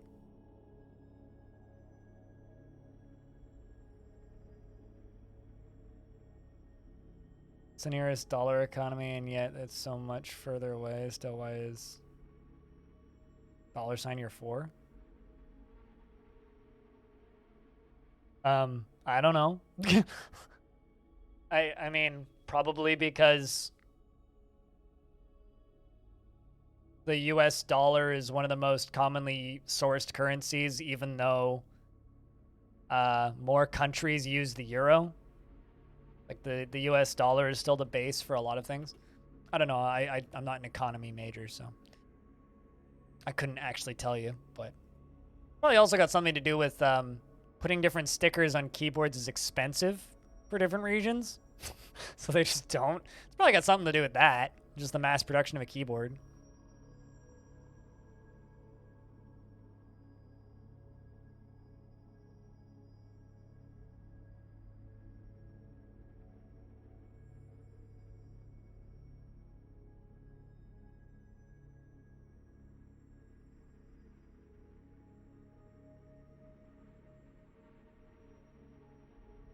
Well, you should ask people in Europe to lobby tech companies to put a euro sign instead of a 4. It's probably just no one's given them enough money yet. That would be my bet. Probably a cost thing.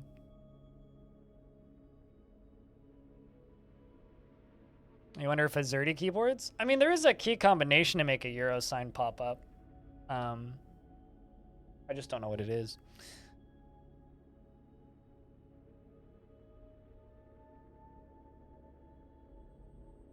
Oh, that too. I didn't even think about that, Pocket Dread. Yeah, I didn't even think about that. The fact that... I mean, is the E sign, like the euro sign, used in any programming languages? Like a $sign is, for sure. Excuse me. It's also used as a tag on certain online forums. Similar to £, which became a hashtag.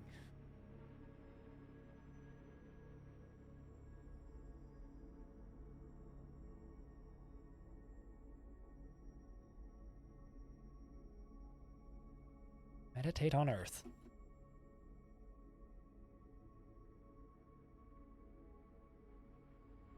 Seems like a cool hobby. That's an expensive hobby. That's a hobby I've looked at a couple of times and gone, no. But yeah, it is a neat hobby. It's just very expensive. I already have records and synthesizers, so I don't need records, synthesizers, and keyboards.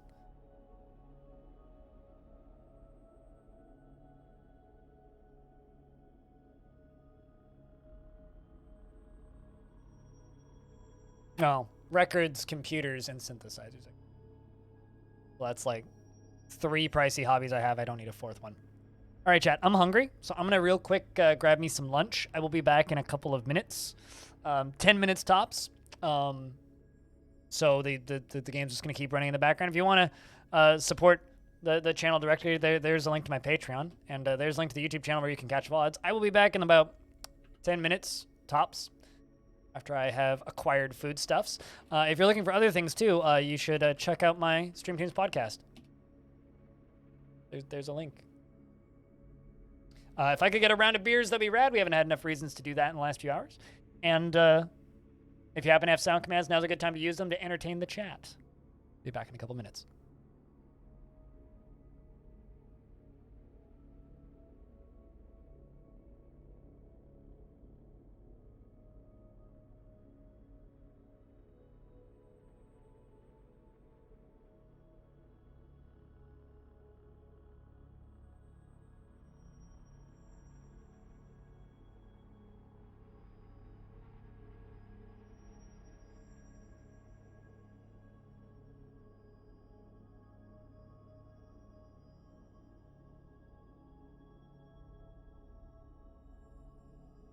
a lovely fruit, the tomato. Remove everything that's good from it, the seeds, the vitamins, the nutrients, everything that's good about it, and just jam it full of shit garbage shit sugar. And put it in a shit bottle that sounds like shit when you put it on your shit. It's shit! Stop eating ketchup!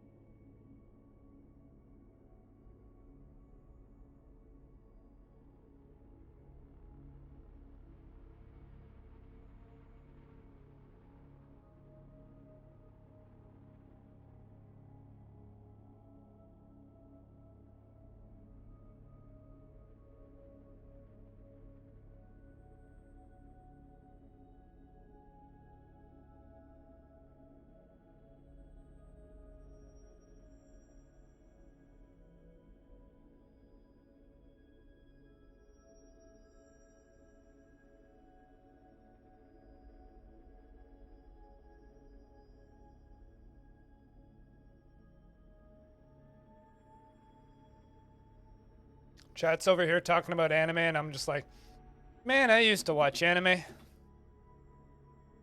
Not in a long time, though. That time of year, autumn has come.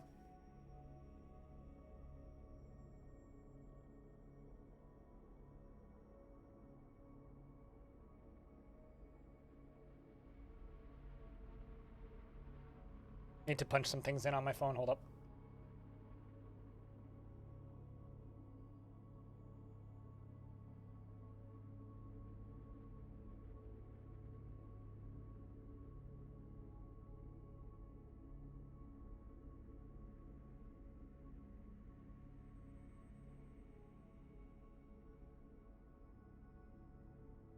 All right, thing punched in. What, is that a dingo? That is a dingo. Why is there a dingo in my fortress?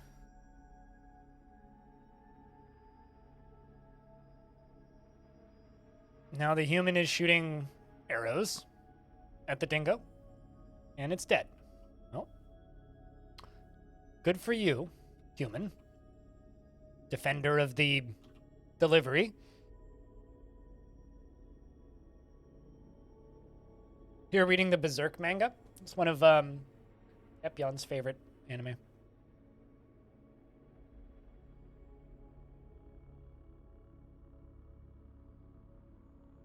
Yeah, I've been told that too. For me, it's like I got into anime because of an ex-girlfriend, and then I stopped being together with that girlfriend and completely disconnected from everything related to anime. So that's why I've never gotten back into it, and I probably won't. It wasn't ever really something that particularly interested me. You know, I like TV, but I like acted TV shows, and it's just kind of cartoons in general. Just never really did it for me.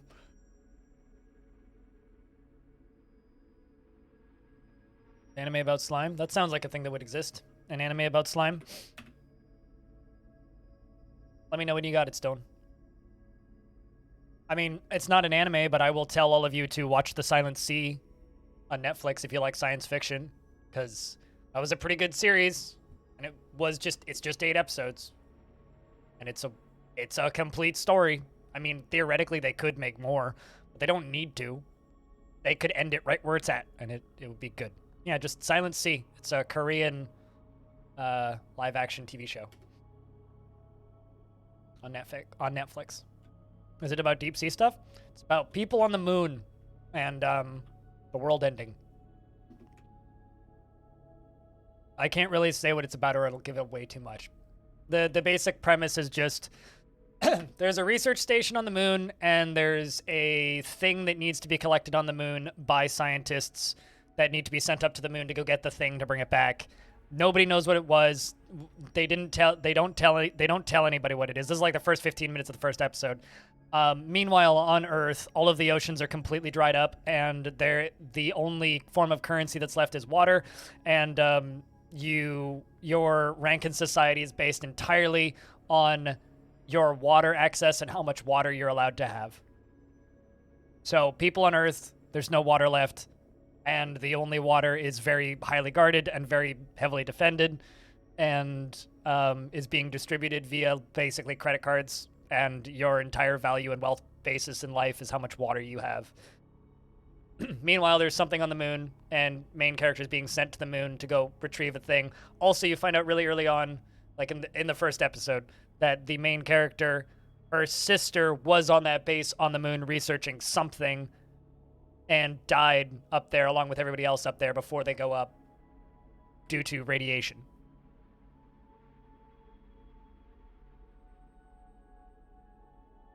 Caves of Cud is completely different and not even remotely related, no.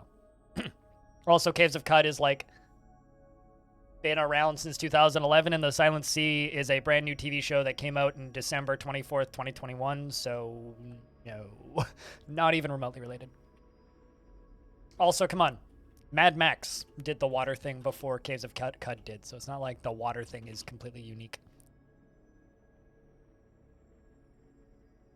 There's a few points where it gets a little ludicrous, but the reason I enjoyed that show so much is because of the way it's shot. Gravian, it's like, it's shot like a horror show. So it does a lot of the like, person will stop and like look down a stairwell into the darkness and just like squint for a while. And then like someone else will show back up and be like, there's nothing down there, just keep walking. And then they walk away, and then the camera moves like a person was, but like the camera's looking up the stairwell, and then the camera moves back off into the darkness like a person walking. Stuff like that. Like, it's really fucking well shot. And the lighting and the visuals of it are really fucking good. You keep forgetting that Mad Max is a thing. Mad Max Fury Road is my favorite movie of the last decade. That is an incredible... Like, when 2020 rolled around, a lot of people were asking me, they're like, what's your favorite movie of... or what's your favorite video game of last decade? And it's always a hard thing to say, but like for films, it's like Mad Max Fury Road. Mad Max Fury Road is my favorite movie of last decade. It's just... you can't top it. It's such a good movie. Yeah. Like, everything about that movie is perfect. I wouldn't change a thing about that movie. Actually, I would change a thing about that movie. It's not available on any streaming services here, and I have to pay to rent it. Can they just put it on Netflix or something, please? That's my complaint about that movie, is it's difficult to watch for me at the very least. It's on a streaming service that's not available in Canada, so if I want to stream it, I have to rent it. So it's $5 a view for me if I want to watch that movie, which is annoying because I don't own movies. I rent them or I get them on streaming services. It's on Netflix outside of Canada, yes. It's not on Netflix in Canada. It's never been on Netflix in Canada due to licensing.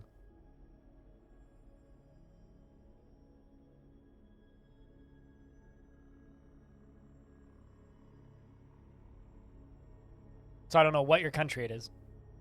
I could do that, yeah. But Anthony, I have this personal limitation. I will not use. I have a VPN that I use for certain things, but I will not use a VPN to watch content on paid-for subscription services that are not available in my region. I would rather just pay for the thing legitimately, the way that the people who are licensing it out want, and I will complain.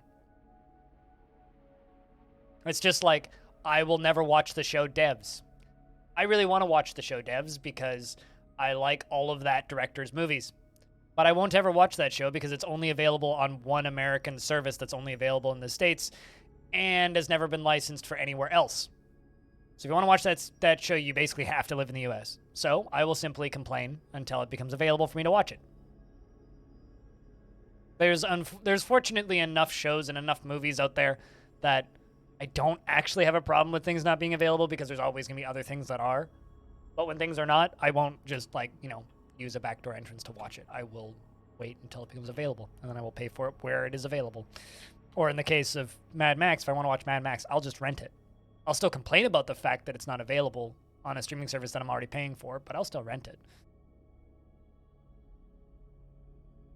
I personally don't really like using loopholes like that. It's not something I do. You can. I don't. And also, hi, Soggy. What's up?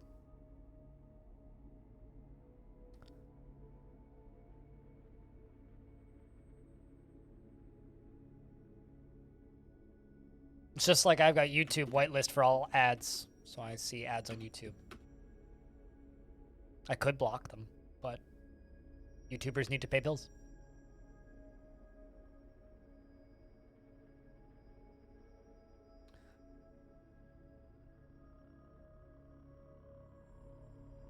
Movie rights suck, but smaller budget movies need to pay bills.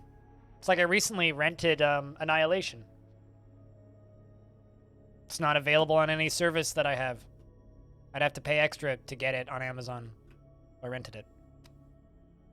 It's like, well, I could pay $4.99 a month to get Shudder, or I could just rent this movie once for $3, so I'll rent the movie. What, Annihilation? Hit you hard?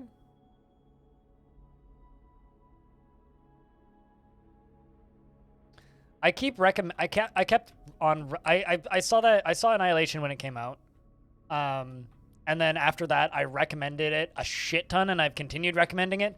And this past year, last year, 2021, in fall, I was like recommending it again, and I was like, I haven't seen that movie in like 3 years. I should rewatch it to make sure that I still recommend it. And I rewatched it, and yep, I still recommend it. That movie is still good. Great, even. Phenomenal, maybe.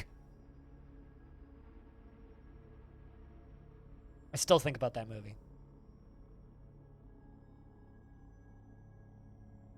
Just kind of a lot. Any film that can like make such an impact on you that you're still thinking about it years later is probably a good movie.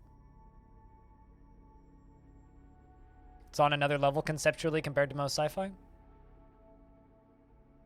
Yeah. Yeah, no, it's certain it's using it's storytelling at a level of complexity that is kind of unparalleled in a lot of ways.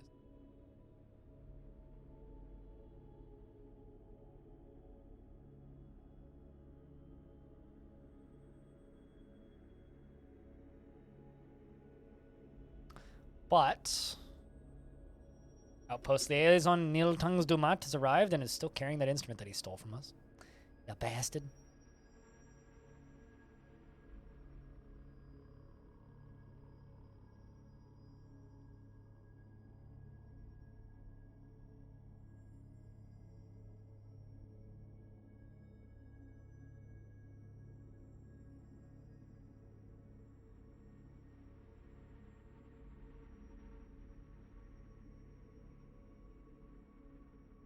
F on what? When people just randomly put Fs in chat, I assume that that means that, like, my stream went offline, which doesn't appear to be the case, so...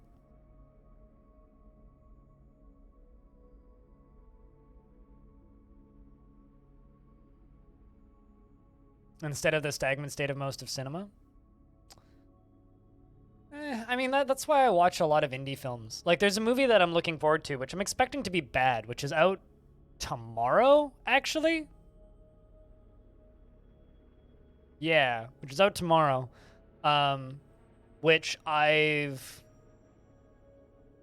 The Dwarf stealing my artifact? It's not an artifact, but okay. It's just an instrument. But anyway,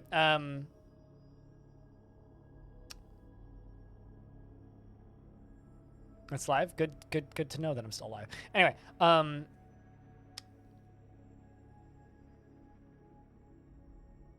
there is a lot of interesting, weird cinema. You just can't go to the AAA space for it usually. Like, if you want to see things that push boundaries, you have to watch indie movies, almost entirely. I mean, every now and again you'll get like a whack job a whack job film director who puts out something crazy and weird and neat. Like, I think another good example of that is Drive.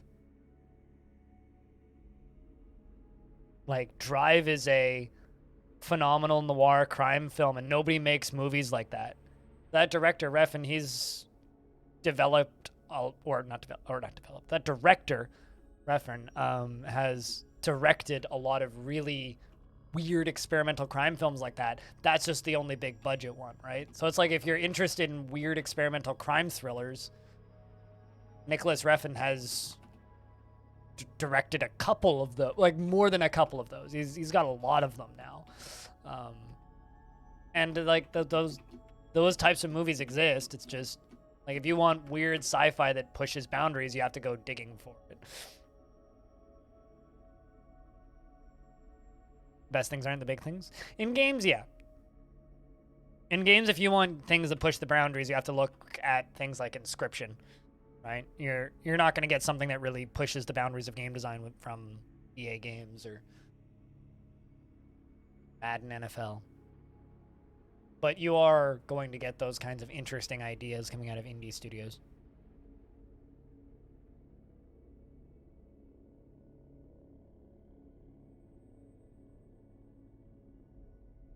But, you know, the more money that gets pumped into large films, the more financial success they require. You know, it's the reason Blade Runner's never been successful, right? Like, Blade Runner is a very good example of, like, small art film with a lot of money, you know? Nil Tungsdumat says, I am your liaison from the Mountain Homes. Let's discuss your situation. It's good to see the new king here. We've updated your maps. What requests do you have for our merchants?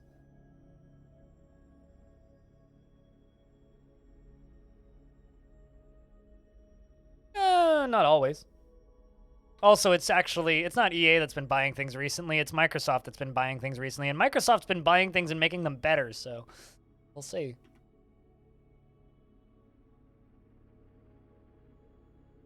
We have finalized the export agreement.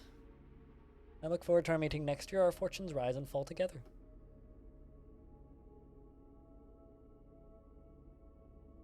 You need to remember, right? That was decades ago. Multiple decades ago that EA bought Maxis. Realize how long ago that was.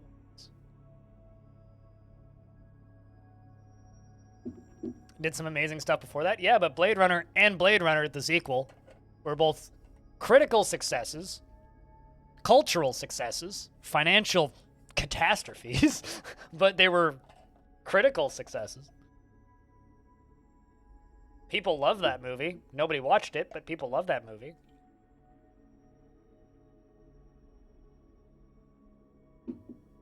Pouring some coffee.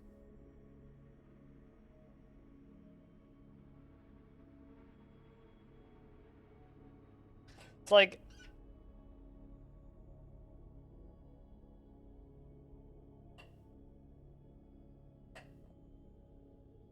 What?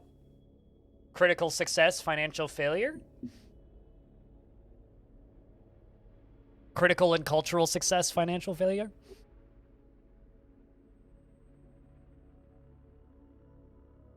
And your point is what exactly, Anthony? I mean, here's the thing, right? I'm with you. EA Games buys and shuts down studios. They haven't bought a studio, a major one, in at least 10 years. And the last studio well, of course. I'm well aware. You're stating facts, I know. But I'm just telling you that was literally decades ago. That was more than 10 years ago that they did that. It's like, if you're going to go after anybody for buying up studios right now, you should be looking at Take-Two. You should be looking at everybody else who's buying studios currently. Like, EA Games shouldn't fit that meme anymore. Like, what you're saying is factual, yes. I'm not disagreeing with that. But what I'm stating was, it's been literally decades! Nobody cares anymore! Like, who fucking cares? I'm kind of at that point. I'm beyond that point, actually. Nobody should fucking care anymore. Maxis has been dead for almost my entire life. And absolutely, I miss those games from back in the day, but we need new memes to hate on. Perfect World? I know almost nothing about Perfect World because I don't play free-to-play MMOs, and that's primarily what they did for a long time. But they shut down the Torchlight developer, didn't they? They killed them. And Torchlight 3 is made by them in-house, right? That's Perfect World, am I not wrong? Oh yeah, no, fuck EA. Stupid fucking company. Yeah, Runic.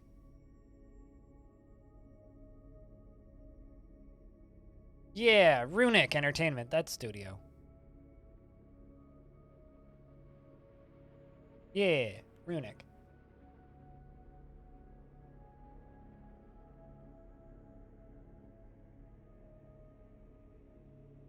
I don't know, I'm just like, I just kind of scoff at people now who are just like, yo, they shut down Maxis. It's like, yeah, and?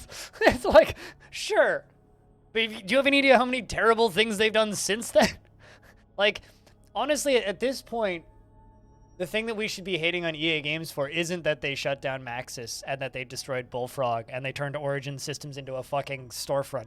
But what we should actually be mad about is that they popularized gambling in a non-gambling industry and then normalized it to the point where people don't even blink that it's in games now. That's what we should be mad at them for. For FIFA Ultimate Team.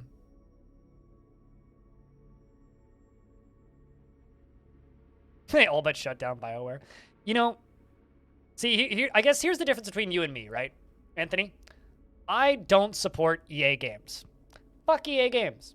I will not play anything or purchase anything that is promoted, published, or provided by them. Doesn't matter if it's for free on a service I already pay for or on sale or cheap. I just won't. I don't care. Because fuck them, because of what they've done. You seem like the sort of person that probably would still play their games. Because you're still mad. Just don't support them. Look up what the people who made those games are making now and go play those games. There are people who used to work at BioWare that no longer work at BioWare that work at other studios that are making cool games. Go figure out who those people are and go support them. Quit, like, indirectly promoting EA games by saying, fuck EA games! Who cares? It was 97. You know? It was literally 20 plus years ago.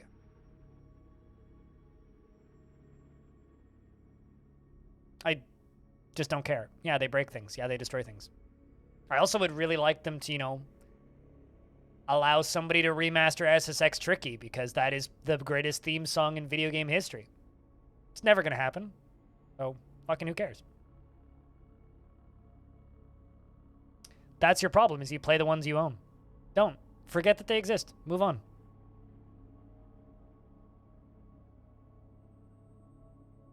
Two companies for being hassles. Activision, Blizzard, and Take-Two? I'm trying to think, what would the second one be? Who else has been an asshole recently?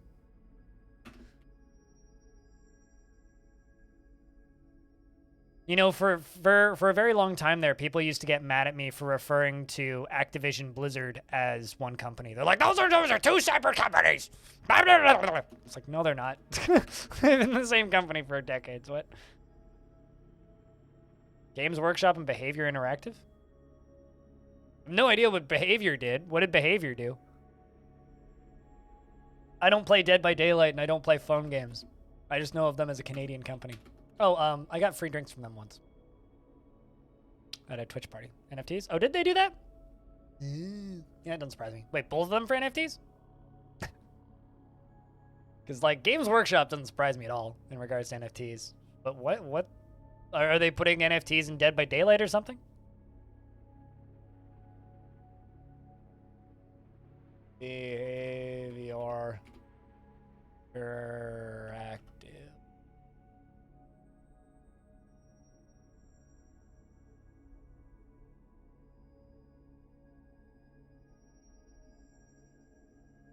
Games Workshop banned all fan-made animations. All right.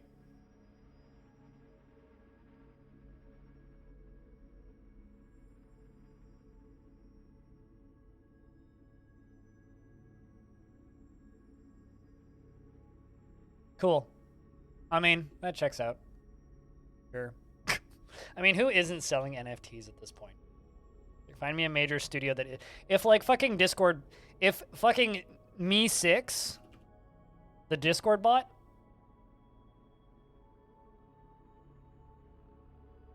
Can sell NFTs? Who isn't selling NFTs?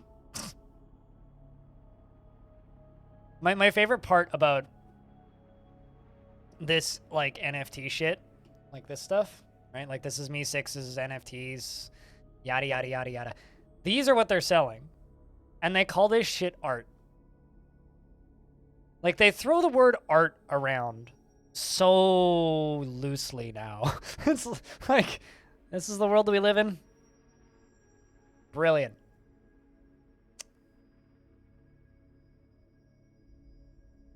Yeah, I can't wait for them to sell Betty White NFTs, who also just passed away. Oh, also, Madden NFTs, because he also just passed away, right? John Madden passed away. They're going to do that. They're going to do that. That will happen. They will sell John Madden NFTs. NFTs.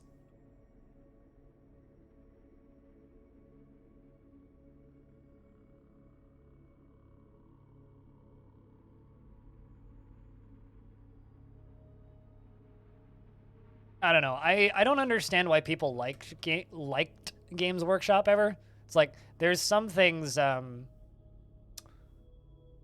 about like, you know, 40K. That's cool aesthetically. And I absolutely understand that. Like visually, like a lot of that stuff's awesome looking. Outside of that, I don't understand why people like it. It's like, cool, they made a neat world with a neat visual aesthetic. There's nothing else even remotely interesting to me about Games Workshop. And I guess I just don't understand why people care. Yeah, but like they've been problematically predatory with 40K for such a long time.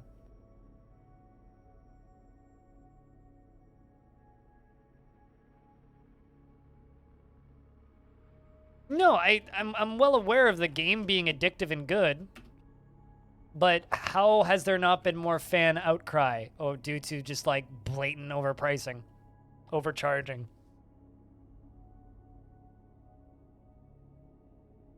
Like I don't understand. Like I'm familiar with enough 40K lore to not consider myself an expert, but like I'm familiar with 40K lore, right?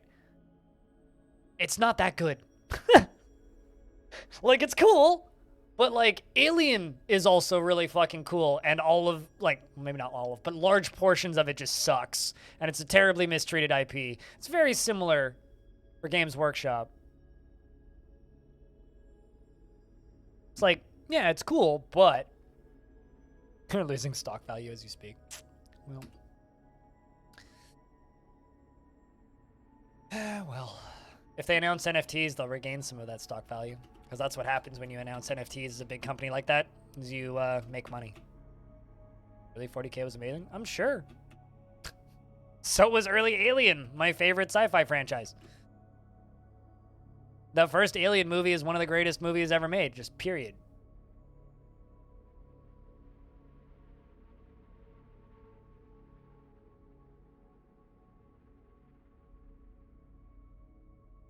And make you into a performer at one of the temples.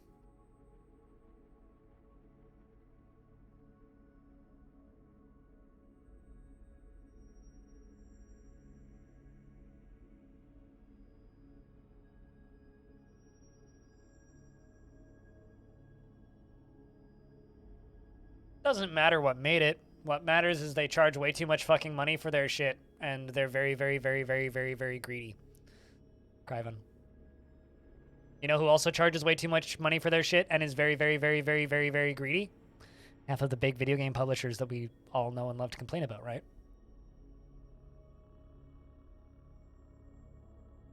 I don't know. Things that put stuff in the landfill like that, I have a hard time supporting, just kind of on default.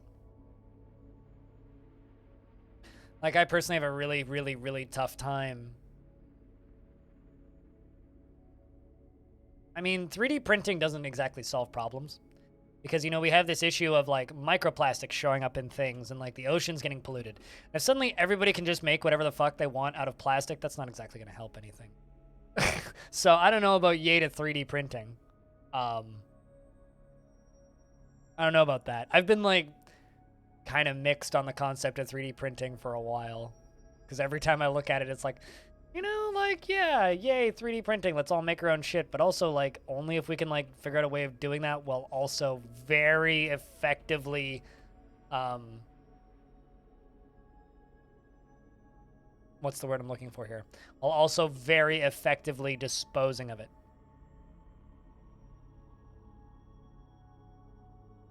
Sure. Doesn't exactly, like, you know...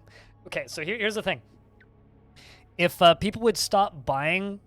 If people would stop constantly buying plastic models and supporting the plastics industry, they should make them more expensive to stop them. Because people should cease to purchase over-expensive plastic models. They should. Like, I would actually argue something like Games Workshop dying would be a good thing for the planet. But McDonald's toys are more problematic, so.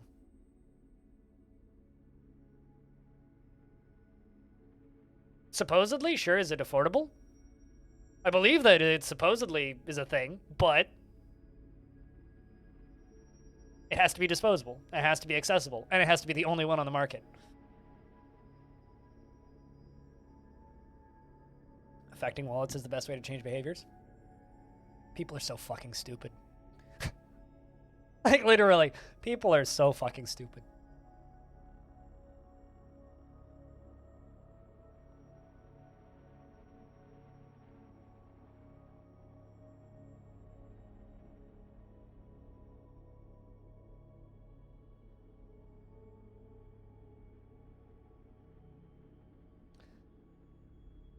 I don't know. Don't get me wrong. I like plastic models as much as anybody, right? Plastic models are fun. Cool toys are neat. Lego's awesome. I love that shit. But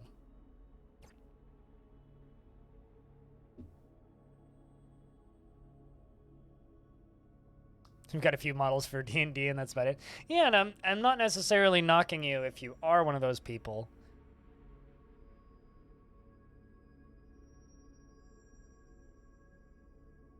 How to schedule a military squad? Darn it. I mean, any Paradox game requires about the same number of words.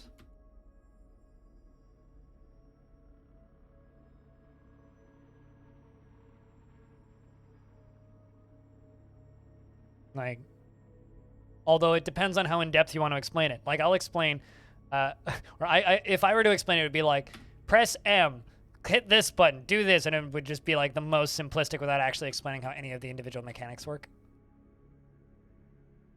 It's just like, your farming video is like 15 minutes long. My farming video is like 2 minutes. This, done. Everything must be understood by the end of the script. Yeah, that's the difference between you and me is you care. I just blurt out basic instructions on how to make the thing work, and then you can figure the rest out yourself. You're intelligent. You can figure it out. Bah!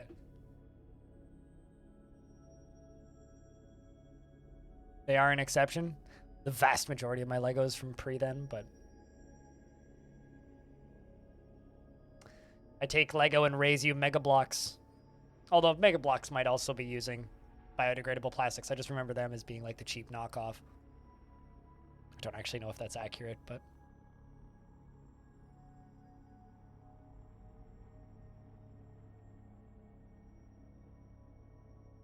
such as the Monopoly shoe.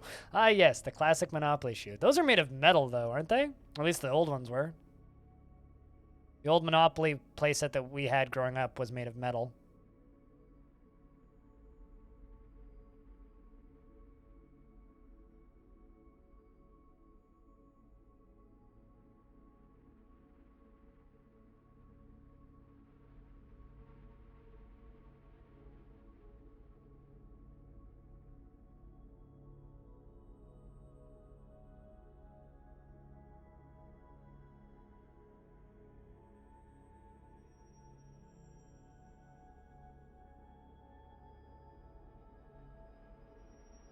Having a wizard figure? Dude, I can't judge you, okay? I have a Wumpus and 1, 2, 3, 4, 5 Lego kits on that dresser. I can't judge you, it's fine. Also a mouse, I guess. And, you know, rubber ducks.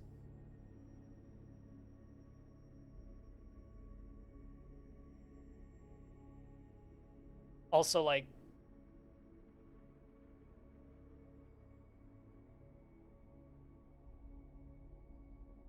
these fucking pins that Twitch sent me. You know, Twitch sent out these gifts to a lot of Twitch partners, right? Including like a fucking Twitch-themed board game of Connect 4. And a bunch of other random crap, like Twitch socks. But and like a Twitch water bottle. They packaged it in so much plastic.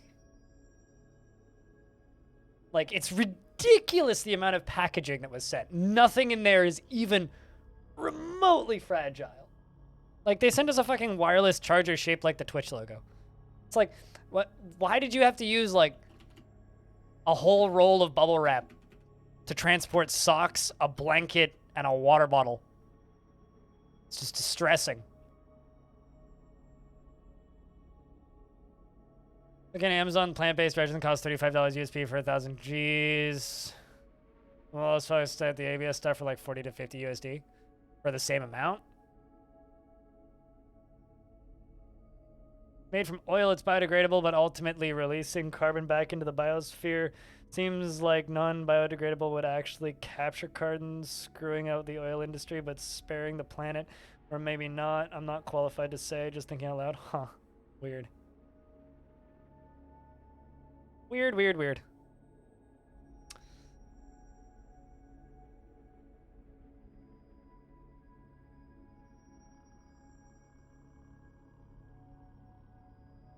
Not have a good rest of stream. Well, when you come back, I'll probably be playing Zomboid.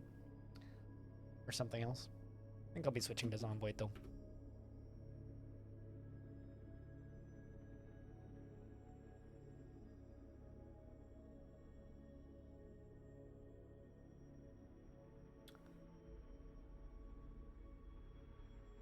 Two crutches and 3 picks.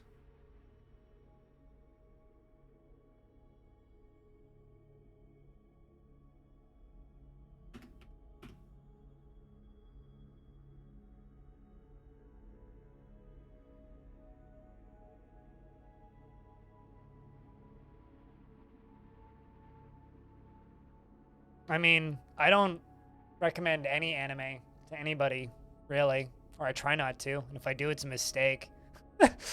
So. And as somebody who's seen ReZero, I don't know if it's that bad. A lot of anime has a tendency to tug at your heartstrings, doesn't make it something that I would recommend. Not related to Resident Evil. ReZero is not related to Resident Evil. Confirmed.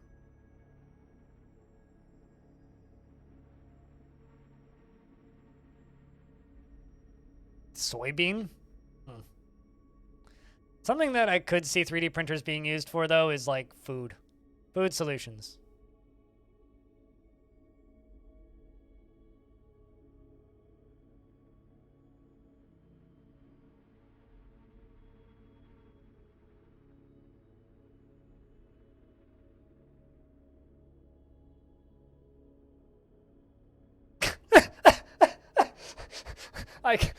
I don't even want to read that out loud.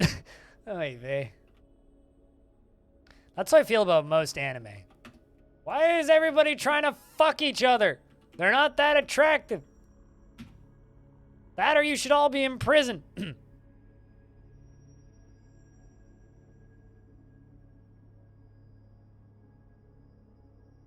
Or just like don't watch anime.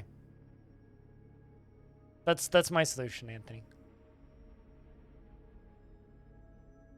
Everything made from chocolate? That sounds like my diabetes killing me even faster than it already is, but theoretically, yeah, I could imagine it. Ed and Eddie best anime. Glad that it's Avatar Last Airbender best anime.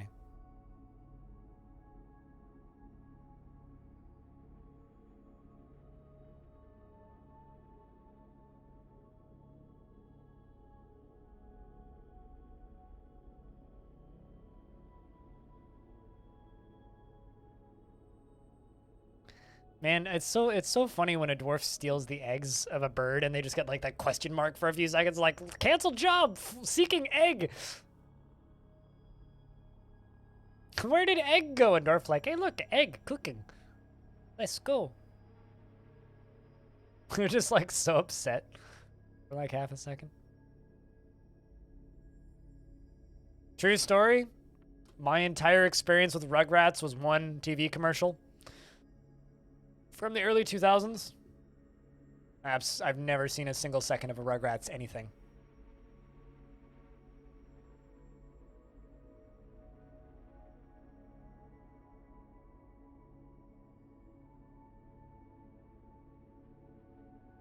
If someone were to point a gun at my head and ask me what my favorite anime was, I'd probably say Bacano, though. That or do one of the two. I just like that world a lot. It's a good world. Hey, Tone! Thanks for the raid. What's up, guys? What were you playing? Were you cog minding today? Yes, you were. You guys don't know Tonak plays traditional roguelikes and other run-based entertainment. Go give him a follow. I missed out on a childhood? No, I just had a better childhood than you with better quality media, please. Like, you know, going outside. I watched very little TV as a younger kid. The vast majority of my childhood was spent in trees. I grew up in a house in the country with no TV and very little access to cartoons, and like I'm typing in Twitch chat instead of Dwarf Fortress. And so I played like and watched like none of that stuff. So I don't want anime. In fact, I never want anime ever again. Tekkud. So I don't want emotional anime. In fact, I just don't want. I just don't watch anime, and I don't want it.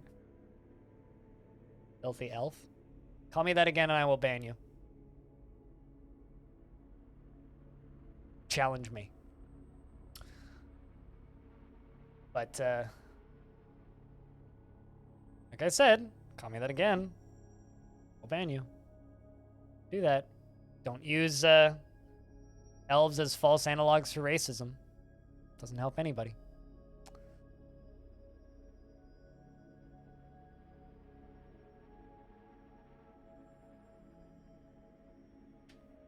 Running through fields? Yeah. I mean, I watched like early Looney Tunes stuff. Had quite a few Disney movies on VHS. Stuff we could get from the library. But never had TV. Frankly, I'm kind of glad I missed Rugrats. Zero interest or desire or plan to ever go back and watch any of that stuff. Just no interest. Might as well have never existed, frankly.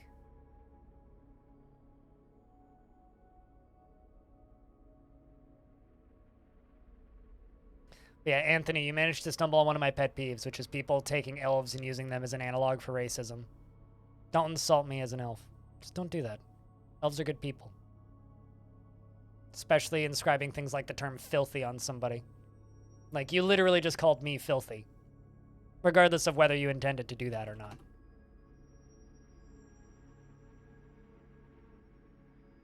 Because I grew up in the country and climbed a lot of trees when I was younger. Didn't have TV over something like fucking Rugrats. It's kind of weird. Don't do that.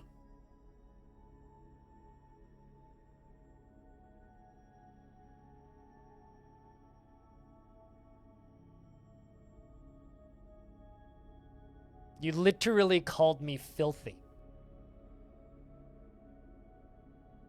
With what you think is a humorous joke. Yeah, you better fucking be sorry.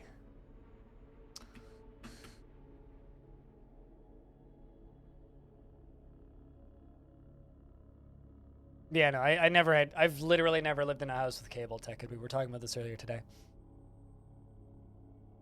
Finally tried this game. How'd it work? How'd it go?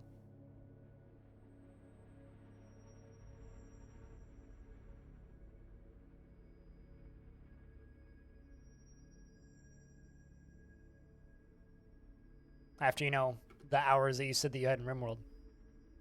Thank God you had people to help you. Yeah, it's kind of necessary. But there's fortunately a lot of people willing to help people learn this game.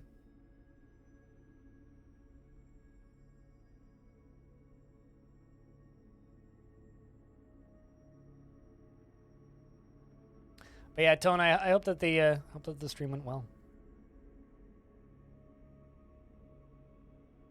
I'm also need to play more Cogmind. Problem is I need to prepare for headache whenever I play it because that text is still too goddamn small. You use a starter pack launcher? I wouldn't recommend that, but you can if you want to. Won't really impact your experience, but you'll get a better experience if you don't use it. Because you'll actually learn how the innards of the games works. And when updates come out, you'll be able to keep playing instead of having to wait for the starter pack launcher to update. Hell yeah, man. Yeah, I've had a busy week. I did a thing that you did a couple weeks ago, and I launched a new podcast. Well, this is now a thing that we have, that me and my team have, actually. Took like, I don't know, a year plus of planning at this point. Or maybe like around a year of planning to actually make that happen. So we'll see if more than 10 people listen to it.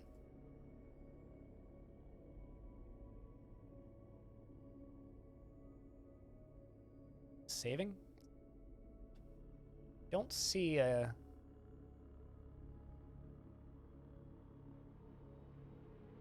What's the theme? Just games. Nothing too fancy. Just games. You know how easy it is to install a tile set, right? Click, drag art files into the art folder, and then if it's a graphical tile set, go into your init files and just change graphics from N to Y. It's literally that easy. So you're sacrificing stability for 10 seconds of convenience.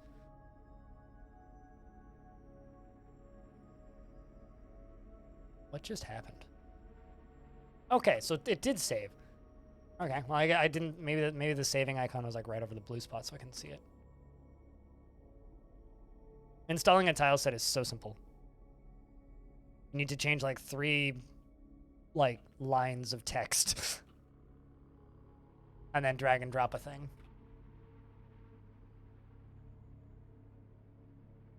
But whatever, it doesn't matter. No one will need to know how to install tile sets in like a month. Or not a month, in a couple of months to a year when the Steam version releases. Because it'll remove the need for all of that stuff. But all the other things you could be doing with the other 10 seconds? Well, I mean... Think about all the things you could be doing instead of watching my stream. Actually, maybe don't, because then you'll leave.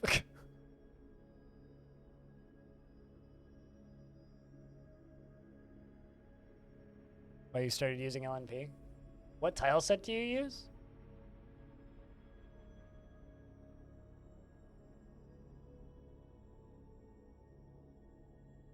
Because most of them are as simple as literally just slash graphics on click and drag a thing. You'd be a happy bunny. I'm very much hoping people will, or hoping that the Steam version will be up. You use Obsidian? Well, I mean, this is, I always just link this when people need help setting up Dwarf Fortress, but Krug Smash has this excellent video called Your First Fortress. Literally explains everything you need to play Dwarf Fortress without using Lazy Noob Pack, or the Newbie Starter Kit, or whatever the heck they call it now.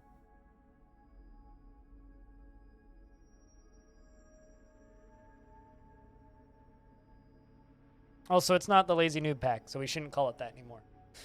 Because Lazy Noob Pack is a really, really, really, really, really bad name for it.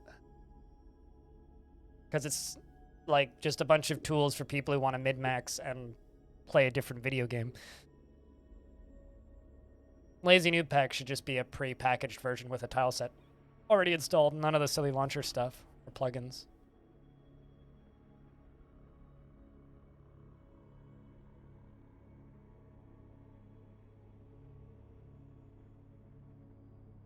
Well, we managed to get our population up by 1 today. Who's my 1 peasant? Oh shit, Paranoid Metroid grew up. You as an adult now. Vengeful after joining an existing conflict. Well, that's good.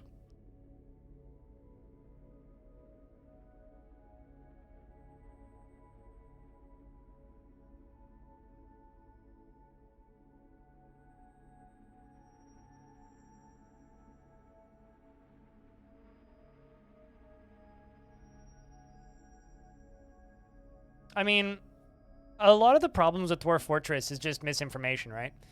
Like, there was a person who commented on one of my YouTube videos a while ago. And they commented that it was like episode 30-something of Longdeath. And they were just like, hey, your game's really stable. Mine crashes a lot. How do I fix this? And I just responded with, what version of the game are you playing? And they say, I don't know. I was like, I told them how to figure it out. And they responded with, they still didn't know. And I was like, all right, well, where did you download the game from?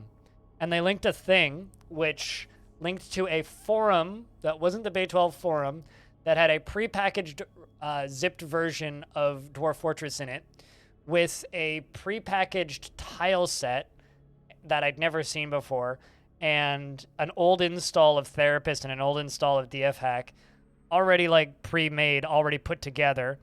And you opened it and it also had a bunch of mods crammed in there, and the game crashed twice when I was trying to generate a world in that version. And it was a version of Dwarf Fortress from approximately 2013-ish. So very heavily bloat modded, older version of the game. And they were trying to run it in Meph's launcher, was one thing that they stated. So they were trying to run a version of the game from 2013 with a bunch of old mods in a relatively recent launcher at the time. That's like one of the most common issues that I run into with Dwarf Fortress is just people who genuinely don't know what they're doing. Get the game in an install from a friend. Or like when I was sitting on Craig Smash's Discord, Tony, you have a good dinner. When I was sitting on Craig Smash's Discord and talking with some people, there was this guy who was asking for help learning Dwarf Fortress, right? And he's like, yeah, I know nothing about this game. I've never been able to play it, blah, blah, blah, blah, blah, blah, blah, and was telling us all this stuff. And he popped up a stream in the chat window because there was like 8 of us just sitting in voice chat just talking. And he popped up a stream and started going through embarking. And we're like, well, why don't you just generate a world first? Because, like, you know, you said that you've never played it. And we're like, but you already have a world, so you must, like, know some of what you're doing. He goes, oh, no. I got this world from my friend. We're like, what? And he goes, yeah, it's a world that my friend's been playing on for a really long time, and it has a bunch of mods in it. We're like, well, we just figured out why your game's crashing. They're like, what do you mean? They're like, because you're using a world from your friend running God knows what. Like, there's so much, like, weird information about Dwarf Fortress that's just factually wrong that it confuses with reality and what the truth is. It's like a lot of the best things you could possibly do with Dwarf Fortress is just go for the most simple solution. Like, I know it's hard to learn the game in ASCII, but just use a very basic ASCII tile set. Doesn't need to be the default one. Just use a very simple tile set. Don't use any plugins. Just download the game directly from the website. Just start playing, because you will jump over so many hoops that you don't need to jump over. And it just makes things so much simpler. It's like, yeah, the only real issue with not using Therapist is to assign jobs, you have to go to the V menu. So hit V, which defaults to this one, right? And then you just hit, oopsies, V, and then P for preferences and L for labor. And you just assign labors manually to each dwarf like this, which is too much for most people, right? You move up and down with the numpad, press enter, select what job you want to give them. That's the only difference, is you just have to do it from dwarf to dwarf individually in that screen. And the Steam version is going to change how that works. So it's like, that is the inefficiency and the annoyance with not using Therapist, which is too much for most people, which blows my mind. Investments are open, heads up. What a mess. I do think that problem is not because of the packaging things like LNP does. I think it's more because of reaching a wider audience that wouldn't have been otherwise been playing the game at all. I mean, it's sort of like that person who was in here who was talking about having, or what's the word? It's like whenever people pop in here and they don't realize that the game has been out for so long. They think that it's just like a game that's been in development that you can like I've encountered people like this a couple of times who just think that the game isn't available. It's just like there's a few testers who test it, and its first ever release is coming out on Steam. Like, there was somebody on the Steam forums a while ago who goes, how could this game be coming soon if it was never released, but there's also reviews of it from 2011? Which is true. There are reviews of Dwarf Fortress in newspapers from 2011. What? They've only worked for you like an hour before it crashed. Yep. And then after that, you decide you're not using other people's saves. I mean, a lot of other people's saves probably either have mods or some format of modifications that are different from your game. So, I don't know. Shit just bothers me. Like, it's just like every time people ask me, how is your game running? How have you not had FPS death happen yet? Well, FPS death is a myth. It's always sortable. You can always fix FPS death if you know what to look for. Always.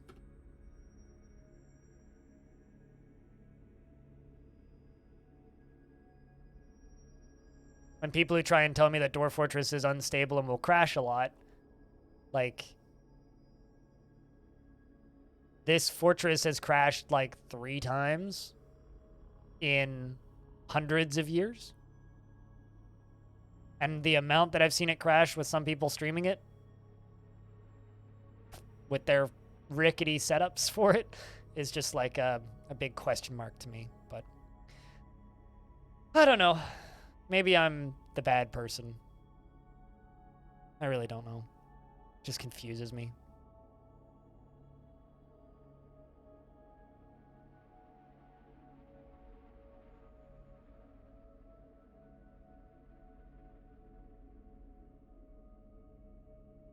Would learn multi-threading though?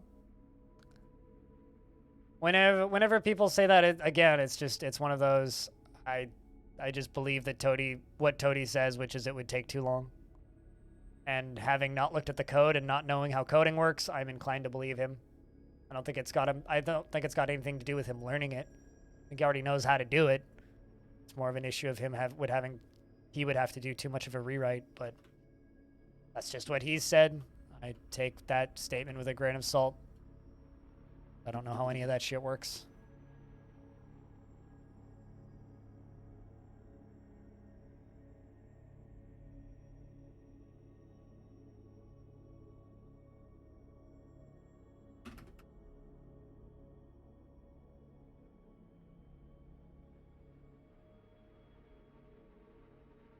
Water from the source of the river is cleaner than when merging into a fucking ocean. Yep. This is true.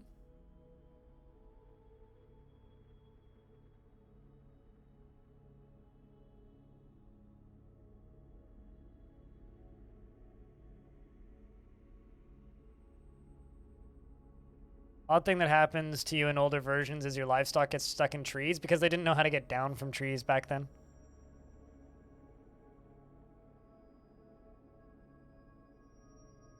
And you need to remember that Dwarf Fortress is based on code from 2002. Like, Dwarf Fortress, the side project, was started in 2003-ish.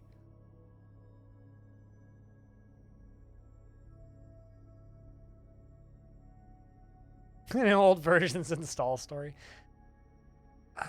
Not an old versions install story, and I told this story the other day, but still my favorite thing about Dwarf Fortress is that the most common bug report that Tarn Adams gets is that people tried to run it from within the zipped file instead of unzipping it. Download it, open the zipped file, double click on the executable, and it gives them an error.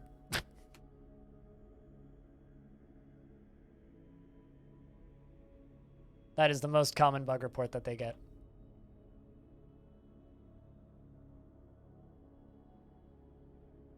That's fine.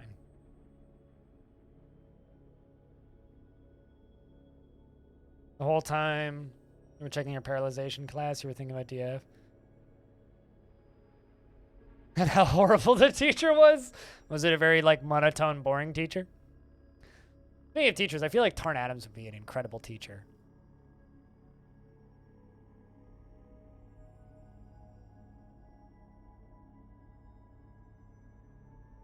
Something that does kind of bother me, though, is just the way a lot of people who...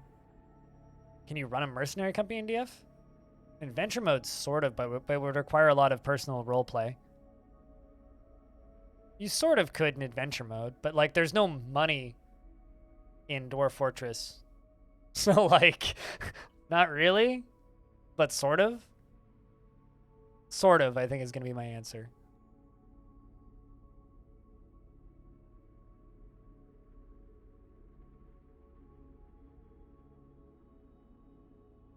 Yeah, yes, but no. Exactly.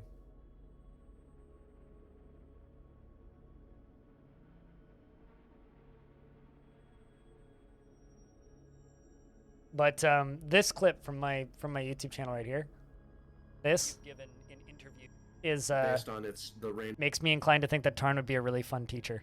fall and all that kind of stuff or whatever, but then it just stores it. So we have 3 stored quantities then, and then when it creates a mid map, it takes that crossing point in the width of the river on the north and the east in that example, and then it does a random walk or whatever between those 2 points. Then you've got a river of a given thickness in that 16 by 16 map, and then you're like, okay. I also don't understand a word that he says in that entire clip.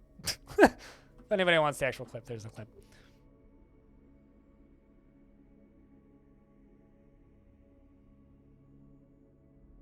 I mean, the vast majority of the air quotes content in Dwarf Fortress is player-driven roleplay, right?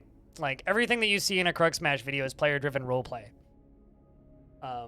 Everything that you see in, like, written stories that people write is, like, player-inscribed roleplay. Dwarf Fortress is one of the biggest single-player story RP games kind of ever made.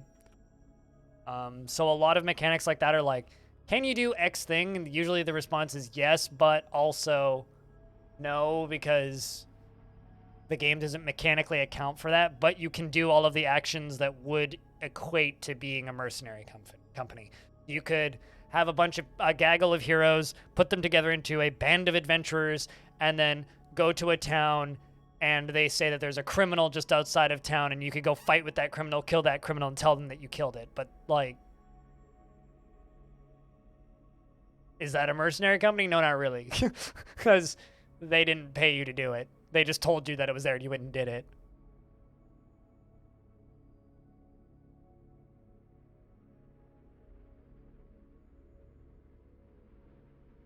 Yeah, absolutely.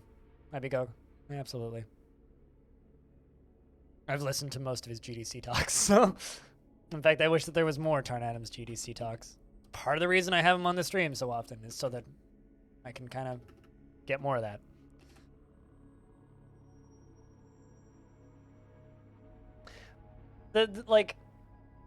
The thing with Dwarf Fortress, Changeman, is like I don't know if you've ever played the game or if you're just like discovering it or like what your experience with the game is. The thing with Dwarf Fortress is there's a lot of things in Dwarf Fortress that are half finished for one reason or another.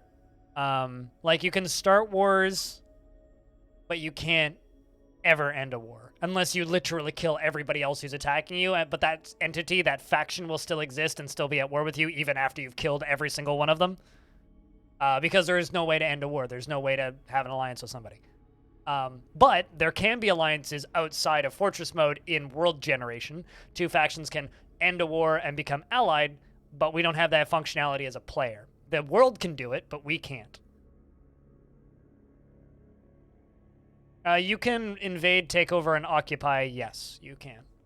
You can indeed invade, take over, and occupy. The next major update that was delayed because of the premium versions, which is Villains Part 2, is supposed to add in a lot of stuff for adventure mode to let you become a villain and have subordinates and people that you can order to do things. There's a lot of stuff that's supposed to come into that.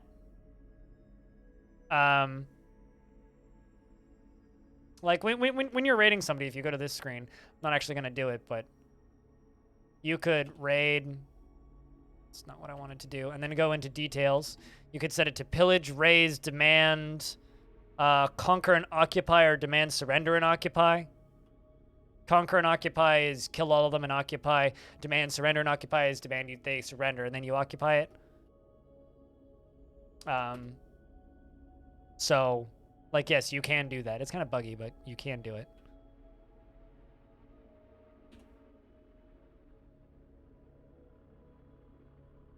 But like I said, it's kind of buggy. But you can do it. You have to give up some dwarfs, though, to occupy it, because they stay there permanently. What about the UI has been holding you back? There's literally, like, the UI holding you back is the biggest, bad excuse I've ever seen for somebody not getting into a video game. But what about it is bad? It's just a list of hotkeys. List of hotkeys to submenus. Building menu. List of things you can build. Lies? No, it's an opinion. An opinion can't be a lie. It's like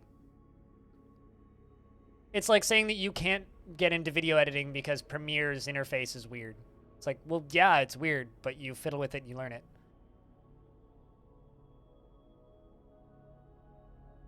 I eventually figured out what everything in that does. RimWorld's UI is no more or less acceptable than or accessible than Dwarf Fortress. Don't kid yourself. RimWorld's UI is just as complicated as Dwarf Fortress's. The only difference is one is mouse-driven and one isn't. That's the actual hang-up for most people, is like, oh, it's mouse-driven. It's like, well, RimWorld UI plus mods makes it even worse.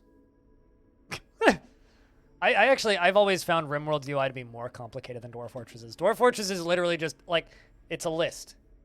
What do you need? Most of these menus you'll never use. Also, RimWorld is a far harder game than Dwarf Fortress. Like, 1,000 times harder. Also, barely comparable to Dwarf Fortress. Dwarf Fortress is a story generator and world simulator, whereas RimWorld is a tower defense base building game. Pretty good one, but very different games.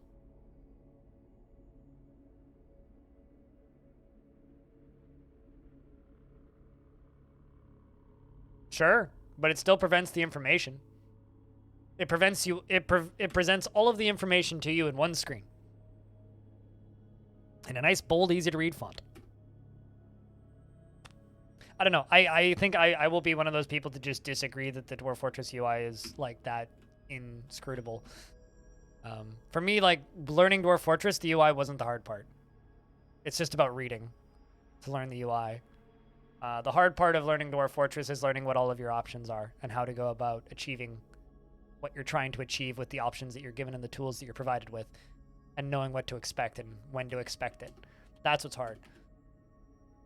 The UI is just, it's tedious at first, but becomes muscle memory very quick. Oh, absolutely, and that's why they're making it better. I just don't think it's as crazy as people make it out to be, especially when people use like oh, I just got too used to RimWorld's accessibility. It's like, RimWorld doesn't have a fucking accessible UI. Don't you fucking tell me that it does.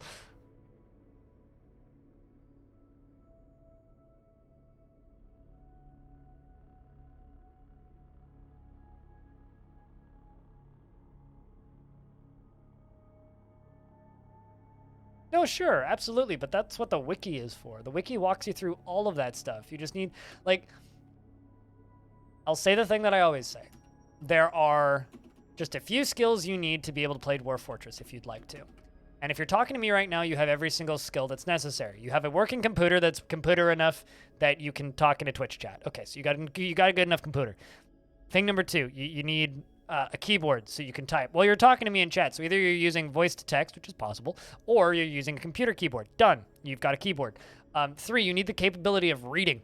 And if you're able to respond to one other person in chat or make it to this part of Twitch to find my stream, you can probably read. So as long as you can read and you have a keyboard and a computer, you can play Dwarf Fort. You have every single skill necessary.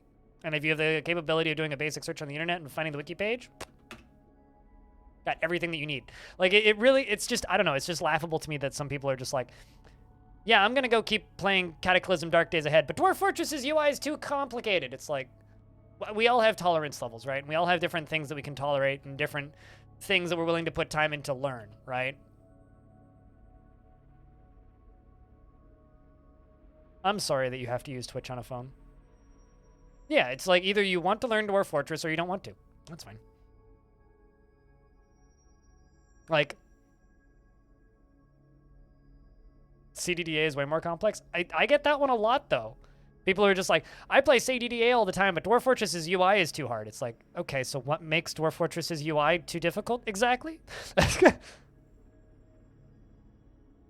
Yet it has a way higher player base, and people who play CDDA constantly ask me why I play Dwarf Fortress because the UI is so inscrutable. It's like, what are you talking about? It's like, CDDA is like big and complicated, but it's also not impossible. Same with Dwarf Fortress. Same with like fucking Aurora 4X.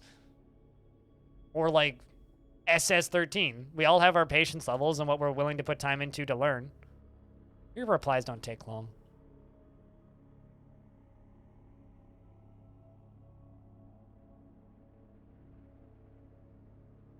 But not the C# version. Old school. Back when it looked like rejected Windows 95 Excel spreadsheets.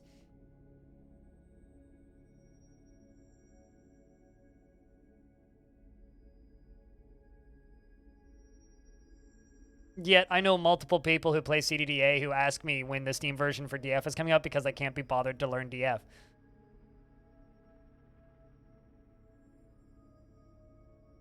It's just like, huh? Or it's just like all those people who spend so many hours playing Tarkov. Tarkov is a significantly harder game to learn than Dwarf Fortress. You literally need to memorize market values of like different types of bullets and gun holsters to play that game. There's so much memorization and like map memorization and area memorization and like all of that stuff. It's like we can all learn complicated games if we put our minds to it. Like,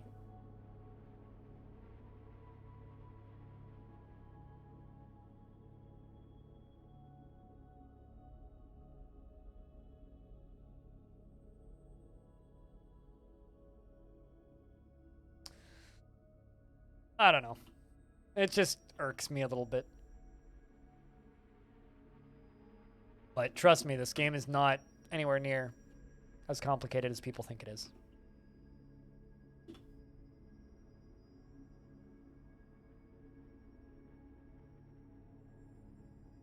Math gives you a headache? The visuals gave me a headache. Just how sharp the world is half the time, especially after you take any sort of med. Like, instantly I wanted to throw up.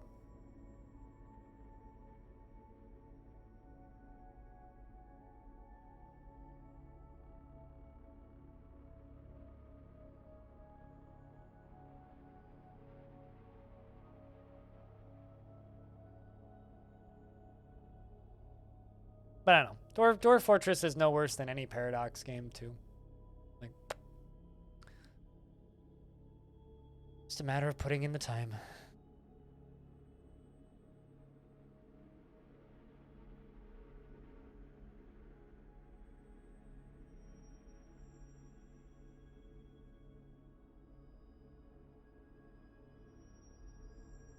Also, I hope you're doing well today, Cooler. But enough of me like bitching and moaning about like people not wanting to learn Dwarf Fortress. That being said, if anybody does want to learn Dwarf Fortress, I can help. And if I'm not streaming at the time, just type in this Discord in the Dwarf Fortress room and I'll help. Or someone will. You hate people blaming lack of intelligence is funny to me though. It's like, stop insulting yourself. I'm not a smart person and I can play this game. Like, it's not like it's based on like an old article about how you require like a degree in mathematics to play Dwarf Fortress. It's like, all right, who the fuck said that? Just stop it. Because I've certainly seen that from multiple places and it always just like makes me kind of look at people sideways going like, what? Why does that say that?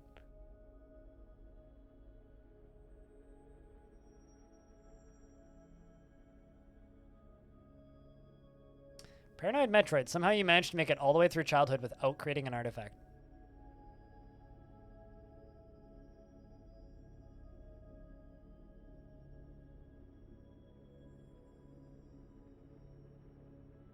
The hard maths of have no bed, need build bed. Did I ever watch Full House? The original one or the remake? I never watched the remake, but I want to say it was season 2 of the original we had on VHS for a bit. Why?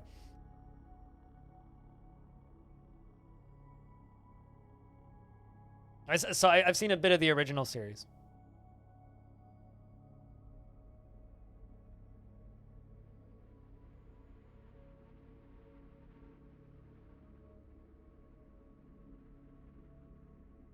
Okay, so in that instance, then sure, I've seen a bit of it. Why? When it comes to older sitcoms, I was always more of a fan of Hogan's Heroes and Gilligan's Island, but which we also had the odd DVD or VHS collection when growing up. Oh yeah, I heard about that. So why are you just like, hey, did you ever watch this TV show? Hey, person that you may have really loved from this TV show died. That's one way to ruin somebody's day. But yeah, which is why I was posting Rolling with Bob Saget on, hold on. I got a thing to link. If you've never seen Rolling with Bob Saget.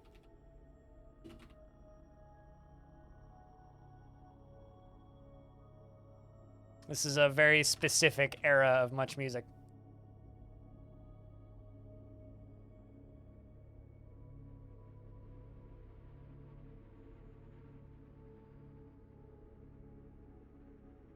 Classic Twitch thing you've seen? What? People rolling up and announcing a famous person's death? I mean, that's just the internet. It's like the week before Harry Potter, the last book coming out, and that one guy over on the shore screaming, "One of the twins dies! Hedwig dies!" I couldn't actually remember which one of the twins died, but he shouted the actual name. Way to ruin a day? Yeah. Just like rip John Madden. But yeah, just listen to Rollin' with Bob Saget and you won't be so sad anymore. Dude had a good life.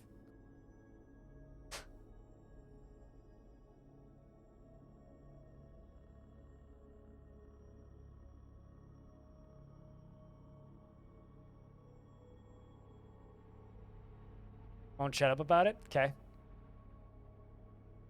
So why is Bob Saget dying relevant to anything that we've discussed in the last 6 hours?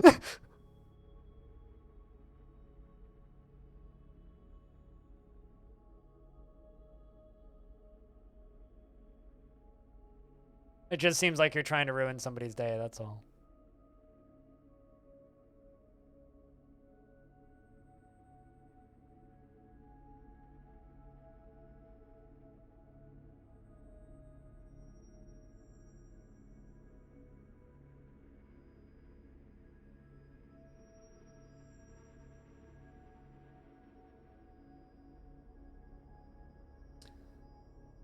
Into late winter. Roll up around to spring.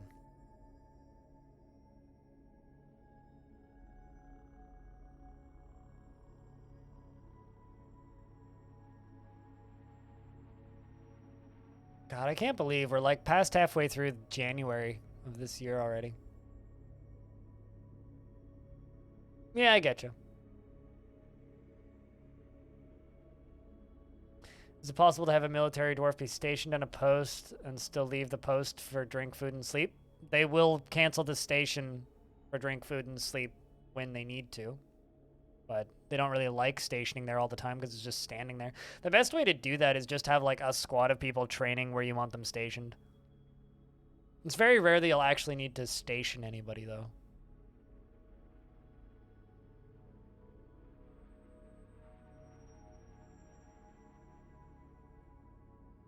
Outside of like RP reasons. The more important term of full house in the poker hand. Now we're just back to Zynga poker and how fucking Take-Two bought Zynga for $12 billion. God, I can't even like comprehend $1 billion, let alone 12 times $1 billion.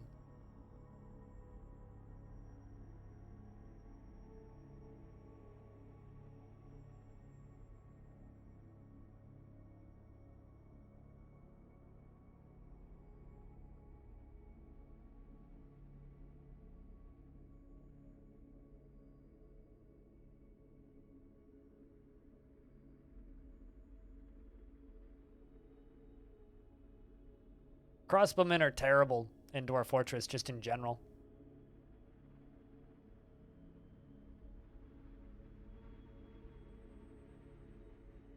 It doesn't matter if they're crossbowmen or crossbow dwarves. Like ranged combat in Dwarf Fortress is super duper buggy. I don't really consider them to be a viable solution for defense in any situation because of how buggy they are. But I guess theoretically, sure.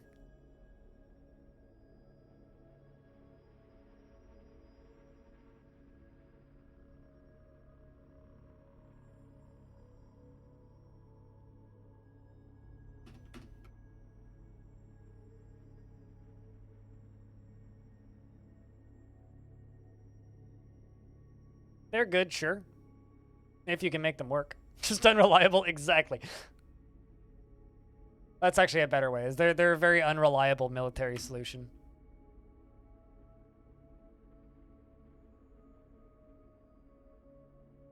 Dwarves are discussing government, guys. They've discovered us.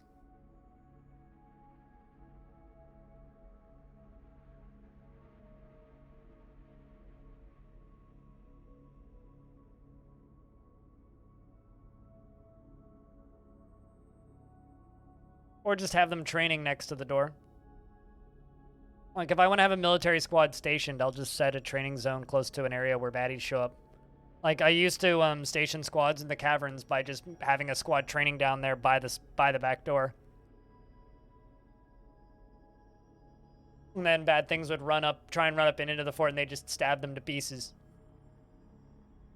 And then I had other dwarves show up to carry the bodies away. It's a pretty effective way of doing things.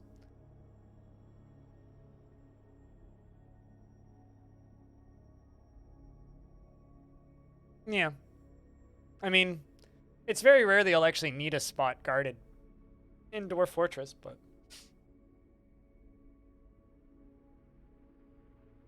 Unless you're in, like, a haunted biome or, like, Untamed Wilds biome that has weird, scary monkeys spawning or something. There's also, of course, you know, the traps option, if you're worried about, like, baddies showing up. Or if you're worried about, like, things stealthing onto your map, like elves, set up a guard dog. Just put a dog behind bars or a fortification and let them peek through. They'll spot a thing as they run by.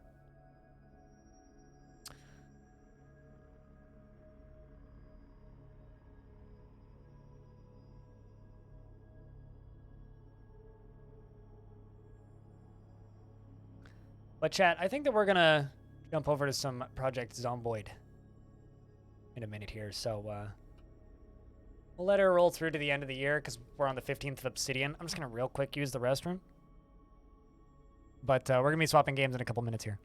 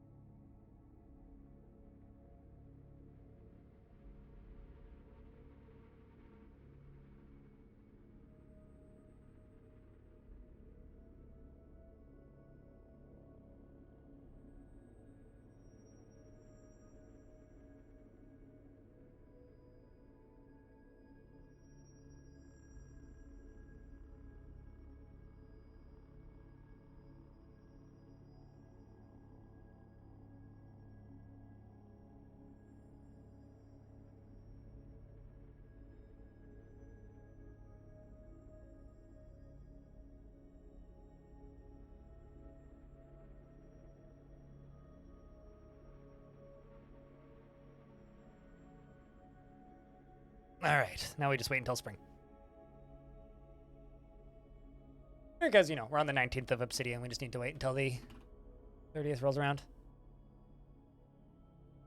Apparently, in the server, power's out, so we get to roll up an electrician and see what we can do. See what people are up to. See what's going on. Yeah, we need to queue up clothing.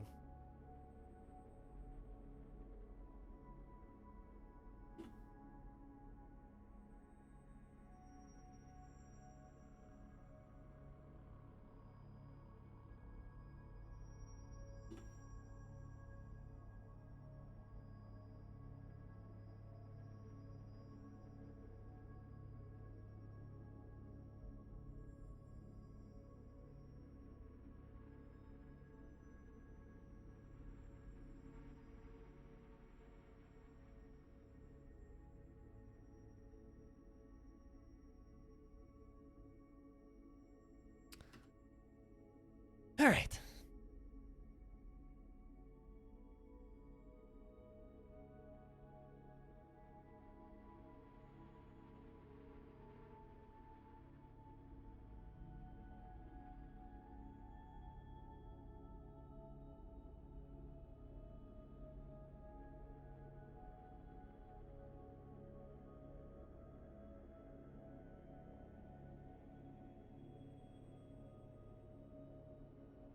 Also, tomorrow is my normal day off streaming, so to stick to my normal schedule, there won't be a stream. But I got some other things that I'll be working on, so.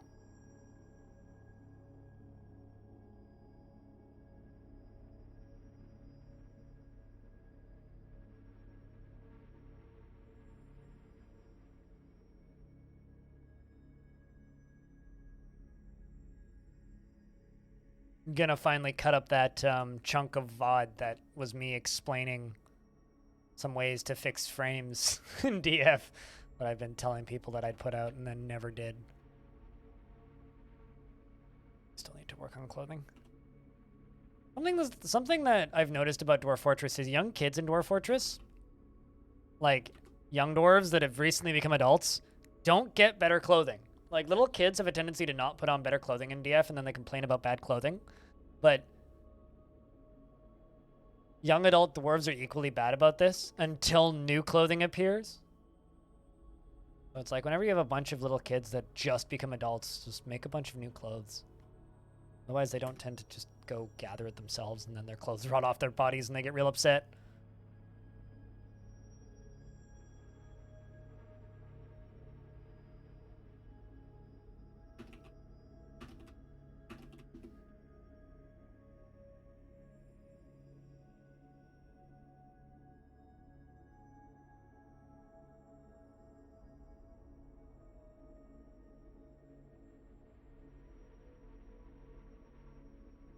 All right.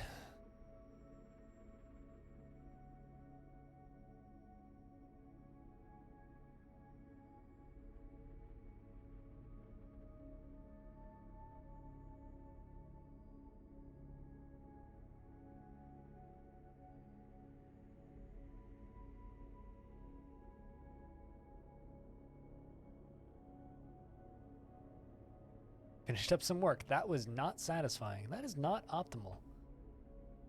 You didn't find that satisfying.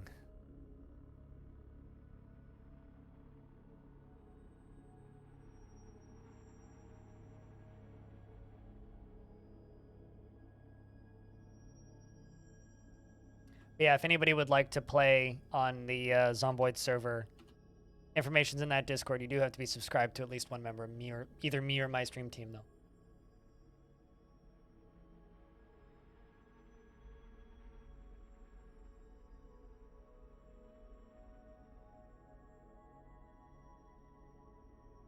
Not satisfied? Yep.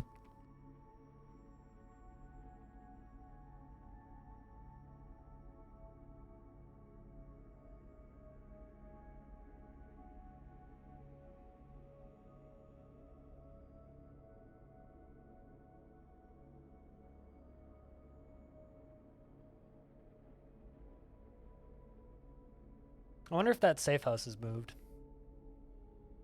27th.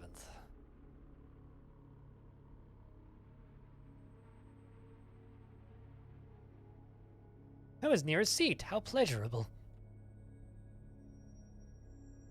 Dwarf really likes that seat.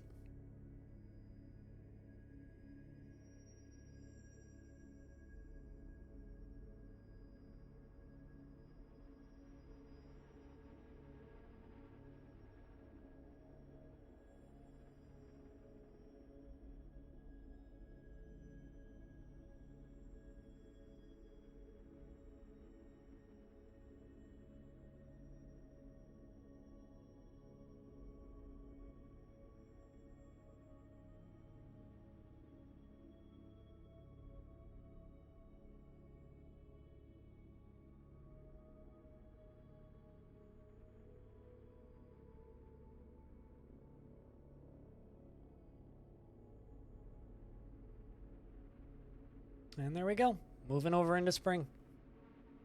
So I guess we can grab the eye drops acquired. Wow, you weren't joking. For some reason I thought you were like jokingly stating that you need eye drops because that game was stopping you from blinking. But you were serious. Wow.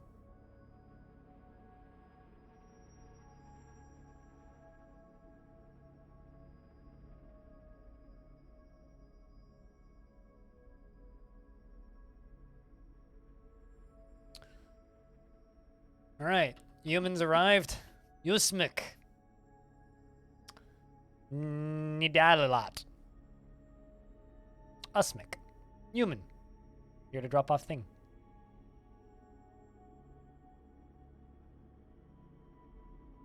You hope it helps? I hope it does too. That sucks, man. Having dry eyes is not pleasant. There was these medical eye drops I had to put in my eyes for a bit to take tests ages ago. And yeah, they dry my eyes out like crazy.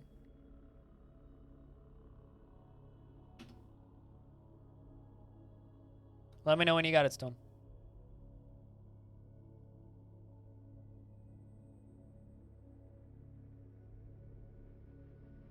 The 301st tribute. Yep. Tribute 301. That's a lot of tributes. So Tuesday, Stone, will be year 367.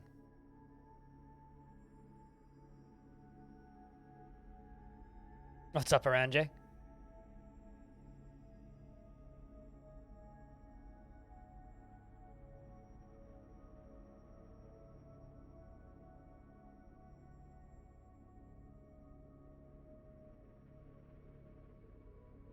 All right, I'm going to assume that you got it, Stone. All right, well, we'll just let them keep crafting things. Put on a splendid item. This is truly wonderful, says Dwarf. All right, chat. Well, we made it into year 366, started in year 364. It's not bad. We also now have the king again, which is also not bad. That's pretty solid. The stream's not done, but I am done with dwarfs for the day. So if you're here specifically for Dwarf Fort, I recommend going over to my YouTube channel, where there's more Dwarf Fortress than you could reasonably watch in a lifetime. And also, if you're tuning out, check out my podcast with me and my stream team.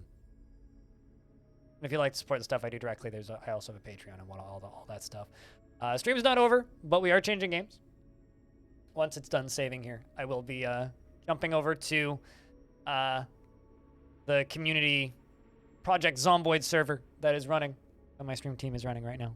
So, want to hang out for some zombies? I'm sure that'll be its own bundle of fun. And if you're sticking around, can I get a round of beers? I had enough reasons to do that today. Ask for rounds of beer. Do that. Close the thing. Pop up here. Project